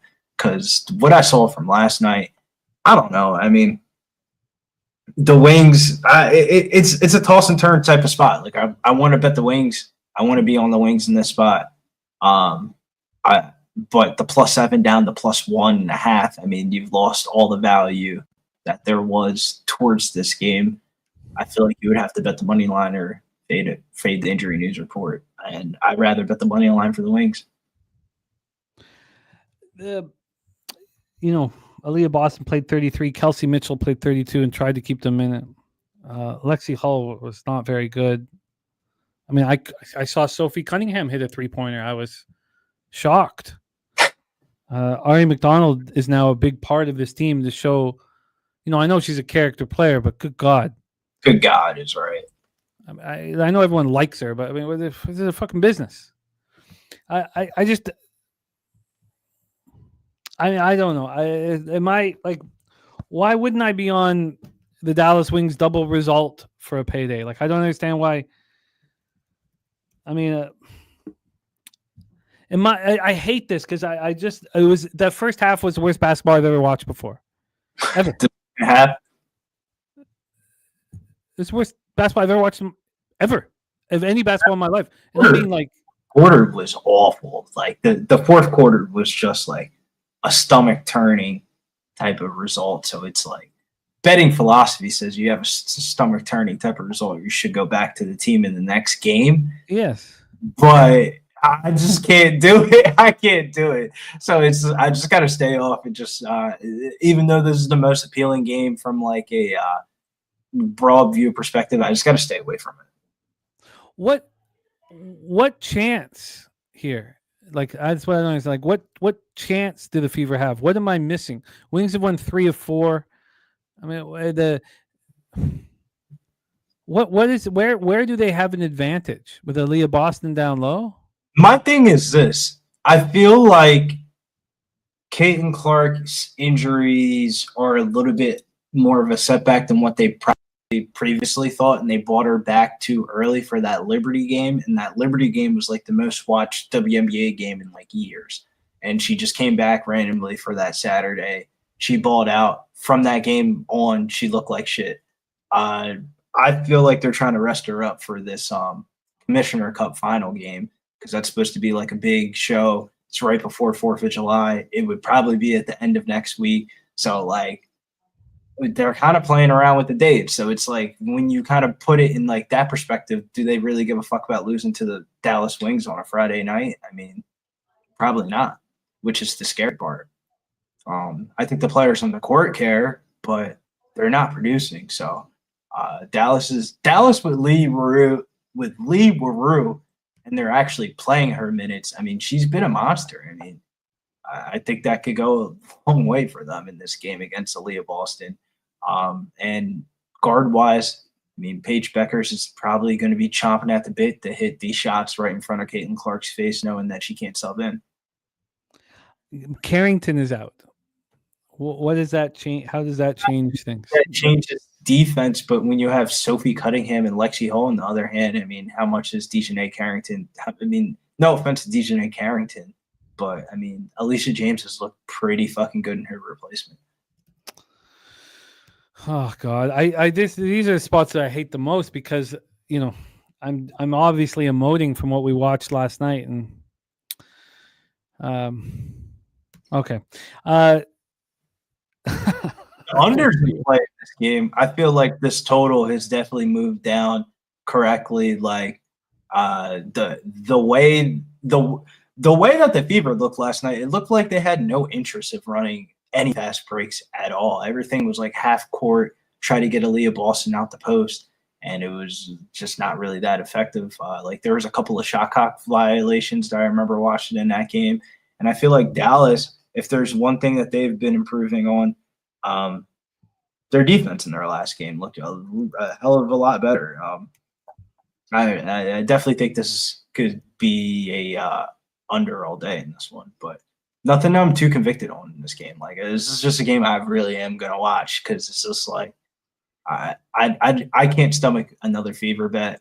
Betting philosophy would tell me Fever. X's and O's would tell me Dallas wins all day. oh God, what a goddamn mess. Okay, I'm gonna need more time with it. I agree with both looks, the under and the wings, and just move it to a double result so you get all the money. I mean, I'd be shocked to see it kind of break down the fourth quarter again, like we just saw. Yes, Todd, we will close this segment by asking about the Deontay Wilder fight, my friend. So let's roll on. Next game on the board: Chicago Sky 4-10, 2-6 on the road at the Golden State Valkyries 7-7, 5-3 at home. I'm going to take some more time with AM. It's so frustrating. I just got to get off the schneid here. We're at the Chase Center here in San Francisco, California, and we can the guy who hitchhikes in the house on Wings Money Line. By the way, also shout out to the Sly One, now a member of Weeby Pubbin. It means a ton to us. Thank you, my friend. It's a great addition to the squad. Here, Sky Valkyries, and the Valkyries continue to impress. Continue to play well. I mean, the Valkyries and the Mystics just seem to be more than the sum of their parts. But the Valkyries are coming off a very tight 81-79 loss at home to the Liberty. They beat the Fever 88-77 at home. Then they beat Connecticut 87-63 at home. And then they lose by 3 to the Liberty. Real no harm, no foul in that. And this is game 4 of a 5-game homestand, which is a wheelhouse for me in NHL and NBA. Why wouldn't it be here? The Sky coming off that 97-86 win at home versus LA, but now we're on the road where they've not looked good. They looked okay against the Mystics. Then they got, that was at home here. They looked okay against Connecticut. They went into Connecticut and beat that terrible basketball team 78-66. Lost at Atlanta 93-80. They're 2-6 here on the road. Let's take a look at the line history and the cash flow in here from Brizzy. The total in this one is a 158 minus 113 to the under. It opened up 158 minus 106 to the under. So, 7 cents of movement to the under, nothing much. On the spread here, we have Chicago a plus 8.5. They opened up plus 8.5, moved to 9 and 9 for a cup of coffee, and then got back to 8.5. Overall, 2 cents of movement towards the Valkyries. Very, very minimal. And then when we get to the cash flow, for this one, we have the exact same money line splits, cash splits. 76% of the tickets on Golden State and 69% of the cash. 50 on the total, but 63% of cash on the under. So here we go. Justin McKelvey on Valkyries minus 4.5 first half. He's on Reese 12 or more rebounds. Mark A also on Valkyries first half here. Take it away for us, Brizzy. Sky, Valkyries. Yeah, the biggest thing for me in this game is this is going to be the Sky's first game without Camila Cardoza after she had her career high in points and they started playing her and playing through her. It's just baffling to me, but I think that's where they're going to struggle at. You have Teme Fagbenle coming back for the Valkyries in their starting lineup. She's their starting center. I mean, the Valkyries have been rolling at home, 5-3 at home, winning 5 of their last 7, 10-4 ATS this season. This is only the second time that they've been favorited, though. The only time that the last time that they were this big of a favorite was against the Sun, but it was like a little bit more than this. I like the Valkyries in this spot, but I feel like it's the first quarter though. Like I see a lot of people putting first half full game. Could it be just first quarter full game type of thing where like there's got to be an adjustment period without Camila Cardozo on the court for the first 10 minutes of that first quarter. I definitely like Justin McElvee's play for Angel Reese, 12 plus rebounds. That's at minus 125 at FanDuel. I could definitely see that happening. I like the Valkyries here in this spot, but it's like more of a parlay filler than anything. Like if you need a little parlay filler piece, I definitely think the Valkyries are viable. But when it comes to the straight bet, I like the first quarter for this one here for the Valkyries. The only hard part about playing a Valkyries player prop is it's kind of like next man up. You don't know who the star player is going to be that night, and it's kind of like a blessing and a curse. Like Kate Money Martin had a 20-point performance in her last game, and that really gave them their boost that they needed. But they're coming off that loss versus the New York Liberty. I think that they bounce back at home here. It's just, man, laying 8.5 points with the Valkyries is just like you could use it as a parlay piece filler. Like that would be my best words of advice. I like first quarter more than first half. Team total is very sharp for the Sky. Like they could lose this game by double digits and still hover around 74.5. Like I'm not too convicted on the team total. You know, when they lost to Atlanta, they, as you said, you know, they, for whatever reason, in those crucial parts in the game, Camila Cardozo wasn't on the floor. They score 11 points in the fourth quarter. The whole thing made no sense. And then I was saying, are they rest? What are they doing? Before she goes down to Brazil, what, they want to fucking rest her or some shit?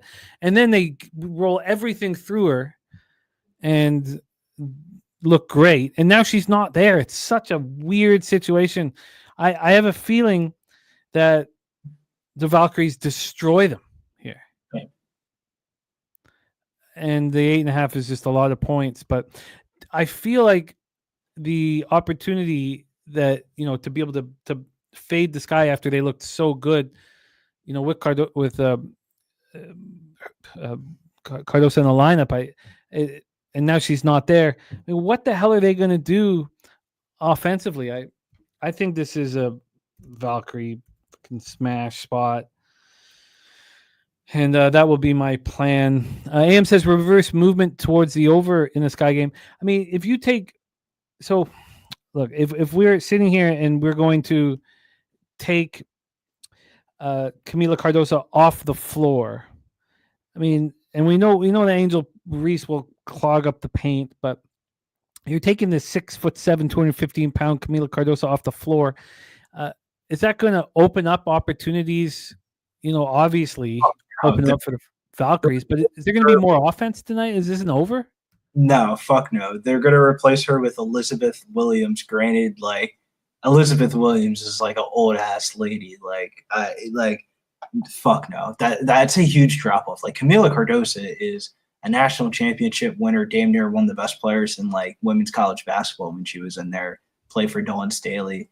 Like she's a household name. She just doesn't speak a bunch of English. AM's going to be on that over here. I'm going to be investing in this one. Definitely on the Valkyries. And I'm not sure if I also move on the over. Charlie Coyle to Columbus. That's a good move for Columbus. He's such a accountable quality player.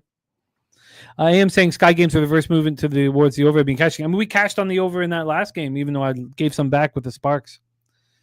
God, watching the Sparks play, I don't know if they played defense or the Fever were just terrible, but the first time I've seen them play defense was in that fourth quarter and made me want to smash something. You've heard that bad, though. Like, some of their offensive sets that they were running, it's just like, all right, you guys are running around, but you gotta score.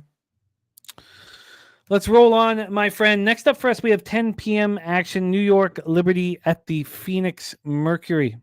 Phoenix been playing well this year, better than most expected. Mercury coming off, just winning by margin. Liberty did snap that 2-game losing streak by beating the Valkyries 81-78 last out. Had a -2.5 first quarter, and that was one of these 6 losses that have thrown me into a tailspin. We have for the Mercury, they're winners of 5 straight, and they just finished a 4-game road trip that went beautifully. When a team goes and sweeps a road trip in NHL and NBA, I fade them in that first game back home. And there's been a lot of time off. That last win was Saturday, June 21st, 6 days ago. So yes, they're rested, but do they have that edge that was helping them? And maybe they do. The Liberty here coming off that win against Golden State. This is game 3 of a 4-game trip. That's the spot I like for the road team. Let's take a look at the line history and the cash flow. Jerry Davis says, Liberty dog, yes, please. But best bet is on the Mercury. Best bet. Mark Hay got the Mercury +2.5 yesterday. Now they're -1.5. Wow. And Alyssa Thomas over 29.5 PRA for Justin McKelvey. Let's take a look at the line history. Here we have New York +1.5. They opened up -1.5. It's a big move. They got up to +2, but now 1.5. From a total standpoint here, we have this one at a 168, -110 to the over. Opened up at 166.5, so we've climbed 1.5 points. JW says Liberty revenge here in this spot. Let's take a look at the cash flow. We have 52% of the tickets and 62% of cash on Phoenix. The lines move towards them. 78% of tickets on the under and 90% of cash on the under. And we've climbed. AM saying no. Jones said they got blown off the court once Jones was gone. Take it away for us here, Brizzy. Game 4 of a 5-game WNBA slate. Liberty, Mercury in Phoenix, Arizona. Yeah, I hate fading the Liberty, but I think the spot's warranted here without Jacquel Jones. Their interior defense is just not the same. Salabu and Brianna Jones down there with their small ball lineups. I mean, we just saw this matchup last week with the rest disadvantage for Phoenix, and they're able to basically cruise in that game there and win that game. First game back after a 4-0 road trip is always a little bit scary, but I like the Mercury here. I took the Mercury yesterday when they're at plus money, and I would still advise to take it now at -1, -112 at FanDuel Sportsbook. I like the Mercury here in this spot. I get the revenge spot angle and all that, but without Jacquel Jones in the lineup, you got to scroll for a while to the last time you've seen the Liberty cover a basketball game. I mean, 3-7 are last 10. Their defense has been absolutely horrible in their last 3 to 4 games. 78 points to Valkyries. They went over their team total. Seattle, 89 points. They went over their team total. Phoenix, 89. They went over their team total. Atlanta, 81. I believe that they went over their team total. And then the game that they lost to Indiana, 102. Indiana went over their team total. It feels like Phoenix team total over is a good look. I like the Phoenix Mercury in this spot. So would Mr. Belvedere's best bet on the Mercury as well? Is the idea being, yes, they've had 6 days off, but the defending champion is coming to town? Yeah.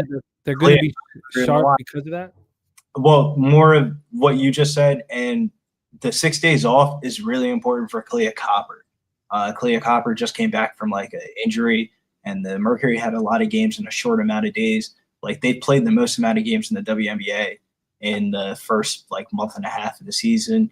Salabi had a post-game press conference where she was complaining about the WNBA commissioner setting up all these back-to-backs for them. So the fact that they even have 6 days off is a pretty good sign for them. This is probably the longest that they've had off throughout the season this year. And, those says Mercury beat Liberty twice. They've only played once. They only played once. This is the second 4 meetings. Yeah, June 19th. Okay. I'm in. I'll go in. And I also like the over as well. Do you like it with Jonquel Jones, out of the paint? I don't like the over as much because I think did I bet the over the first time that they played? I don't like the over as much. I just don't want any. I want nothing to do with the Liberty. Interesting. I might take them Sunday when they go into Atlanta, depending on how that Atlanta Lynx game goes. Like if Atlanta is coming off like a high Gippy spot and they end up beating the Lynx as a home dog, and you get the Liberty coming in off of a loss coming into Atlanta on Sunday, then I think that's a Liberty spot all day. That's kind of what I'm hoping for. But you know how betting works. Nothing ever goes as planned. Let's talk about our final spot on the board here. We are racing after this. Connecticut Sun, Seattle Storm is our final spot on the board. I would say, capping humbles you, and when you're winning, some bad will happen, and when you're losing, you can, find glory and pick it up. But I lost that first bet of the day on Wednesday, and then I won 9 straight in Major League Baseball. Then I was on the Connecticut Storm first quarter +6, and they went down 19-0. If you're looking for a slap in the face, sports handicapping will give it to you. They go down 19-0, and then just to fuck me over a little more, Connecticut's uncover the first half by a hook. I mean, that's just, oh God, they just don't want me to have nice things, man. The Connecticut Sun look horrific. Marina Mabry not in the lineup. They put up 63 points to start this road trip at Golden State. That was on Sunday. Then they put up 59 points against Las Vegas on Wednesday. And this is game 3 of a 4-game trip. They're also rolling in to Seattle after Seattle lost at home to the Fever to snap their 3-game winning streak, a Fever team without Caitlin Clark. So it's that was with Caitlin Clark. My bad. That was her last game. Sorry about that. So but still snapping their 3-game winning streak. And Caitlin Clark played bad, but they still got the job done.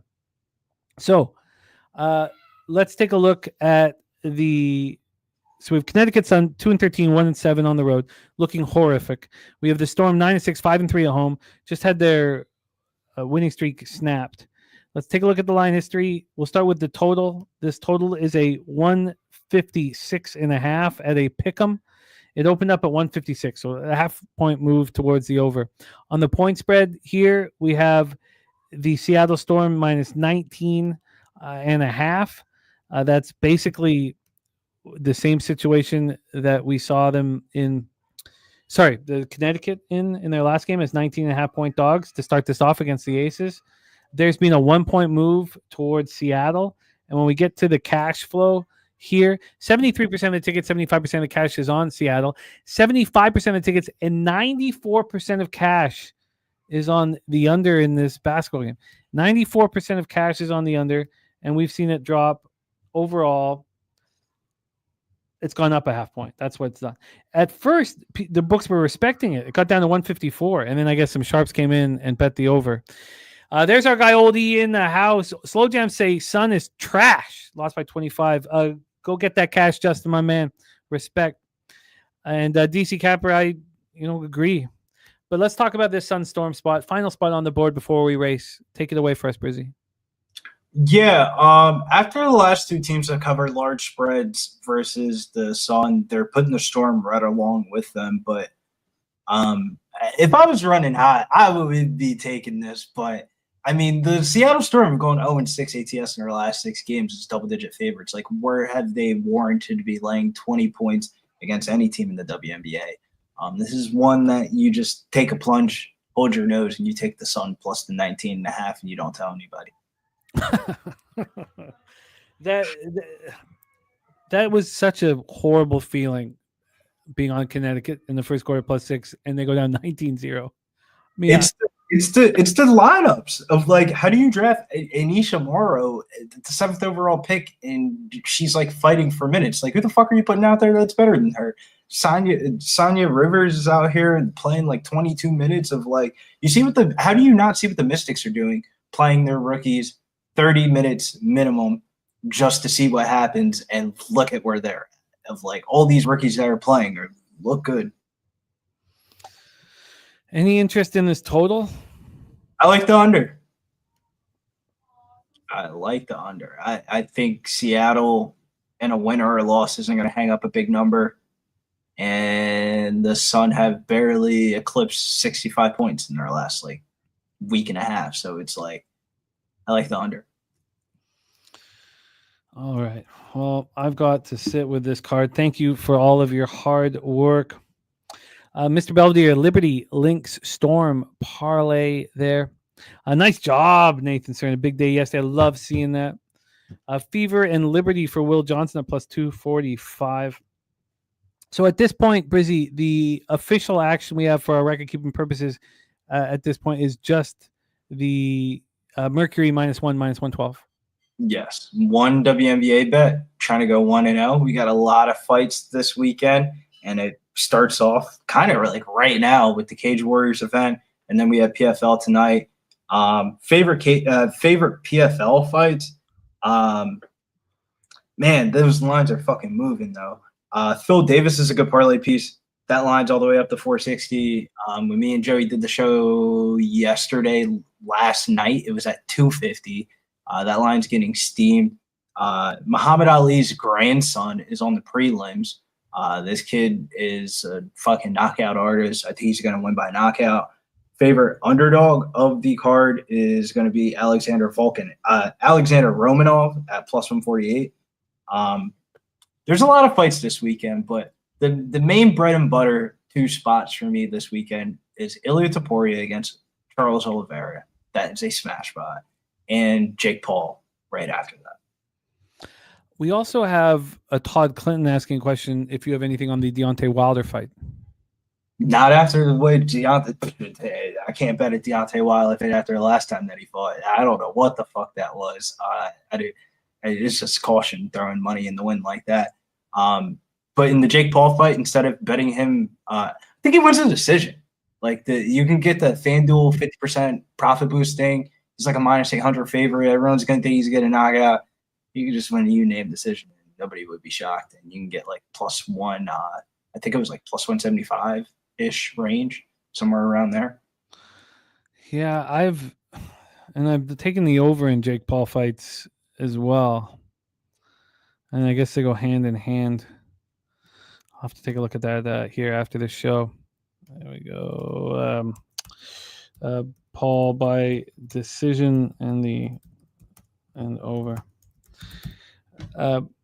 Okay, there we go. Brizzy, thank you so much, man, for rocking with us and capping that WNBA card. I really needed it badly.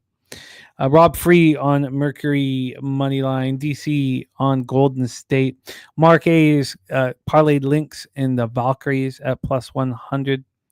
And that Mr. Belvedere parlay was at Mercury Links Storm. Mercury Link Storm, not Liberty Link. Mercury Link Storm. A little Domo in the house. Brizzy, thank you so much. Tell us a little bit about the live stream tomorrow, because I got the horses and then it rolls into your big UFC 317 stream. Yeah, UFC 317 tomorrow. We'll be going live from the prelims to the end of the card, 6 o'clock p.m. here at Pub Sports Radio. It's going to be a great little day here, International Fight Weekend this weekend. We got a lot of fucking organizations and a lot of fights. So that's why you see the WNBA card a little bit light. Usually Fridays is a bigger WNBA card for me, but damn, do I feel way better about these fights this weekend of like, Ilia Topuria is going to fucking smoke Charles Oliveira. Like Dana was doing the press conference last night. And I always look at the mannerisms of a human at the press conferences. Fuck the words. And Dana is drinking a drink. And he puts the drink down on Ilia's side of like he's the clear A side. His subconscious is putting the drink there.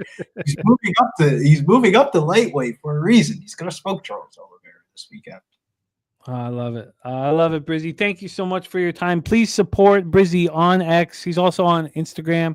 I support him on both, but I'm gonna pop his X handle here in the chat. Brizzy, thank you, my friend. Any last words for the Catberry Sporting Show? Yeah, good luck to everybody in the chat for the horse races. I see Sharon in the chat. He was coming out hot in the one I saw yesterday. I put it on my Instagram. He was leading for like 60% of the way, and then I thought Nasty Nate was going to win, and then he got smoked at the end. Nasty Nate thought that shit was bullshit. So I'm actually pretty interested to see who wins tonight.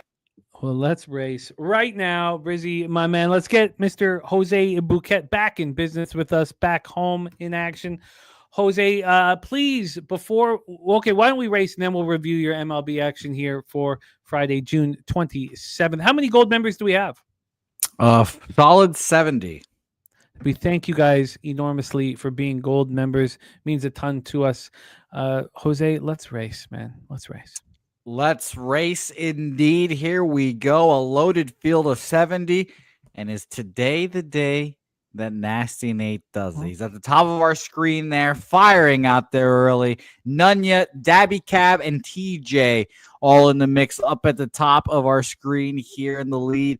Gorky, Goron, and Jose Bouquet. Wow, even he is touching the front here for a little bit, Jimmy. It's going to be fun to see Mr. Bitches down there and Dabby Cab still firing up there.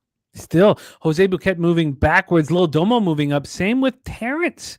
We have Terrence making a move on the bottom of the screen. Nasty Nate still in position to fire. Can Nasty Nate finally get that cash? Churon, we got Big T in the lead. Philly Eagle Flyer. The horses are separating up top, but here comes Rez Mob. Rez Mob making a power move late. Can Rez Mob get all the way up to the front? We got Big Show Picks making the move as well. Can Miss Big Show coming to the wire? And it is Miss Big Show. Look at that. Just ahead of Nut Flush Allen and Johnny Gunn's Miss Big Show. $50 added to Miss Big Show's bankroll. I know Big Show and Little Big Show are sick right now. Congratulations to Miss Big Show. $50 richer. Congratulations. JM says that's rigged. Okay. Rem Most was cheering on Helga, who's become a fan favorite after today. It's good. Yeah. It's good. I have become suddenly not a fan favorite in my household. Yeah. No, you're gonna have to climb out. You know, it's gonna take thoughtfulness. Groveling. No. Hands and knees. It would have gone a long way if Helga had won. Yeah, no, you're right, Mr. Belvedere. Yeah, Len, if it was truly rigged, Helga would have won there, guys. Jose, we didn't get a chance to review your MLB action. We reviewed everything else before the WNBA segment. Oh, man. I need to send Helga $50 and she'd be like, "You won! Oh my God!" No, she'll watch. She doesn't want to be placated. Oh God!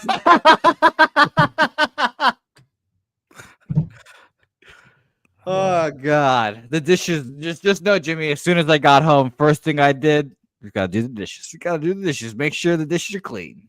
Oh, smart. That is smart, my friend. Oh God! All right. Please official action. Major League Baseball action. All money lines today because betting overs yesterday like a square fuck led us to the pain and suffering. Pittsburgh money line plus 125, Cincinnati Reds money line plus 117, White Sox first five money line plus 120, Red Sox money line minus 115, and the Washington Nationals plus 149. A bunch of bets and money on the other side of that Nationals play. The line not moving. I challenge the Angels to sweep an opponent and then play well in the next series. I challenge you. Well, it's a fair challenge. We did the full review of everybody's action before WNBA. We don't need to hit that once more, but this is now the most important time of my day. Got to get my action in here. Saturate says, "What is Jose wearing?" Says, "Isn't it like 200 degrees in Texas? I'm sweating buckets here in Tennessee." Yeah, but Helga and I like the apartment cold, Saturate, so it's cold as fuck. I'm used. If we're being honest, Helga likes it super cold, and my parents have gotten me used to living in 75-degree heat. So I'm just a pussy. Hey, you know what? You're very fortunate to be loved by Helga, and you must do whatever you can to keep that happening.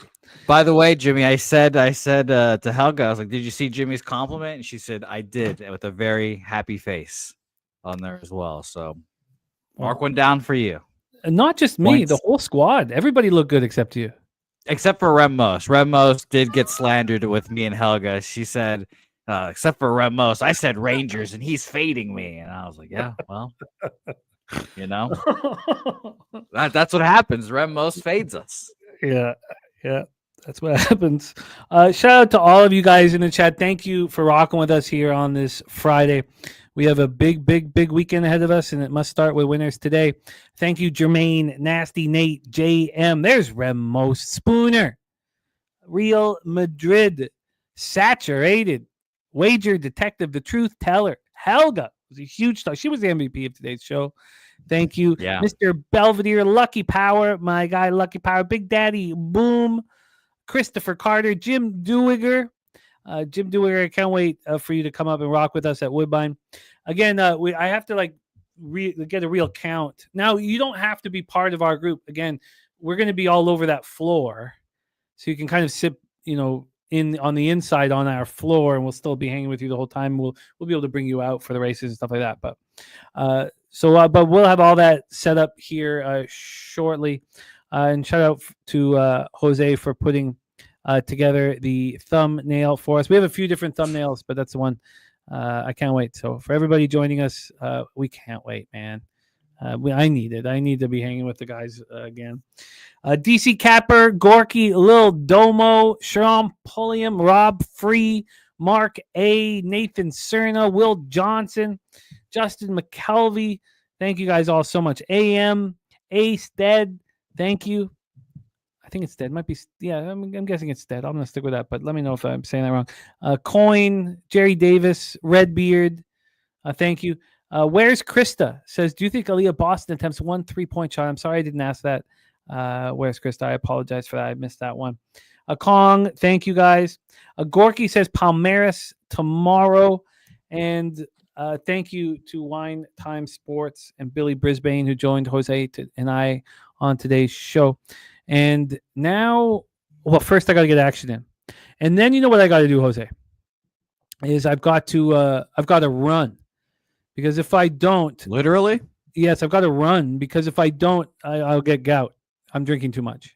I'm going to drink all day tomorrow. And I must run so that I don't get gout. And so I'm going to get my action in. And I'm going to fucking run. Sweat out. And then come back and hopefully bring in a bunch of cash while I'm capping the horses. So. Oh shit! My punishment for this rep and pence I've done might be going to the gym with Helga one time, which you should start getting. I mean, you're lucky you're still young, but if you don't do anything, in 5-10 years from now, it's not good. We do. This is not a healthy lifestyle choice. We have the vocation that we've chosen. So, and then you watch Wine Time and Troy, working out every day. Wine Time at the gym at 6 a.m. every day. So it's a month you have to work out. Month. Oh God, I want to kill myself already. And Helga, shout out to Helga. She should be in the chat more often and keep me on my best behavior, obviously. By the way, Jimmy, have you seen that Wine Time? He posts on Twitter. It's like, another day at work, and his view is just like the palm trees and the beach right there. What an asshole that guy is. What a bad view at work. What a guy that guy is. So fucking Wine Time. Shout out to you. Shout out to Helga. Redbeard. Thanks for becoming a member the other day. Saturated. Shout out to you. Let's go get some money. And yes, Helga can absolutely bench more than me. Saturated. You're 1,000% right, but she can't let you. Hey, those bookmakers like us.